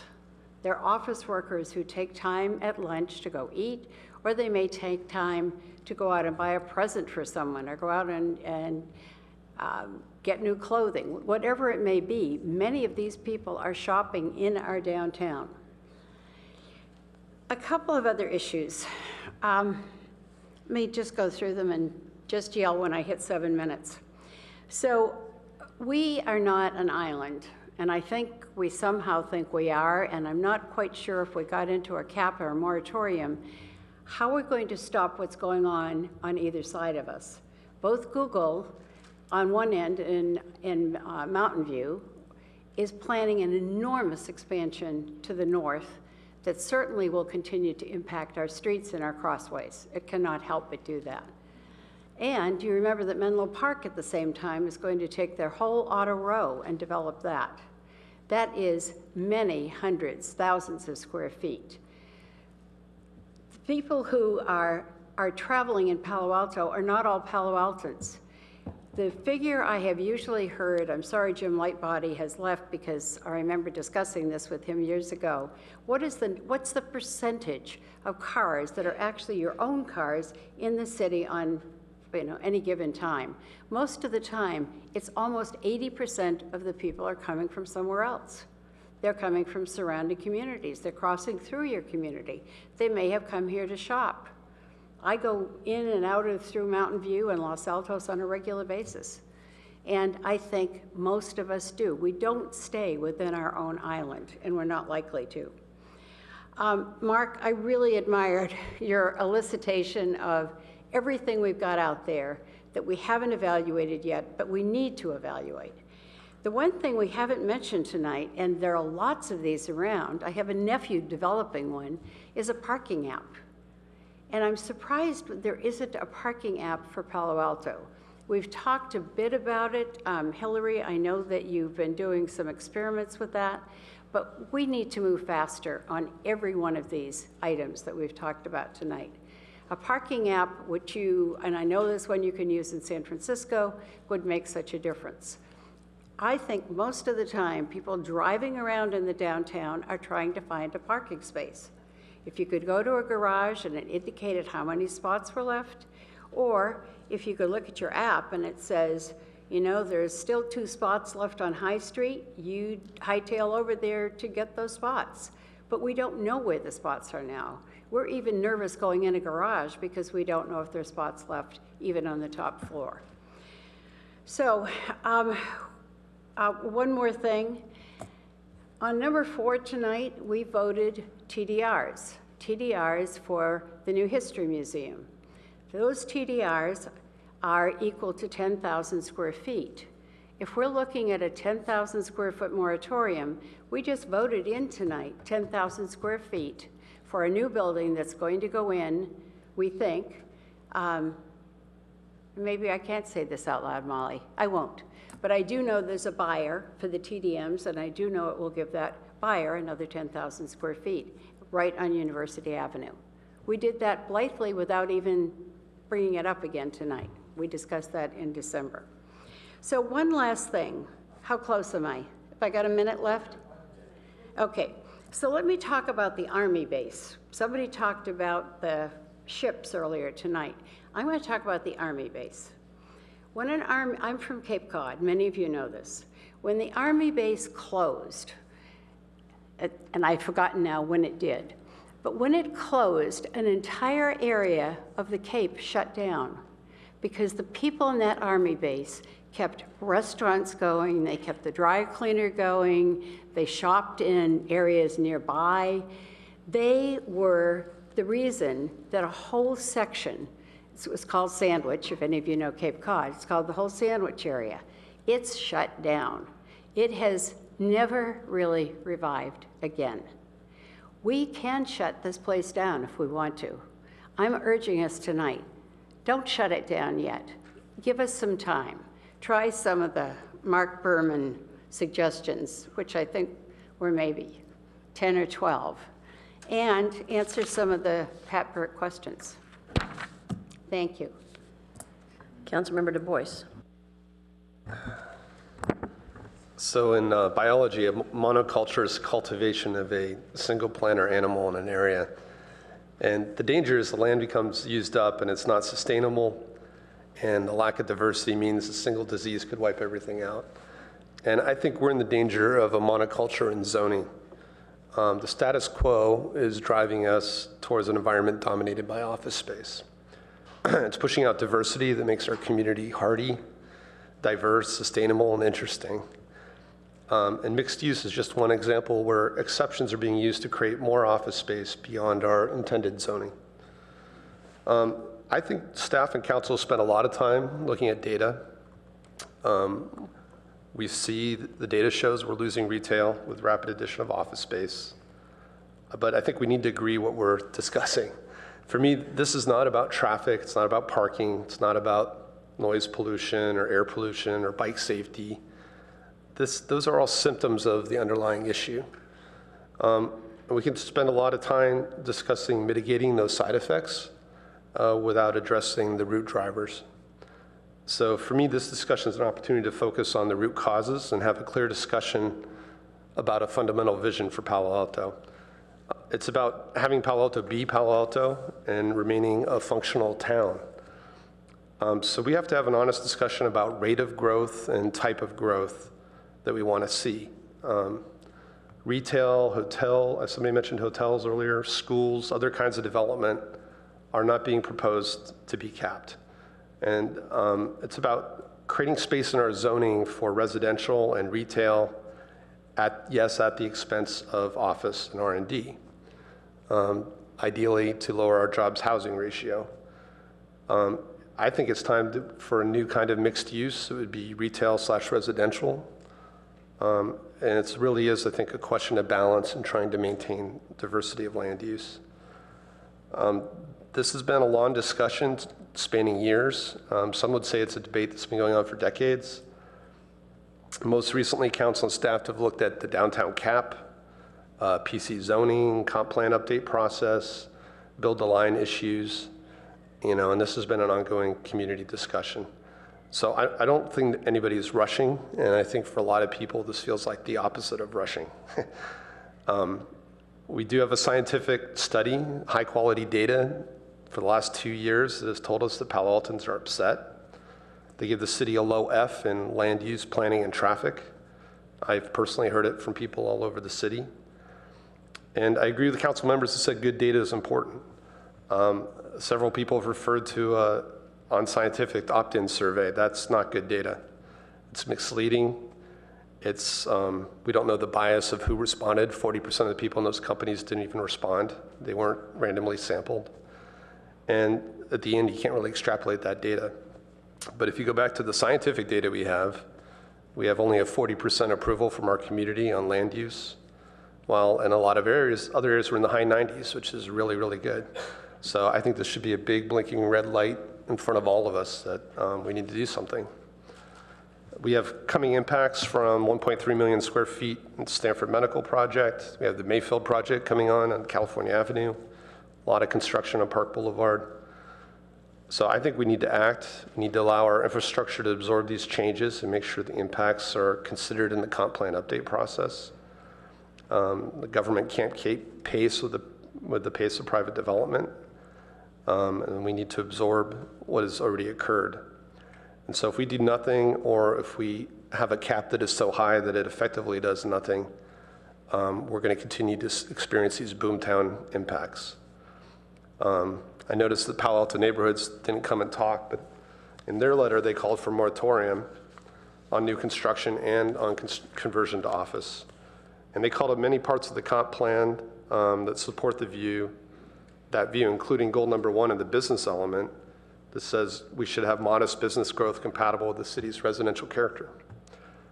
We've had 3 or 4 moratoriums in the past, usually around comp plan update time. The world didn't end. In this case, we're not talking about a moratorium, we're talking about potentially a slowdown. And so tonight we're being asked to consider evaluating 2 scenarios in our comp plan EIR process, an annual cap at some low value and an annual cap at a higher value. So in evaluating those options seems to me to be kind of the wise and prudent thing to do. We're dealing with citywide growth. It's not just downtown. It's not just in the Research Park or Cal Ave. It's spread out everywhere. So to me, a citywide cap is a good way to get a handle on that. I think it also makes sense for areas not served by downtown. There's been a lot of talk about downtown, where the transit hub is, and the new TMA is only going to be downtown. And so for those reasons, I also think an annual cap makes sense. There's several other cities that have annual caps: Cupertino, San Francisco, Santa Monica, Walnut Hill. Staff had a lot of questions about parameters for a cap. I think we need to agree on the need for a cap first, and then we can talk about how to create it. And I said it last time, I think it's paramount that a process should be clear and consistent for developers, for residents, staff, for more efficiency, not less efficiency. And we're also asked to consider some immediate interim changes to zoning. I see an immediate need in 2 areas. I think several people have touched on it. We should consider immediate protection of ground floor uses and conversion from retail to office. I think we should look at our density assumption changes in Chapter 1852, which sets the base parking per square footage. And we have lots of exceptions in our current ordinances that I think we should review and close in the short term. So I see this as a checkpoint. It's not a beginning or an end, something that's been going on for a long time. I'd like to thank Councilmember Burt for his list of issues and problems. I think that was really excellent. And I would be interested in motions when we get there of having staff explore how an annual cap would work as part of the comp plan update process and implementing some immediate changes to protect retail, changing our assumptions on base parking, and closing some of our exceptions in code. So let's maintain a diverse ecosystem. Thanks. Thank you. I see no other lights at this time, and since I haven't spoken on this, I will go ahead. I just saw your light come on, but Councilmember Filseth will get to you in a minute. So I'm finding this conversation a little bit like, where did I step into this? I feel like I've kind of come in halfway through the movie or something. I'm not quite sure where we are at this moment. So for me, it's like, the office rates, the rent rates, for instance, they've been going up without an office cap. They went up in the last boom. They continue to go up without an office cap. They continue to go up without any kind of limit or any kind of change at all. They will continue to go up. Would an interim moratorium or office cap exacerbate that? Possibly. But there's no indication that not doing anything is going to keep them from going up on a continuing basis. Sustainability.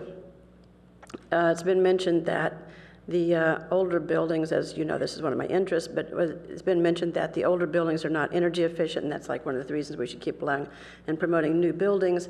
I have nothing against new buildings, but let's recognize also that I think it was last week, we did the Green Business Awards, and the building that was the most recognized is a building that's over 50 years old. New buildings are a part of the problem, not all of the problem, as has been mentioned. We do have office densities that are part of the problem, but they are a piece of the problem. And recognize, too, that one tenant in a building may not operate or function the same way as another tenant in the same building. So that's another reason to take some action.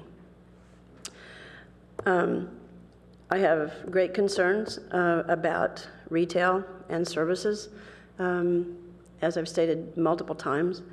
And I think that if we did do an office cap or an office moratorium, that it could have an effect on that. So I would, in conjunction with anything that we might do about office or as a standalone, we should initiate, from my perspective, an interim ordinance or an urgency ordinance to eliminate citywide conversion of retail and service to office.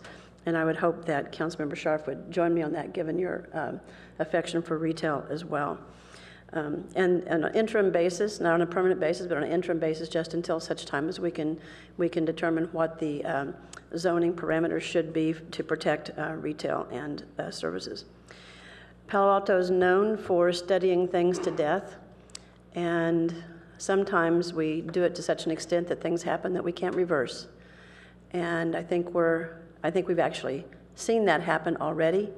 And if we sit here and don't take action yet again, we're going to see more changes that we cannot reverse and that will not meet with public opinion. It's been mentioned, the survey and how Palo Alto ranks in terms of its development.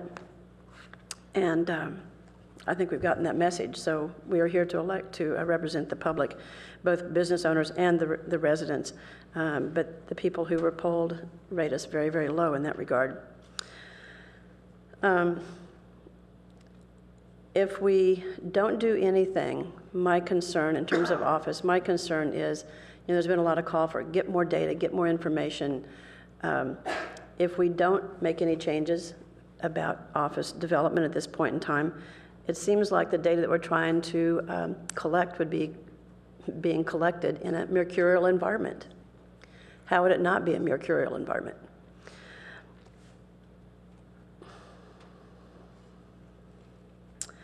One way that we could, and I think this has been, I know this has been done in other communities, and current staff has experienced this as well in other cities where they've worked, is one option might be, as opposed to putting in a development moratorium or development cap, would be to require full impact fees. Our impact fees do not cover the cost of any mitigation, quite frankly, whether it's housing, traffic, any of those. We could require full impact fees.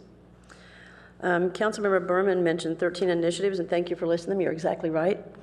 But as Randy Popp said, in regarding Stanford, and it could be applied to anything else, and members of the public besides Randy Popp referenced that, it takes a long time to collect that data. We were told tonight also that our RPP, sorry for the voice, that our RPP is 3 months late in getting launched.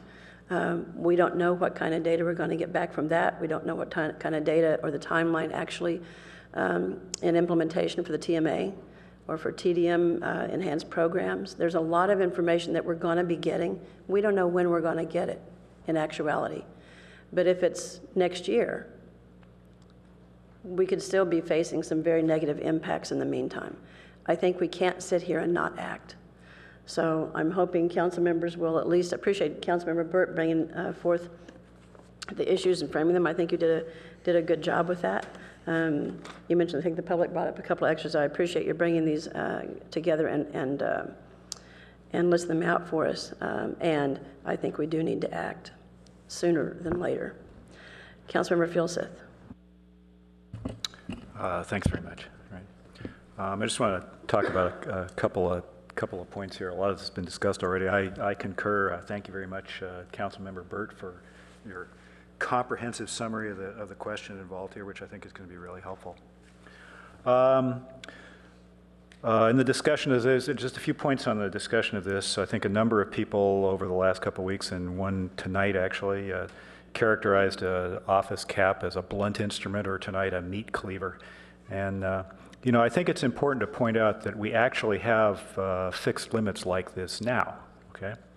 A floor area ratio code is in fact a hard limit, right? You've got X much land area, so you're allowed to have Y much building space, okay? Now it happens in Palo Alto, we've created a big palette of exemptions to our FAR codes, but the principle is a numerical limit. And an office space limit is actually quite surgical, okay, compared to an FAR limit, because you focus specifically on office growth and not on all space generally or all commercial space, medical, retail, and all that kind of stuff. So this is not some kind of, unheard of exotic new tool, right? And other cities do it, as been pointed out too. One advantage of doing a cap versus other approaches is it gives you a level of predictability on how much office space you're going to get, right? It's quantitative, okay? What I mean by that is if you look at other mechanisms like impact fees, you'll know you're not necessarily bad, but you'll generate revenue, but you can't tell how much development you can get.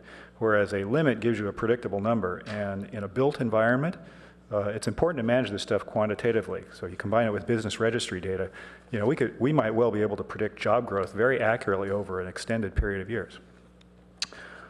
Quick comment on the 38% of people drive cars data point. I think people have questioned, whether that's accurate beyond a few companies. We got a letter this week from VMware that says 86% of their employees drive cars. So I think you got to be careful with these numbers. A number of people have said, look, this is really complicated, right? It's not complicated, okay? We all know that traffic is terrible, housing prices are ridiculous, and local retail is hurting, okay? An infinitely increasing jobs-housing ratio is unsustainable, okay?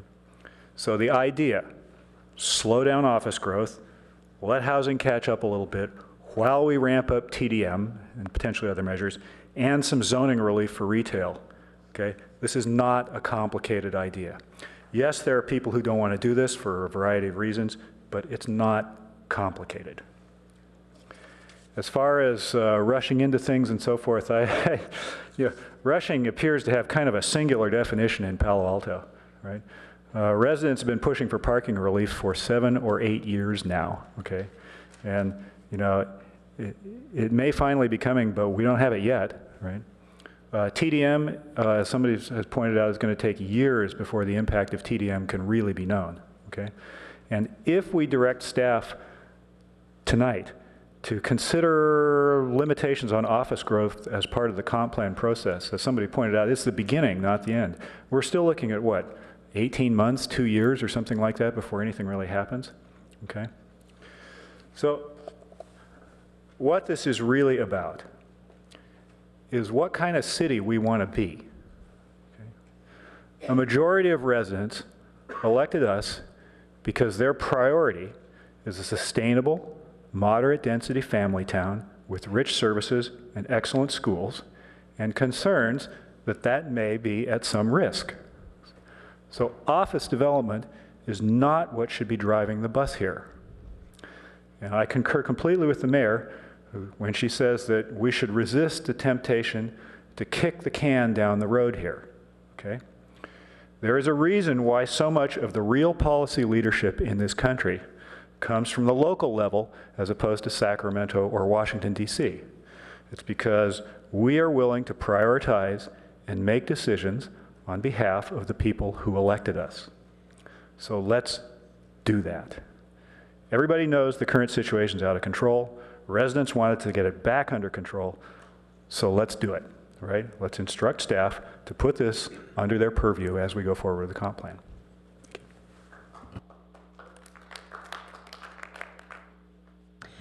I have no other lights. Councilmember Wolbach, you did not make comments. If you'd care to, this is your turn, or we can go around for another round. Okay, you're passing. So check the time. Okay, it's 10:30. Council members, I presume, are ready to keep going here, so good. So Councilmember Berman, and can we try for, we've hopefully gotten our issues out, can we try for 5 minutes max this time around? So this has been a great discussion, and I want to thank members of the public who have come in and given us their thoughts as well. And I just want to think about some and kind of comment on some of the comments my colleagues have made. One of my colleagues mentioned that the RPP isn't on time. They're right, and that's because we keep on giving staff more and more distracting work that isn't the RPP. One of my colleagues mentioned that the TDM was cited as a possible solution 26 years ago. I sure do wish we took it seriously back then. We'd probably be a lot better off now, but it's imperative that we take it seriously now, that we give it the attention and the resources and the staff time and the council time that it needs to be successful. Another colleague mentioned that Santa Monica has a cap on development. This is incorrect. They have a no net trips cap. And I think that's the approach that Palo Alto needs to look at to actually address the problems that we have in our community today. Many colleagues have mentioned problems with existing buildings and existing tenants. I agree we need to address this. A cap does not address existing buildings and existing employers and existing tenants. Colleagues have gone out of their way to cast doubt on a survey we received from employers that it was an opt-in survey. It didn't include all employees in the company. Some of those same colleagues cite results from the National Citizen Survey, which, correct me if I'm wrong, staff, but I believe is both an opt-in survey and that we did not receive results from all residents in Palo Alto. So it's the same two issues. Colleagues have mentioned that we too often study problems to death and that we shouldn't do that here. This is only the second time that the City Council has discussed a cap. And it's really the continuation of the first conversation. And the idea that a cap isn't complicated, thank you to Councilmember Burt for the work that he did in laying out all of the issues that council will need to address if we move forward with a cap.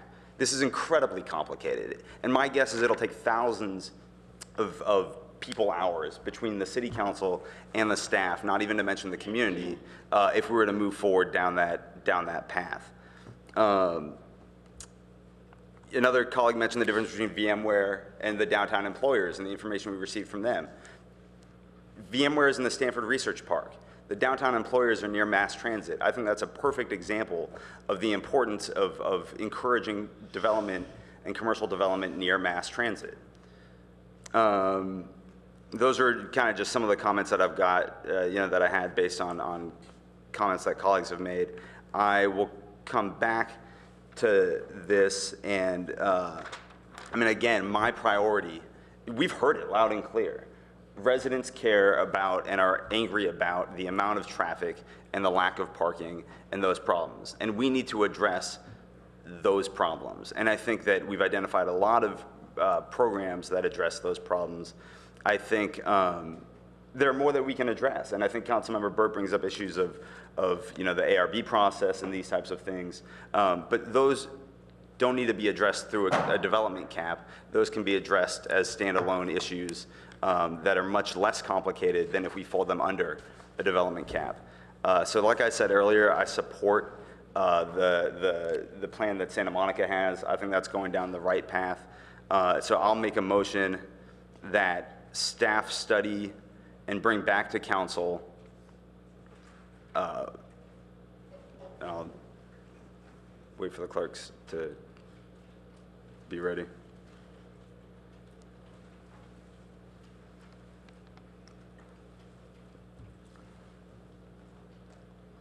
So that staff study and bring back to council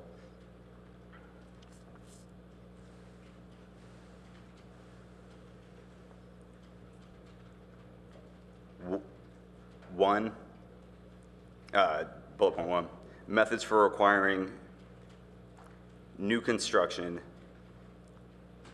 to meet target SOV rates, single occupancy vehicle rates. You got it written, Mark? I not know. I mean, okay. Do you want me to email it to you, or? I'll get there quicker if I just keep on going. 2 different revenue generating options from new building construction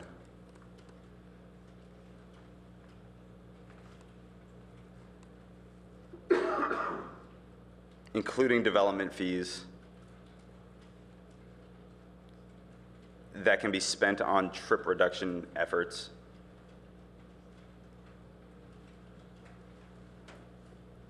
And 3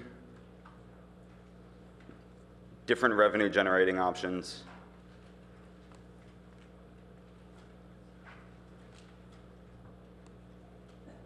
from existing buildings potentially including fees on commute trips or square footage that can be spent on trip reduction efforts. Second.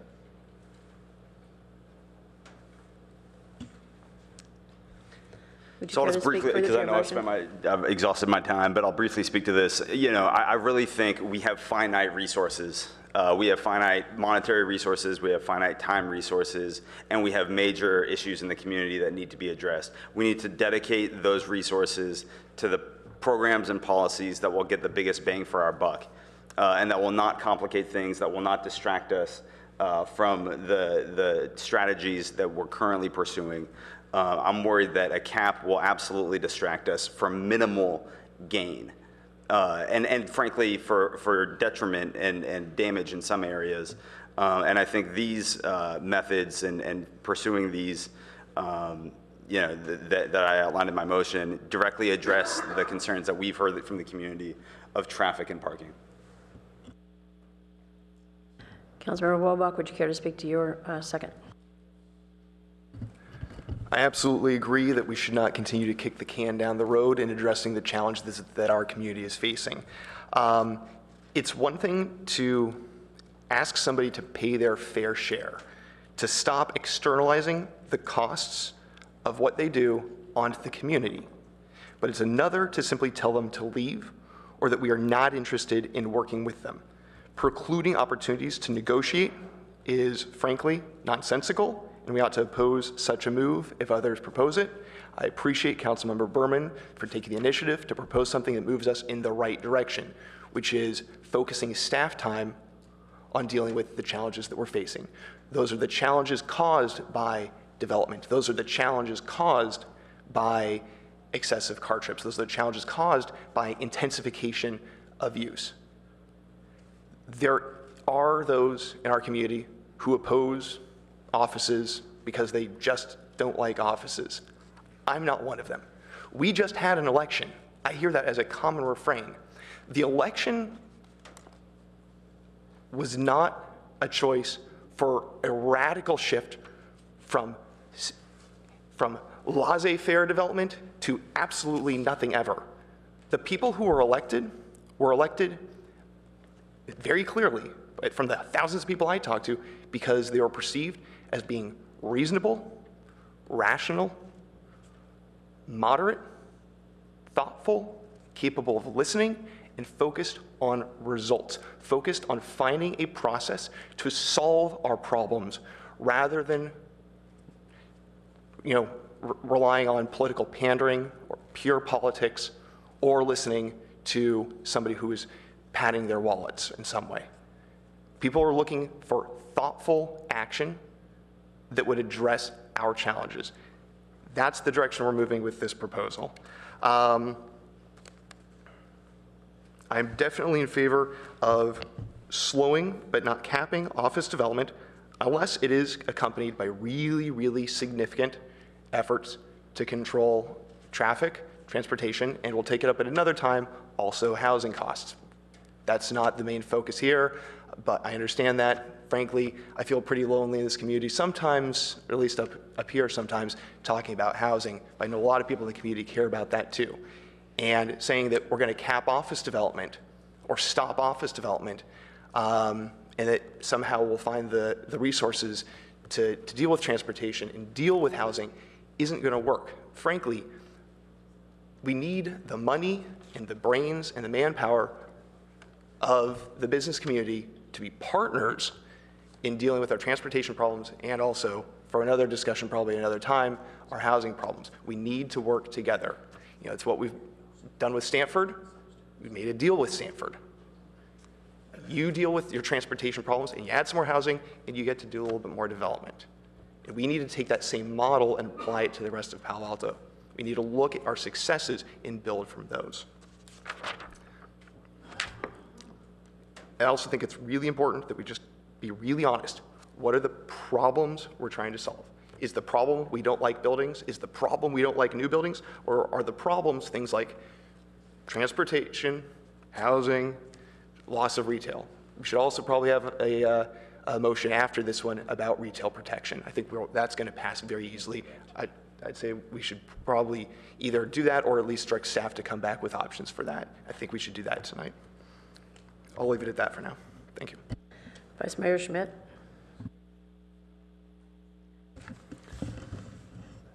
I would like to propose an alternate motion. Staff will analyze the impacts of an annual development limit on office/R&D of 10,000 and 40,000 square feet for the draft EIR.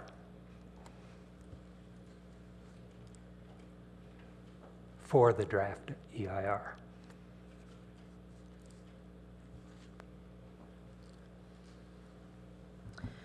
I'm not hearing a second for that substitute motion. Councilmember Philseth, you're seconding that motion, or that substitute motion? Councilmember Schmidt, do you want to speak to your motion? Oh, I think the case has been made effectively with the numbers that we are in a period of time with office development, job creation, already at extremely high levels and continuing to grow faster than residence housing in the city.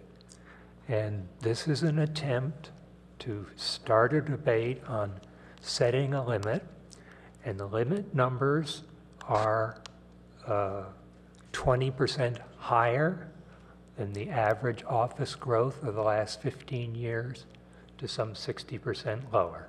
So it gets two limits, one higher, one substantially lower, and allows us to gather data through the EIR process to have a public discussion and debate on that issue. Councilmember Philseth, would you care to speak to your second? Yeah, just briefly here, I think, you know, as Councilmember Wolbeck commented earlier, I think, you know, the intent here and the effect is not to tell people to leave. I mean, an annual limit slows but does not cap office development, right? I mean, that was exactly what the intent of this was, is to slow it, not to stop it, okay, in order to give housing a chance to catch up a little bit. Traffic is a major component of this, but it's not the only one. You know, the high concentration of jobs relative to housing in Palo Alto drives up housing rates, which most of us think is a problem. I mean, yes, it's good for property owners, but, you know, it hurts a lot of people, right? As far as encouraging development near mass transit, you know, everybody should be clear that adding new office space near mass transit does not reduce car trips.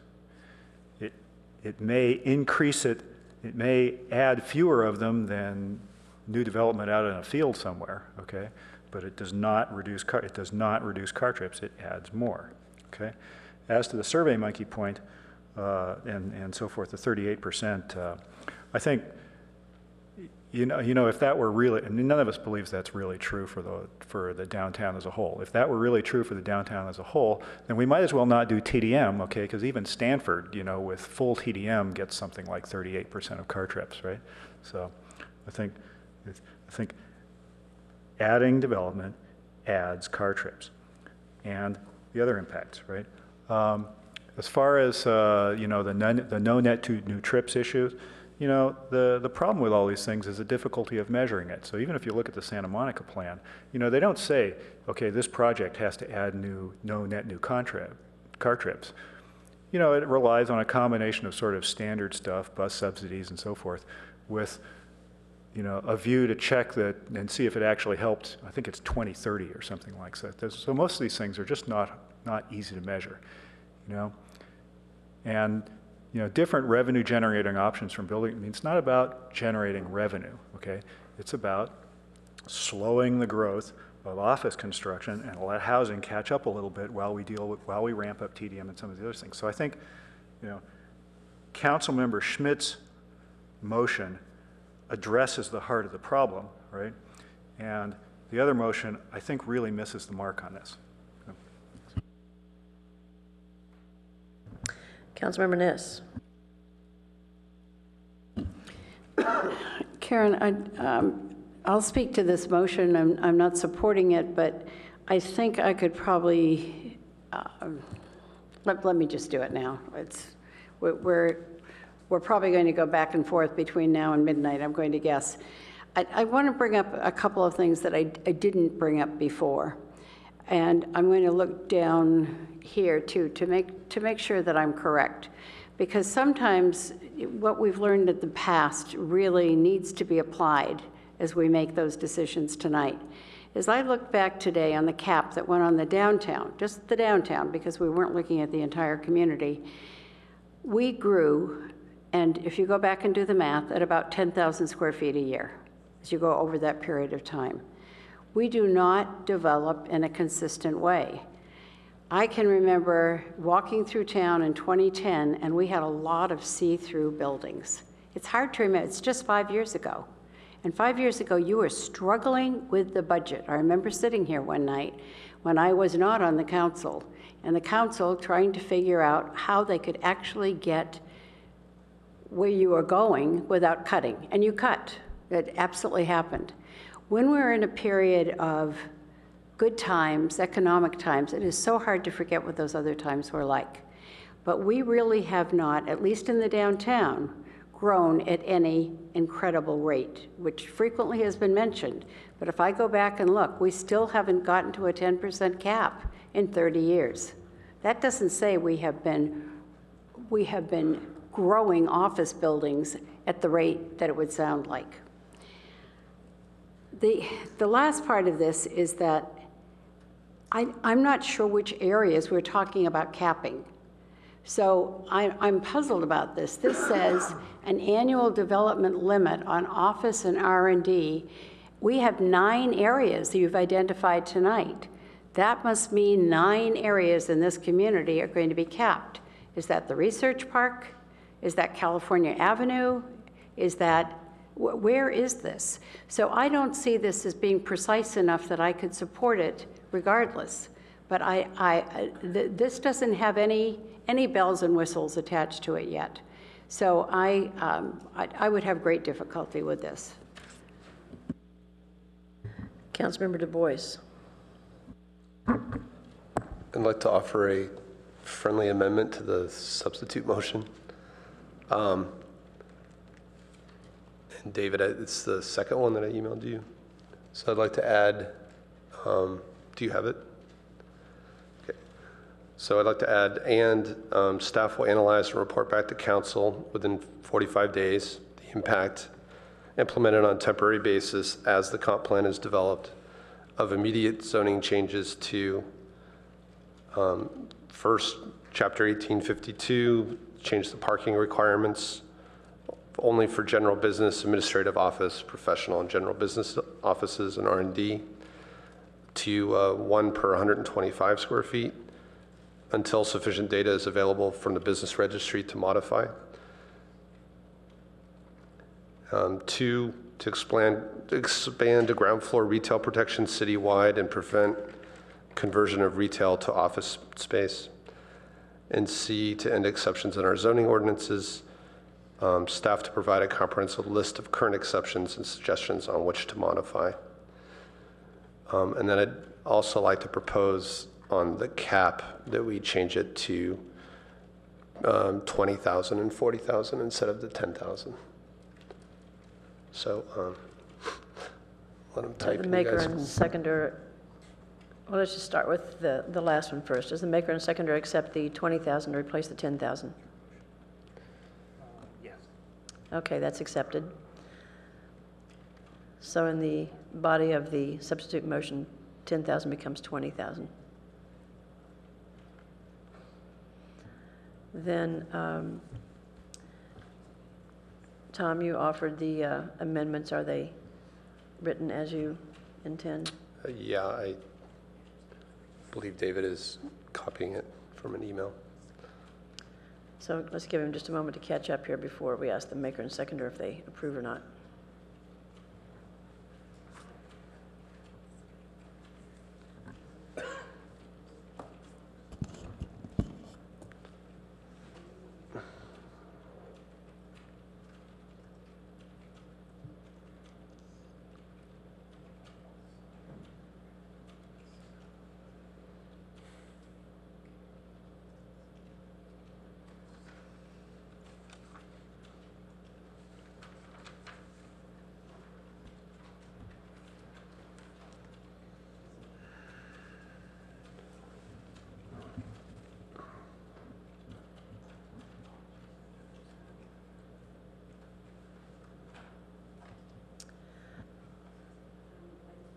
I think there needs to be something on on the third line it says R&D space 2 per. There needs to be a 2 watt per 128 square feet. 1. 1 per 125 square feet.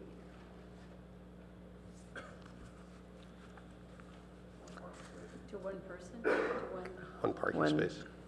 One parking space. And if, Madam Mayor? If I could speak to that, but go ahead.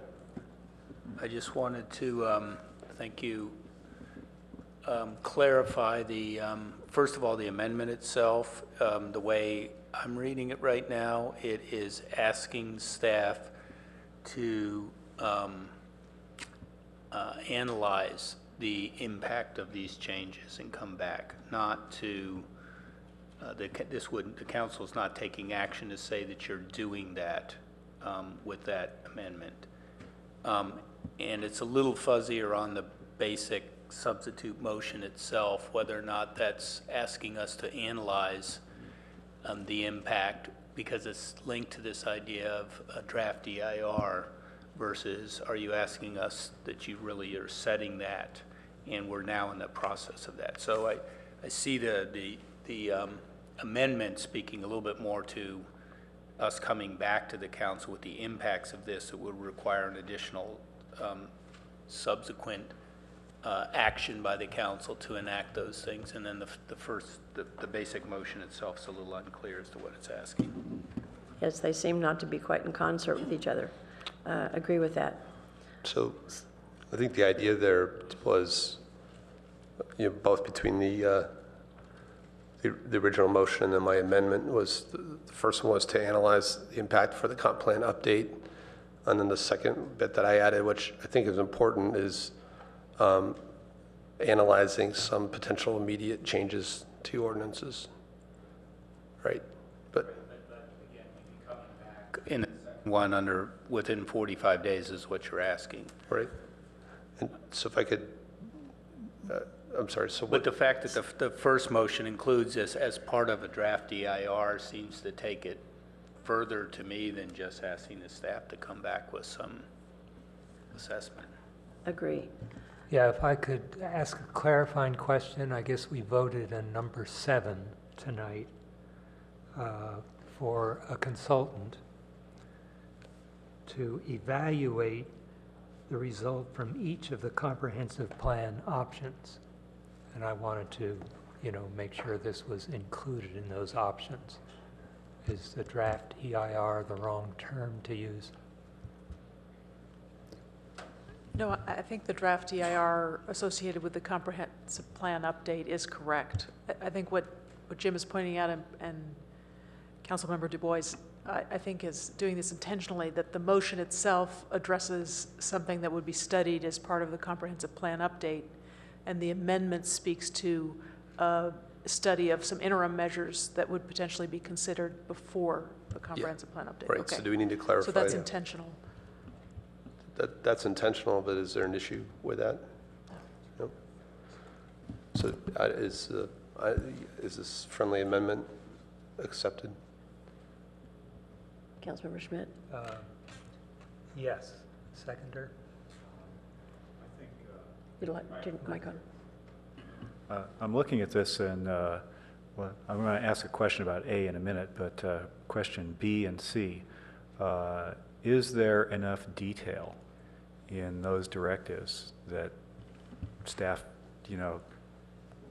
knows what to do, right? Is that something you guys can work with? Well, thank you for the question. I will let others at the table weigh in, but I would say we could certainly come back to you with something that we believe is responsive to these two, B and C. Okay. The impact of these things is what we're being asked to study, and I'm not sure that we'll really know the impact, either the fiscal or the environmental impacts of of significant changes in our zoning regulations within 45 days. I mean, we can tell you what, in our judgment, how we think these things could be implemented and what we think the impacts might be, but we're not going to have the fiscal study that Vice Mayor Schmid referred to, or the draft DIR that's referred to in the substitute motion completed in 45 days. Okay. Tom, is that what you wanted to achieve with those? Is that? Yeah, staff's best opinion on. I think it's more like pros and cons, really, than impacts in our judgment. Okay. I would like to just state that, I hear the amendment, really as a separate step, in a sense, from the substitute motion itself. I mean, it could stand on its own almost, regardless of whatever the other decision the council might make, to say, would you look at some interim things that we could do while you're doing this larger, whether it's no cap or a cap.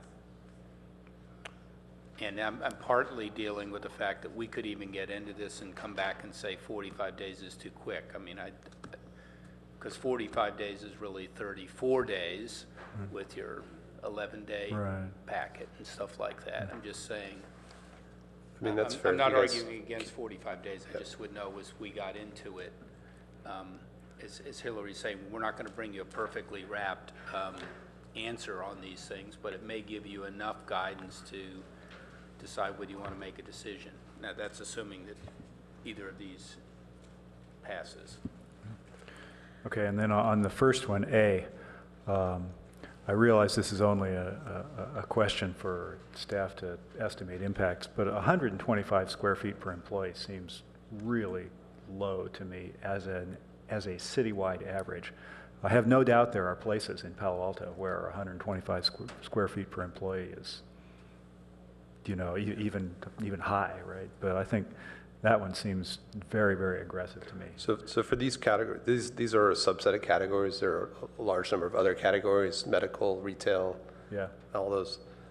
So they're currently, at 250. So I'm suggesting half, evaluated at half, and until we had real data from the business registry. I understand. That 250 is but probably at least a decade out of date. I have no doubt that the 250 is out of date, but half of that seems aggressive to me as a citywide average. Would you propose a different number? 175? That's fine with me. Yes. Any of those are just a stab in the dark, so. Yeah, they're all a stab in the dark. Could I speak to this, though? Yes. You have. I just got it accepted. Okay. I do have your names down. So have you not spoken to your Hillary? Do you want to speak to this Mayor too? Holman, I just wanted to interject one or two thoughts on this subject of parking requirements. First, I wanted to make sure that we distinguish between parking requirements and employment densities. They are different. And also, I wanted to point out that the more parking spaces you have, generally, the more traffic you have. So I think we may be going in sort of the wrong direction with the first item. And I'd hate to wait 45 days to tell you that, but I think we should consider carefully before we start increasing parking supplies through a measure like this. Yeah. So the reason I referred specifically to 1852, that's the base parking requirement, and then the rest of 18 talks about TMA and other ways to mitigate that requirement. So I'm not saying you have to have that many parking spots, but I think that's the place in the code that sets the base usage assumption, and then you can adjust below that. That was the intent anyways. I understand, however, the adjustments that are available in the code are themselves limited. So by changing the base requirement so dramatically, you are going to end up with more parking spaces. And I'm just concerned that that's taking us in the direction of increasing traffic. Can I jump in here just for a moment? Because back when, I was always told that the parking requirement determined whether development was going to happen or not. It determined the size of the building. So how I see this is if you require more parking, which it would be, you would thereby limit the size of the building, not be creating more traffic. So if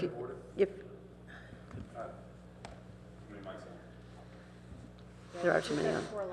So if we're trying to get clarification on the amendment. Well, no, we're debating a nuance here, and the maker and the seconder get to speak to their motion. They don't get to speak every time they accept a minor addition and speak again and again. I want to wade in on this, and I think we're spending a lot of time going through this without colleagues having a chance to speak to the motion itself, or even the initial motion, which I haven't had a chance to speak to. Well, I think staff's trying to get clarity on what the intention is of this amendment. If I just may say, Madam Mayor, I apologize for doing that, trying to get the clarity. I'd just like to express this right now. We were earlier talking about maybe coming back on March 23rd or something. I'm a little worried that there's a rush to kind of craft some motions as opposed to potentially directing us. There's a whole range there were 15 questions Councilmember Burt put out there. I'd be more interested in whether or not you're saying, here's some more information you'd like us to be coming back with in some way before you start cobbling it into what choice of which way you want to go. At least on some of the issues seem a little more intertwined and more difficult to unbundle even for the council. And I just would suggest you might think about that as a fallback approach. So Councilmember Du Bois, do you feel like you've spoken to your amendment? I have not. I would like to speak to it. I thought we were just clarifying it and getting it accepted so far. So, but I will be brief. Again, we're directing staff to analyze the impact of a cap. This is a citywide cap. It's not per region, as I read this, and 20 to 40,000 on an annual cap. We've not talked about whether it would be rolling or any other conditions, but it covers the average we've seen at a pretty high growth rate in the last number of years, about 35,000. So I think hitting those 2 points, 20 and 40, are reasonable points. And then the reason I propose this complex amendment is because that's a part of the comp plan update. And so in the interim, there's been a lot of concern raised in the audience about kind of reactions, kind of land rush in the interim. And so these points were meant to address those issues by looking at parking, by looking at retail protection, and also other exceptions, and leaving that last one a little open there. And so that's the reason I think they have to go together, and that you need to have something in the immediate term while you're looking at the update. And Vice Mayor Schmidt, did you accept the amendment? Yes. Councilmember Filseth? I actually don't want to talk, and I want to hear Councilmember Burt, so if I can do that, that's great. Well, you have to either accept or not. Okay, I accept. Okay, next speaker is Scharf, then Burt. I'd actually like Councilmember Burt to go before me, if that's possible. Councilmember Burt?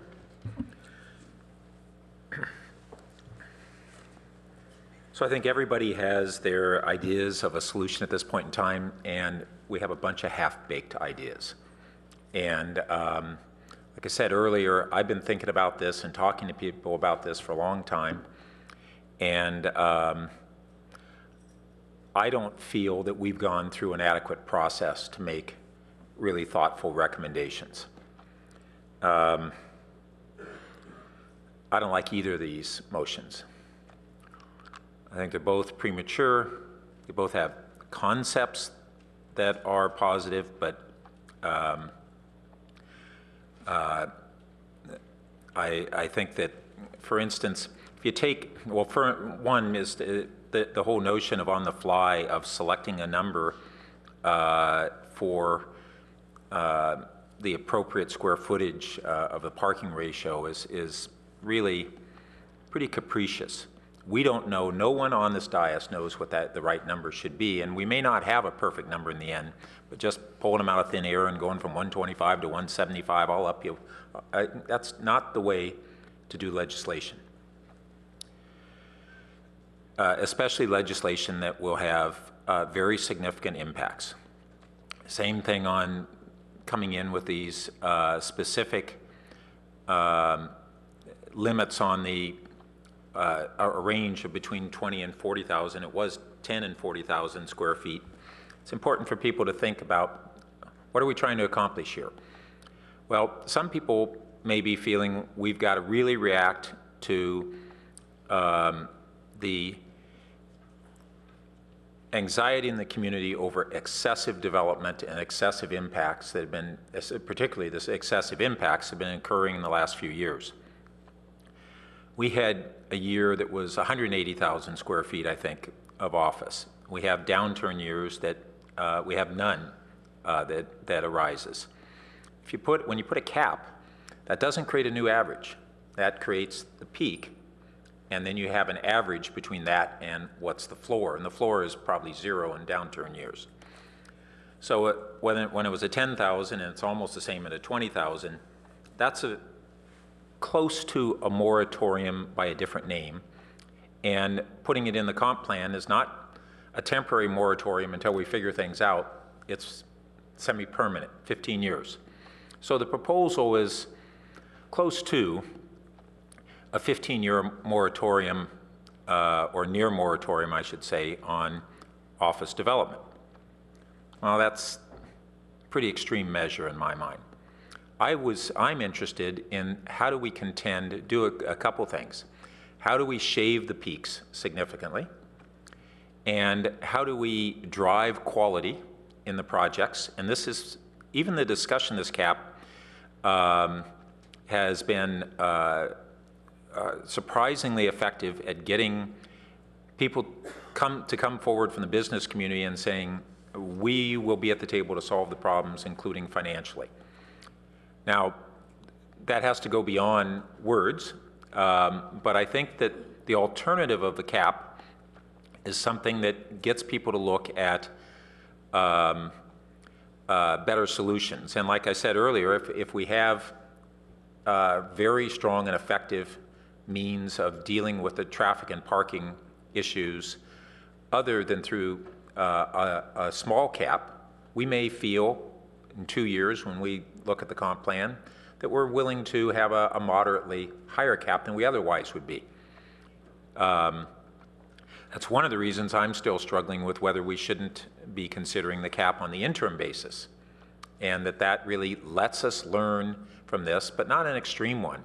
I mean, I want to see us not have this 150,000 square feet per year in office development, and I want to see us have a tool that when we get projects that come forward, we can differentiate between ones that are detrimental, that, I was looking at one that appears on University, according to our existing code, and these aren't even principally what I'd call exceptions, but it's able to cut the retail, ground floor retail, by 2/3, and it's per code. If we had a cap, even if it was a moderately high cap, we could differentiate and say, no, that runs against community values and community benefits, and choose other projects conceivably. Also, the whole notion of end exceptions in our zoning ordinance. We have a lot of exceptions, and some of them are very good ones, and some of them should be reconsidered. That goes way too far in that statement there.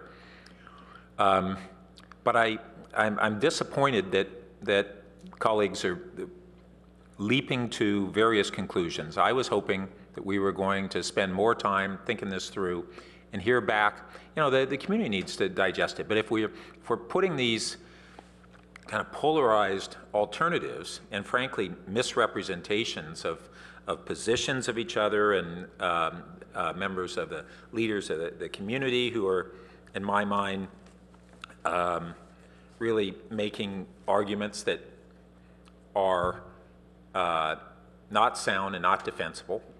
And I don't want to go through the litany, but I will at another time perhaps. But I think we need to take a deep breath. I remain interested in this.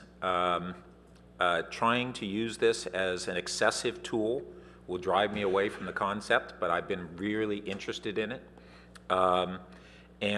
People, on the other side claiming that anybody who wants a cap doesn't like buildings or, any of those things. That's really extreme too. And I just want to say, Councilmember Filseth made the point, we've had moratoriums in the past in the city. We have various caps. We have a downtown cap. Stamford has a cap. This is a different cap. This is that we're considering an annual cap. But the concept of these things is not outside of what's reasonable, provided that we don't drive it beyond what's reasonable. So I'm not going to support either one of them. If they neither of them pass, I think we should schedule a follow-up meeting in a month or so when we've had a chance to think this through, frame the issues, and see if we can come together on something that is closer to a consensus with us and hopefully with a good portion of the community. Councilmember Scharf. Thank you. Well, for the most part, I agree with Councilmember Burt. I actually did want to say on the amendment, I thought the amendment was a little stunning, actually.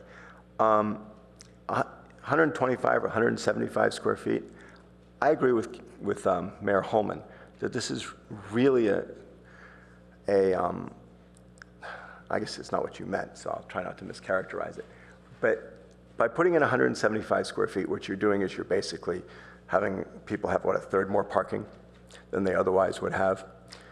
The raising of the cost of that is equivalent to putting in a moratorium for that 45 days. It's really circumventing the notion of having to have an emergency or at least having to do an EIR on it, because it's the equivalent of a moratorium.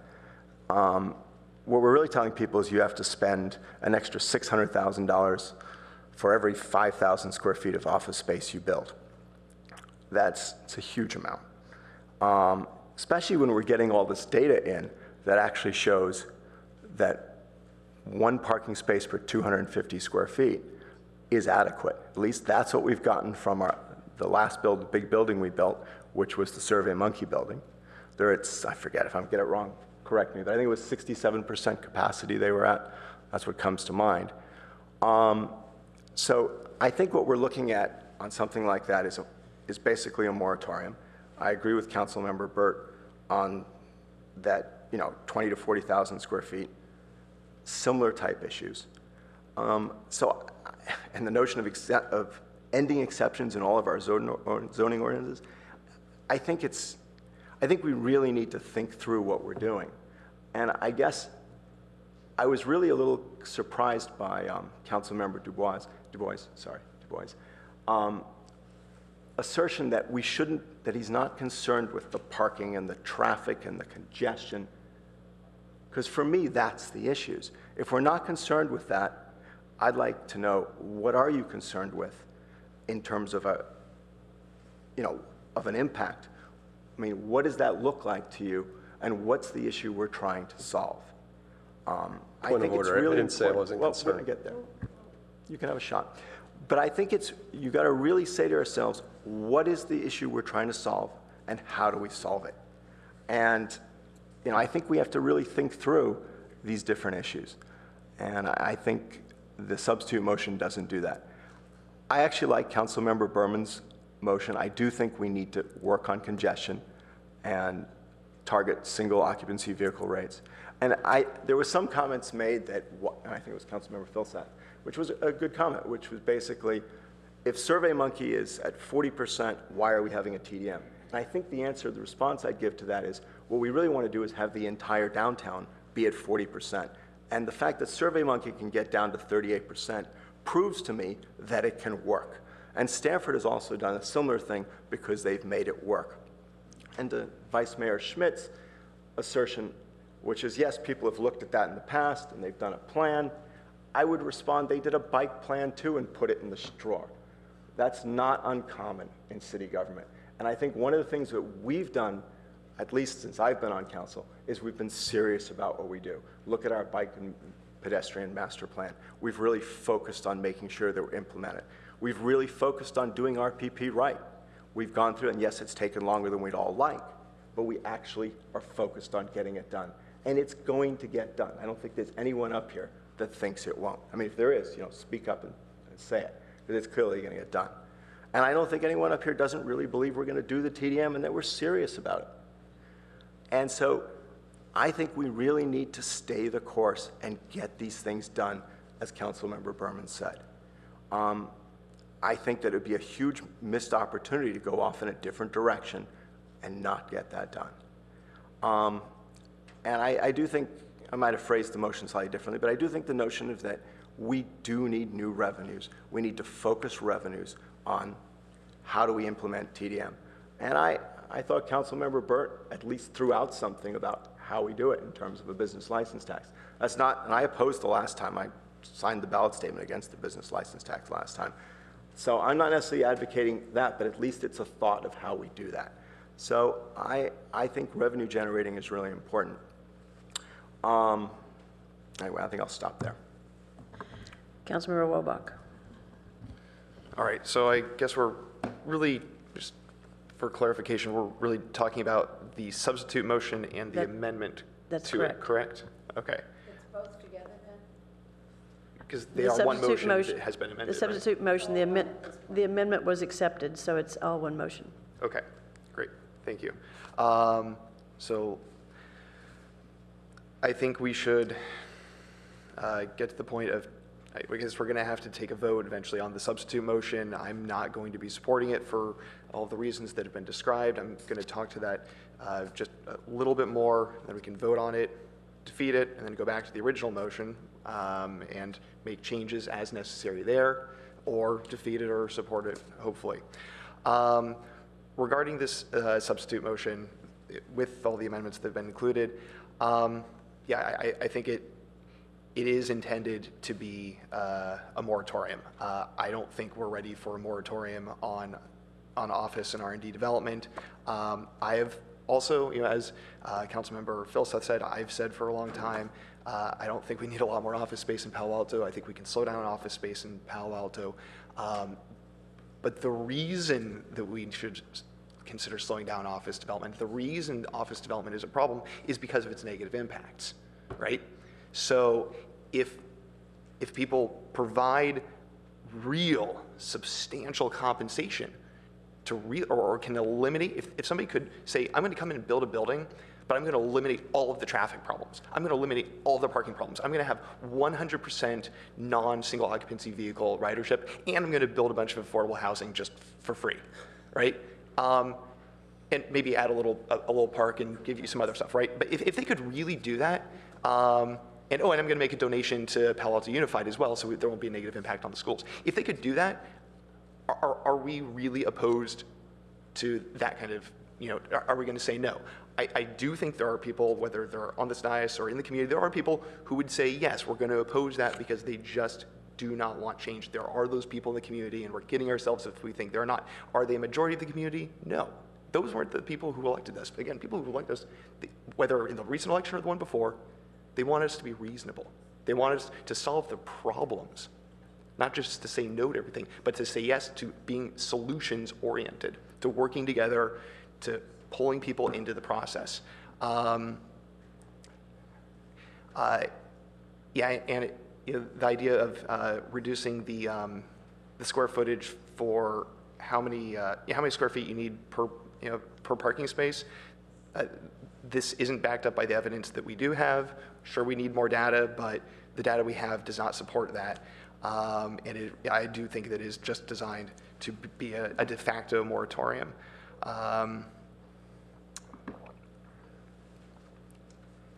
And yeah, I'll leave it at that. I'm not going to support this motion, this substitute motion. Councilmember Berman. I will not support the substitute motion. Brief. keeping it simple. I don't see any other lights, so. Did I speak on this one or not? Yes, you did. Yes, you did. Yes, you did. So the substitute motion, I think, is it was trying to accomplish too much. And just quickly, I'll say, like, going from the bottom to the top, ending all the exceptions in the zoning ordinance. I agree with actually something the Councilmember Burt said. You're getting referenced a lot here this evening. There are some good exceptions, and there are some beneficial exceptions, and there are some ones that are detrimental. So we can't just end all the exceptions in the zoning ordinance. And that would be a Herculean job anyway for staff to come forward with all of that. So I think we could identify some that are more detrimental and come back with some of those, like the ones that have been mentioned, which has been troubling to me, is like using ground floor space for parking and eliminating retail in that manner. That's one that I think should be absolutely changed. I'm close to B. The language is not quite right, but I had said earlier, it's like I really would like to prevent conversion of retail and services to office citywide. And I think that would be essential as we go forward in an interim basis until we can decide what the right zoning is. I don't know if 175 is a bad number, a good number, because we frankly just don't know. It's better than what we've got now, because it's pretty clear that 1 per 250 isn't working in all cases, but it works in some cases. So anyway, I could go on but won't, but so I won't be supporting the substitute motion, but, well, I'll stop there. I will not be supporting the substitute motion.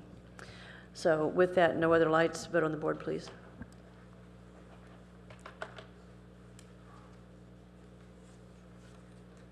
So that motion fails with council members Filseth, Schmidt, and Du Bois voting in favor. So we return now to the original motion. Councilmember Scharf. I am going to support the original motion, but I would like to offer an amendment that staff come back with an interim ordinance prohibiting conversion of retail to office and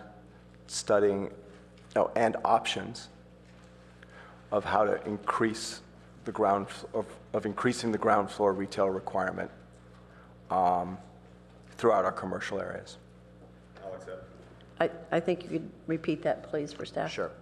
I said, come back with an interim ordinance prohibiting conversion of retail to office or any other use, frankly. It's prohibiting the conversion of retail.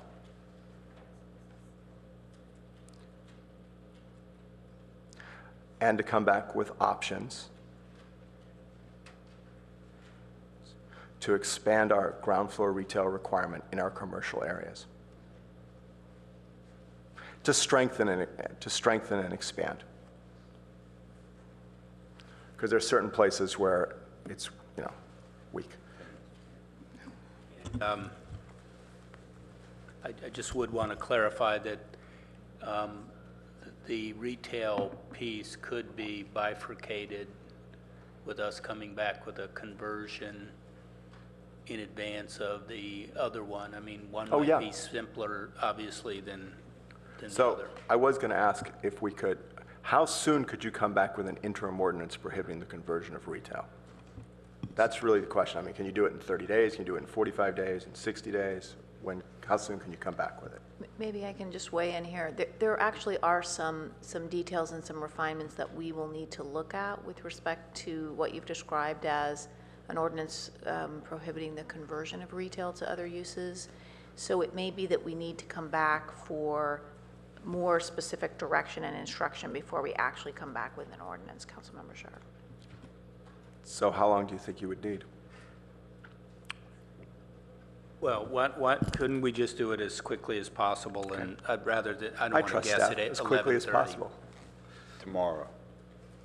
We'll let you know after we huddle and. I accept. Corey. So, I'm going to take the prerogative as mayor to have this, and city attorney, I think we can consider this separately. Even though it's been accepted, we consider this separately. Yes, you can vote on the amendment separately. You can request that. Yes, and yes. And could I ask a clarification of the maker of the amendment? Is your intention, where are you saying that this should take place? Are you saying citywide or in commercial areas? Or I said commercial areas. Is El Camino commercial area? Yes, it is. Okay. So I wanted options. I mean, I've heard some complaints from Midtown that they're not having the retail they would like. So yes, I want, I don't want this just to be downtown centric. I mean, I think we should clearly do that. But I mean, there's Midtown, there's California Avenue. And I mean, I want staff to bring us back options on this. I want them to be working on it. But I didn't necessarily want to put a time frame in it. In the meantime, I want to have an emergency interim ordinance that stops any conversion so the situation doesn't get worse. And then we can think about it in a rational, approach. And could I ask one other question? Did you mean retail or retail and services? I would be happy to add retail and services, but there's a lot of places where I think services actually destroy retail. I mean, I think they go in different places. Like, I don't think you should have services on University Avenue, for instance, or frankly on California Avenue, possibly. I mean, I think we should on this on some places, but we need to think about it. So I just. Okay, we can dice that out but you're going to add in services in there at some point in time, at some location. Yes, I'm happy to add that in. Okay, all right. At least for conversions. Yeah. Are there any other comments on this amendment? I see no lights. We accept it. Councilmember Burt.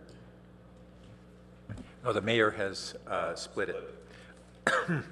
So just on the amendment, correct? Yes. Okay.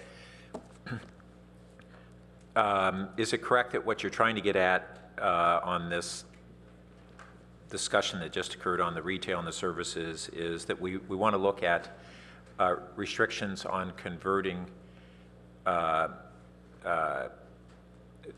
expanding the ground floor retail locations and to refining the definitions of retails and services? That would be correct, Councilmember Burt. Okay. And I'd be happy to. So that would be after expand ground floor retail locations and reconsider definitions of retail and services along with their locations. Is that also? So that is correct. One of the things I thought Mayor Holman put in there, which I wanted to capture in there, is there are actually places where we may want to, yes, I guess that's fine, where we want to definitely allow services in place. So that's fine. Yeah, that's what I'm trying to get at. Yeah, I think you got We've had there. this definition issue and we've discussed it. Thank you. So, council members, this discussion has highlighted a couple of issues. There really are some more detailed issues here that need to be unpacked on this idea. We will need to come back in order to do that, and also to really notice this as a focused discussion on retail preservation, because you'll recall that tonight's agenda item was focused on growth management, and it did have some various other components to it, but we really should notice for the public participation piece a focused conversation on retail preservation, and we can bring back these various refinements and ideas and discuss them in greater detail. So I have one other question, the maker of the amendment then, and appreciate the comment, City Attorney. Are you wanting to go forward with the interim ordinance? Is what you're wanting staff to bring back, I should say, is I think City Manager also said, talk about bifurcating this. So are you wanting the interim ordinance not to come back until after the city staff has also done the analysis about retail locations and what that zoning should be? No, as I said, I'd like it to come back in 30 or 45 days or 60 days as soon as possible, and the rest of the stuff when they, can come back with it, as long as it's as soon as possible. But no, I want to have an emergency ordinance as soon as possible to stop retail conversion. So maybe we should, let's fix that. So to clarify, in areas that are currently outside of an area that requires retail, but there is retail present. Yes. You are looking for an ordinance only as to those specific properties on an interim basis. And an interim basis while we look at looking at clarifying the ground floor retail requirement. Regardless of where they may be in the city. That's your direction. Yes, so make it a 1 and 2, but yes, you've got it correctly, wherever they are in the city. And I don't expect this ordinance to be in place for very long. I'm thinking 6 months, and by then we'll have retail. Okay. We'll move forward on looking at that. But maybe not, maybe it's a year, I don't know. We will need to look at a variety of issues, and we will need to bring that back to be properly agendized so that the public can participate, because that type of focused direction and asking for a specific ordinance is really not on the agenda for tonight. So I should leave it the way it is, vague, and come back with it. However, I think, City Clerk, if you would change it based on the conversation I've heard to clarify this, staff would come back with 1, an interim ordinance prohibiting blah, blah, blah, blah, and 2, to come back with, subsequently, to come back with options to strengthen. And that's, of course, fine. That's what I meant. Does that catch what you're after? Catches it. Okay. Councilmember Niss. Again, a clarification, an interim ordinance, because Molly, I'm hearing you indicate that this isn't something we anticipated discussing tonight. So do you anticipate coming back to us before there's an interim ordinance, or coming back with an interim ordinance, at which time we would publicize it and discuss it? Which one? So we'll look at all options. What I understood Councilmember Scharf's intention to be is, with all possible speed, address this issue and come back to council. And there are potentially different ways to do that, and we will look at them and bring them back to you as choices, as long as they are legitimate choices that the council has the authority to make. Does that make sense? That will be publicized, because otherwise Absolutely. I think we're going to hear from retailers saying, we didn't have any idea this was coming up tonight. So I think we've clarified that the council's not taking any action tonight. Good. You've directed us to look at options and come back with all due speed. That's correct. That's the word I wanted to hear. Correct. Vice Mayor Schmidt. Are we voting on an amendment to add to the motion, or is this We are voting on the amendment independently. Shouldn't that be a motion then? Got separated, yeah. No, it doesn't have to be. It's an amendment to what? It's amendment to the main motion, but we're addressing it and taking it up. Yeah. Oh, good question. Should be separate. Yeah. Good question. Okay. Motion. Didn't you ask to have them Councilmember Scharf? separated, Mayor? Yes, separated, but we're So still calling it an amendment. It could be recharacterized as a separate motion, and that way it would survive if the underlying motion failed. So, City Clerk, yes, you're catching that.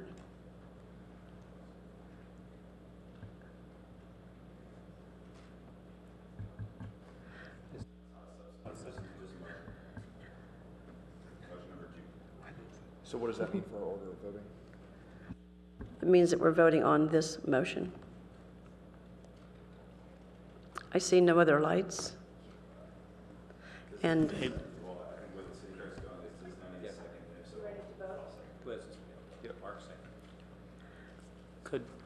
I have one last question.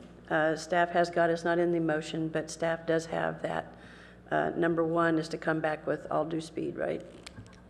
That's what staff understands? As quickly as possible. Yeah.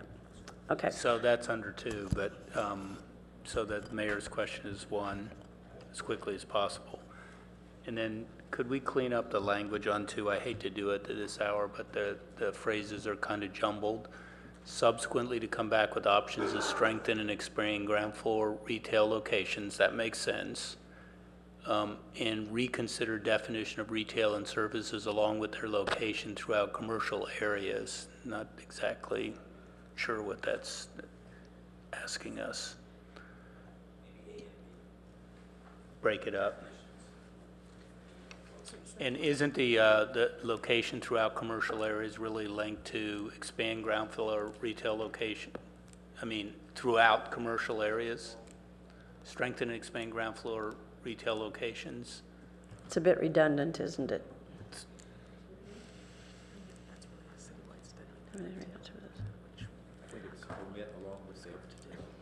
Yeah, I think we could, pardon me?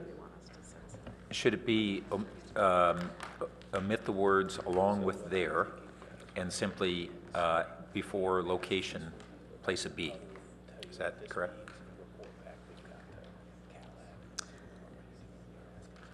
Yes, that works. Councilmember Shar? Maybe change there to retail location. Okay. All right. I see no other lights. Hang on a second. Should we change there to retail locations?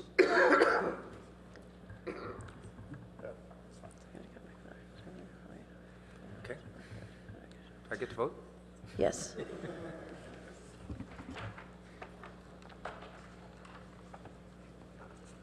And that passes unanimously. Glory be. So, Madam Mayor?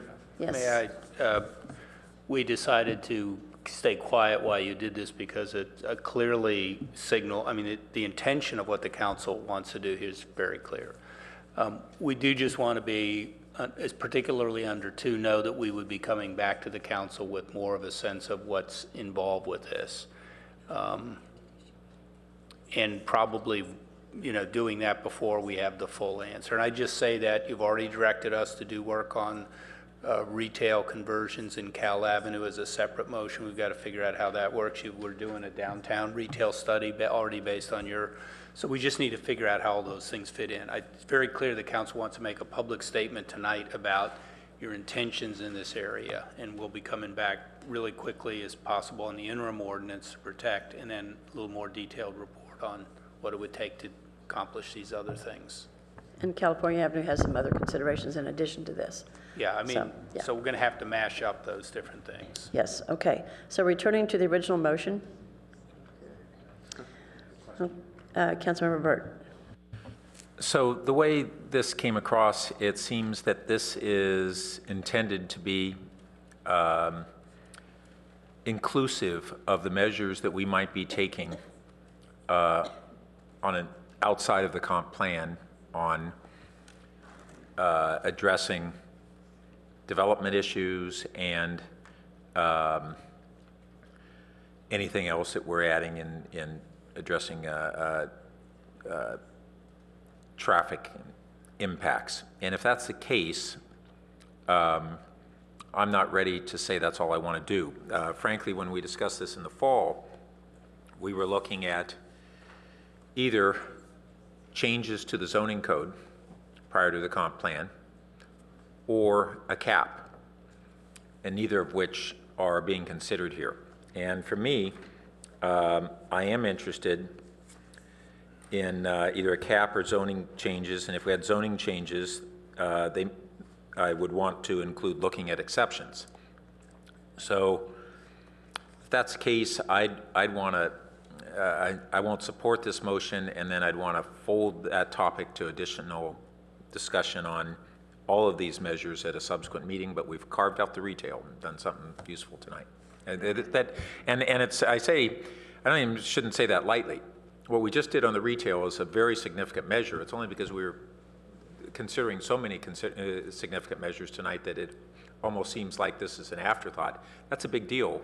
Let me tell you, we went through this in 2000 when the dot-com boom was squeezing out retail, and there was many months of councils discussing and debating what to do and trying to figure out how to contend with it.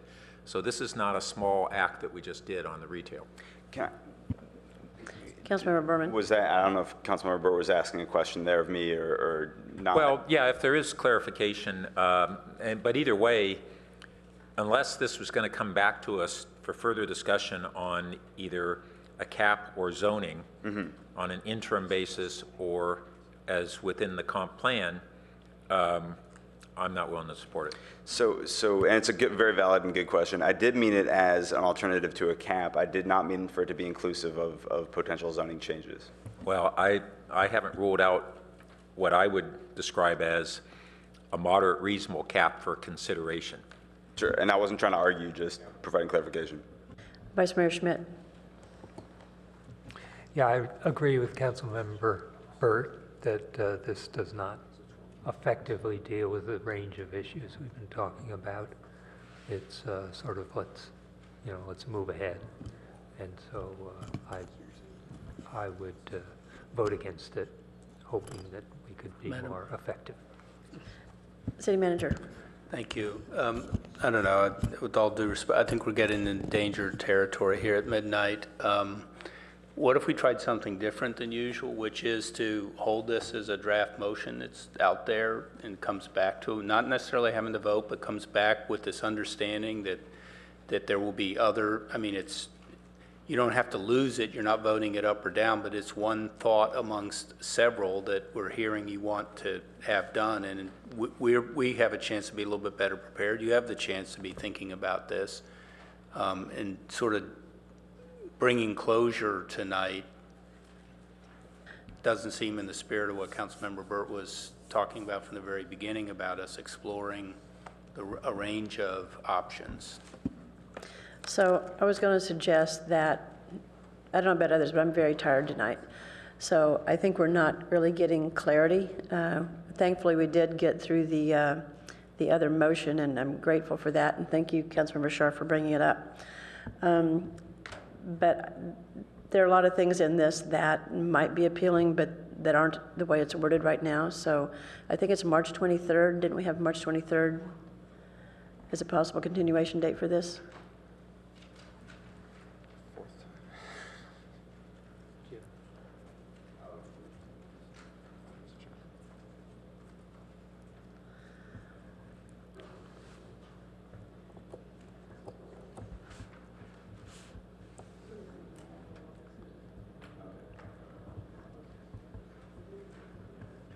We were looking at either March 23rd or March 30th.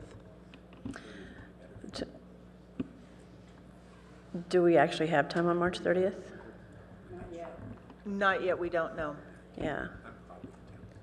So do we have March 23rd?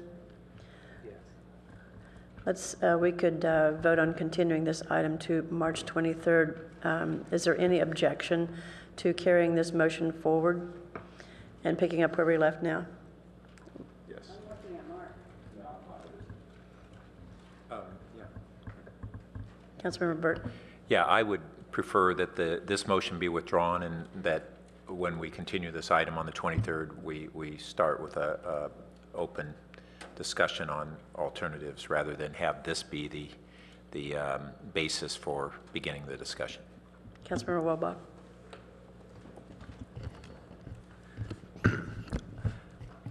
So maybe I wasn't clear, or I wasn't clear on where what this motion was intended to do. This motion seems pretty clear. It seems to target the core concerns around development, being traffic and parking. It seems to support and encourage further work on the efforts we're already doing around transportation demand management and looking for ways to tie that to development. I think this is important for residents in Palo Alto. I think this is important for making progress. I don't think that this precludes us from having other discussions on the 23rd, and I think we should support this motion tonight unless staff says that this is superfluous or will just create so much work for them that they won't be able to get anything done that it'll be counterproductive. But barring staff saying that this is going to make it harder to implement TDM, TMA, et cetera, I think we should pass this tonight, and then we can still talk about other stuff on the 23rd. I think, Councilmember Welbach, what you're hearing from staff and what you're hearing from me is that I think this motion needs a fair amount more of wordsmithing or some amendment to it and clarification around it. It's almost midnight, and we feel like we're kind of done for tonight, is what it feels like to me. Yes. Yes, we do. I don't think you can just, by fiat, say the motion needs No. wordsmithing or that. I'm just giving my, I don't think I'm that's just, appropriate. those are just comments or my opinion. I'm not by fiat trying to continue it. I'm just trying to respond to Councilmember Welbach. So, other comments? Councilmember Scharf? Yeah, I'd be happy to make a motion to continue to the 23rd. What are we continuing? We're continuing this motion. Second. Stay there. Yeah, the motion would stay there. Second. Do you want to speak to your motion, Councilmember Scharf? Yeah, I mean, I think it is late, and I've said this many times, I think we make bad decisions at midnight. I think people get testy, and I think it's just bad practice. So I think it's a good idea. I think we have the 23rd available, and no one seemed to object to that date. I think we spent a lot of time going through this. I think keeping the motion there, you know, we can then vote it up or down, or you can make amendments, and I think otherwise we lose the flow of where we are on this conversation. And I see no reason why we'd start with a clean slate. It just doesn't make any sense to me. So I think we should go ahead and move forward. Councilmember Berman? No, I agree. Councilmember Niss? Councilmember Wobach? Actually, just a quick question for staff. Without wanting to create more work for you, because we're already giving you a lot, I know, before the 23rd, can you guys give us just a little bit of feedback about this and what this would mean as far as creating workload in the future, or is that in itself going to create a lot of work for you? I don't want to get overly parliamentarian here, but it seems a little out of order of the desire to just continue this for us to be being directed to do any additional work on it. Councilmember Burt? Yeah, I'll just say that those who like this motion as pretty close to the totality of the direction that we want to give staff on these subjects would want to keep this motion and carry it over to the next meeting, and those that don't would not, and I don't want to, so I'm going to vote against this motion, and then I will support a motion to continue the general item. So seeing no other lights, we'll vote on the board to continue this item until March 23rd, including carrying over this motion.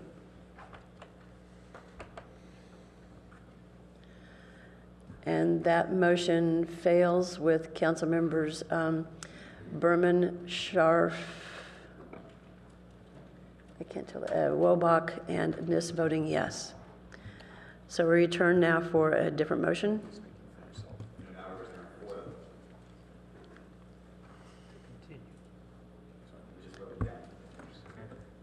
We need a motion, because that, Yeah, I'll make a motion. that motion was to, I move we continue without this motion. do what, you say what? I move we continue the meeting and we would start without the I motion. believe that means we need to vote down this motion, if I'm not withdrawing it. No, that isn't what we did last time. No, last time was a motion to continue with the motion. No, on the last board. meeting, we voted, and Councilmember Scharf, I believe, was the one that made the motion that we Sure. would continue to tonight's date, and that we would not continue the So motion that actually, was on no, the floor. the motion I made was that we withdraw the motion. I suppose we could make that Yeah. motion. Yeah. We could have a motion to withdraw, which is the equivalent of voting it down. Do that. So let's take that affirmative step. Yeah, it's the same thing. The motion is still on the board. There's been no we action still, on the you do motion. need to include, if your intention is, Councilmember Du Bois, as I think it is, you do need to include the withdrawal Yeah, we of this motion. withdraw the motion and continue. That now we're, But I don't think you can combine the two on a parliamentary basis. I think you have to. It's exactly what we did last time. No, last time what we did was we just withdrew the motion. and then we move And then we forward. just moved forward. Continue. Is there really any difference, City Attorney? The rules. I don't see a difference. I think you could take that in one vote, unless someone asks you to split the motion. All right, I don't care. So, Councilmember Du Bois, is you still your light on? If we want to vote on the motion, we can vote on the motion. Either way. I mean, what are you asking me to do at this point? Well, you had your light on, so I was wanting to know what you Oh. want to say. So let's. It doesn't have to. We need to vote on this motion, though. And I see no other lights. Can I So- get a clarification? Yes. Are we voting just on the lower? Why would we still have a defeated motion listed up there? The motion has not been defeated. What was the last vote we had? We voted against moving forward with that motion. Look, I think it's fine. So it's a substitute motion. Let's vote on the substitute motion. Let's move on. Okay. So, Councilmember Wobach, do you really want to speak? Yeah, let's just do 2 quick votes. The first being on the motion, which has not yet been defeated or supported, the main motion, and then we can talk about continuing. No, we've got a substitute motion, can't do that. Too late. So the substitute motion on the floor that we'll be voting on is to, and we need a second for that. We do not have a second. Councilmember Burt seconds to continue this agenda item and withdraw the current motion. Continue this agenda item until March 23rd and withdraw the current motion. So vote on the board, please. And that passes on a 6-3 vote with council members Berman, Wobach, and Niss voting no. Painful. So that concludes this item. The only other item left on our agenda then is council member questions, comments, and announcements. Do we have any? Councilmember Wobach?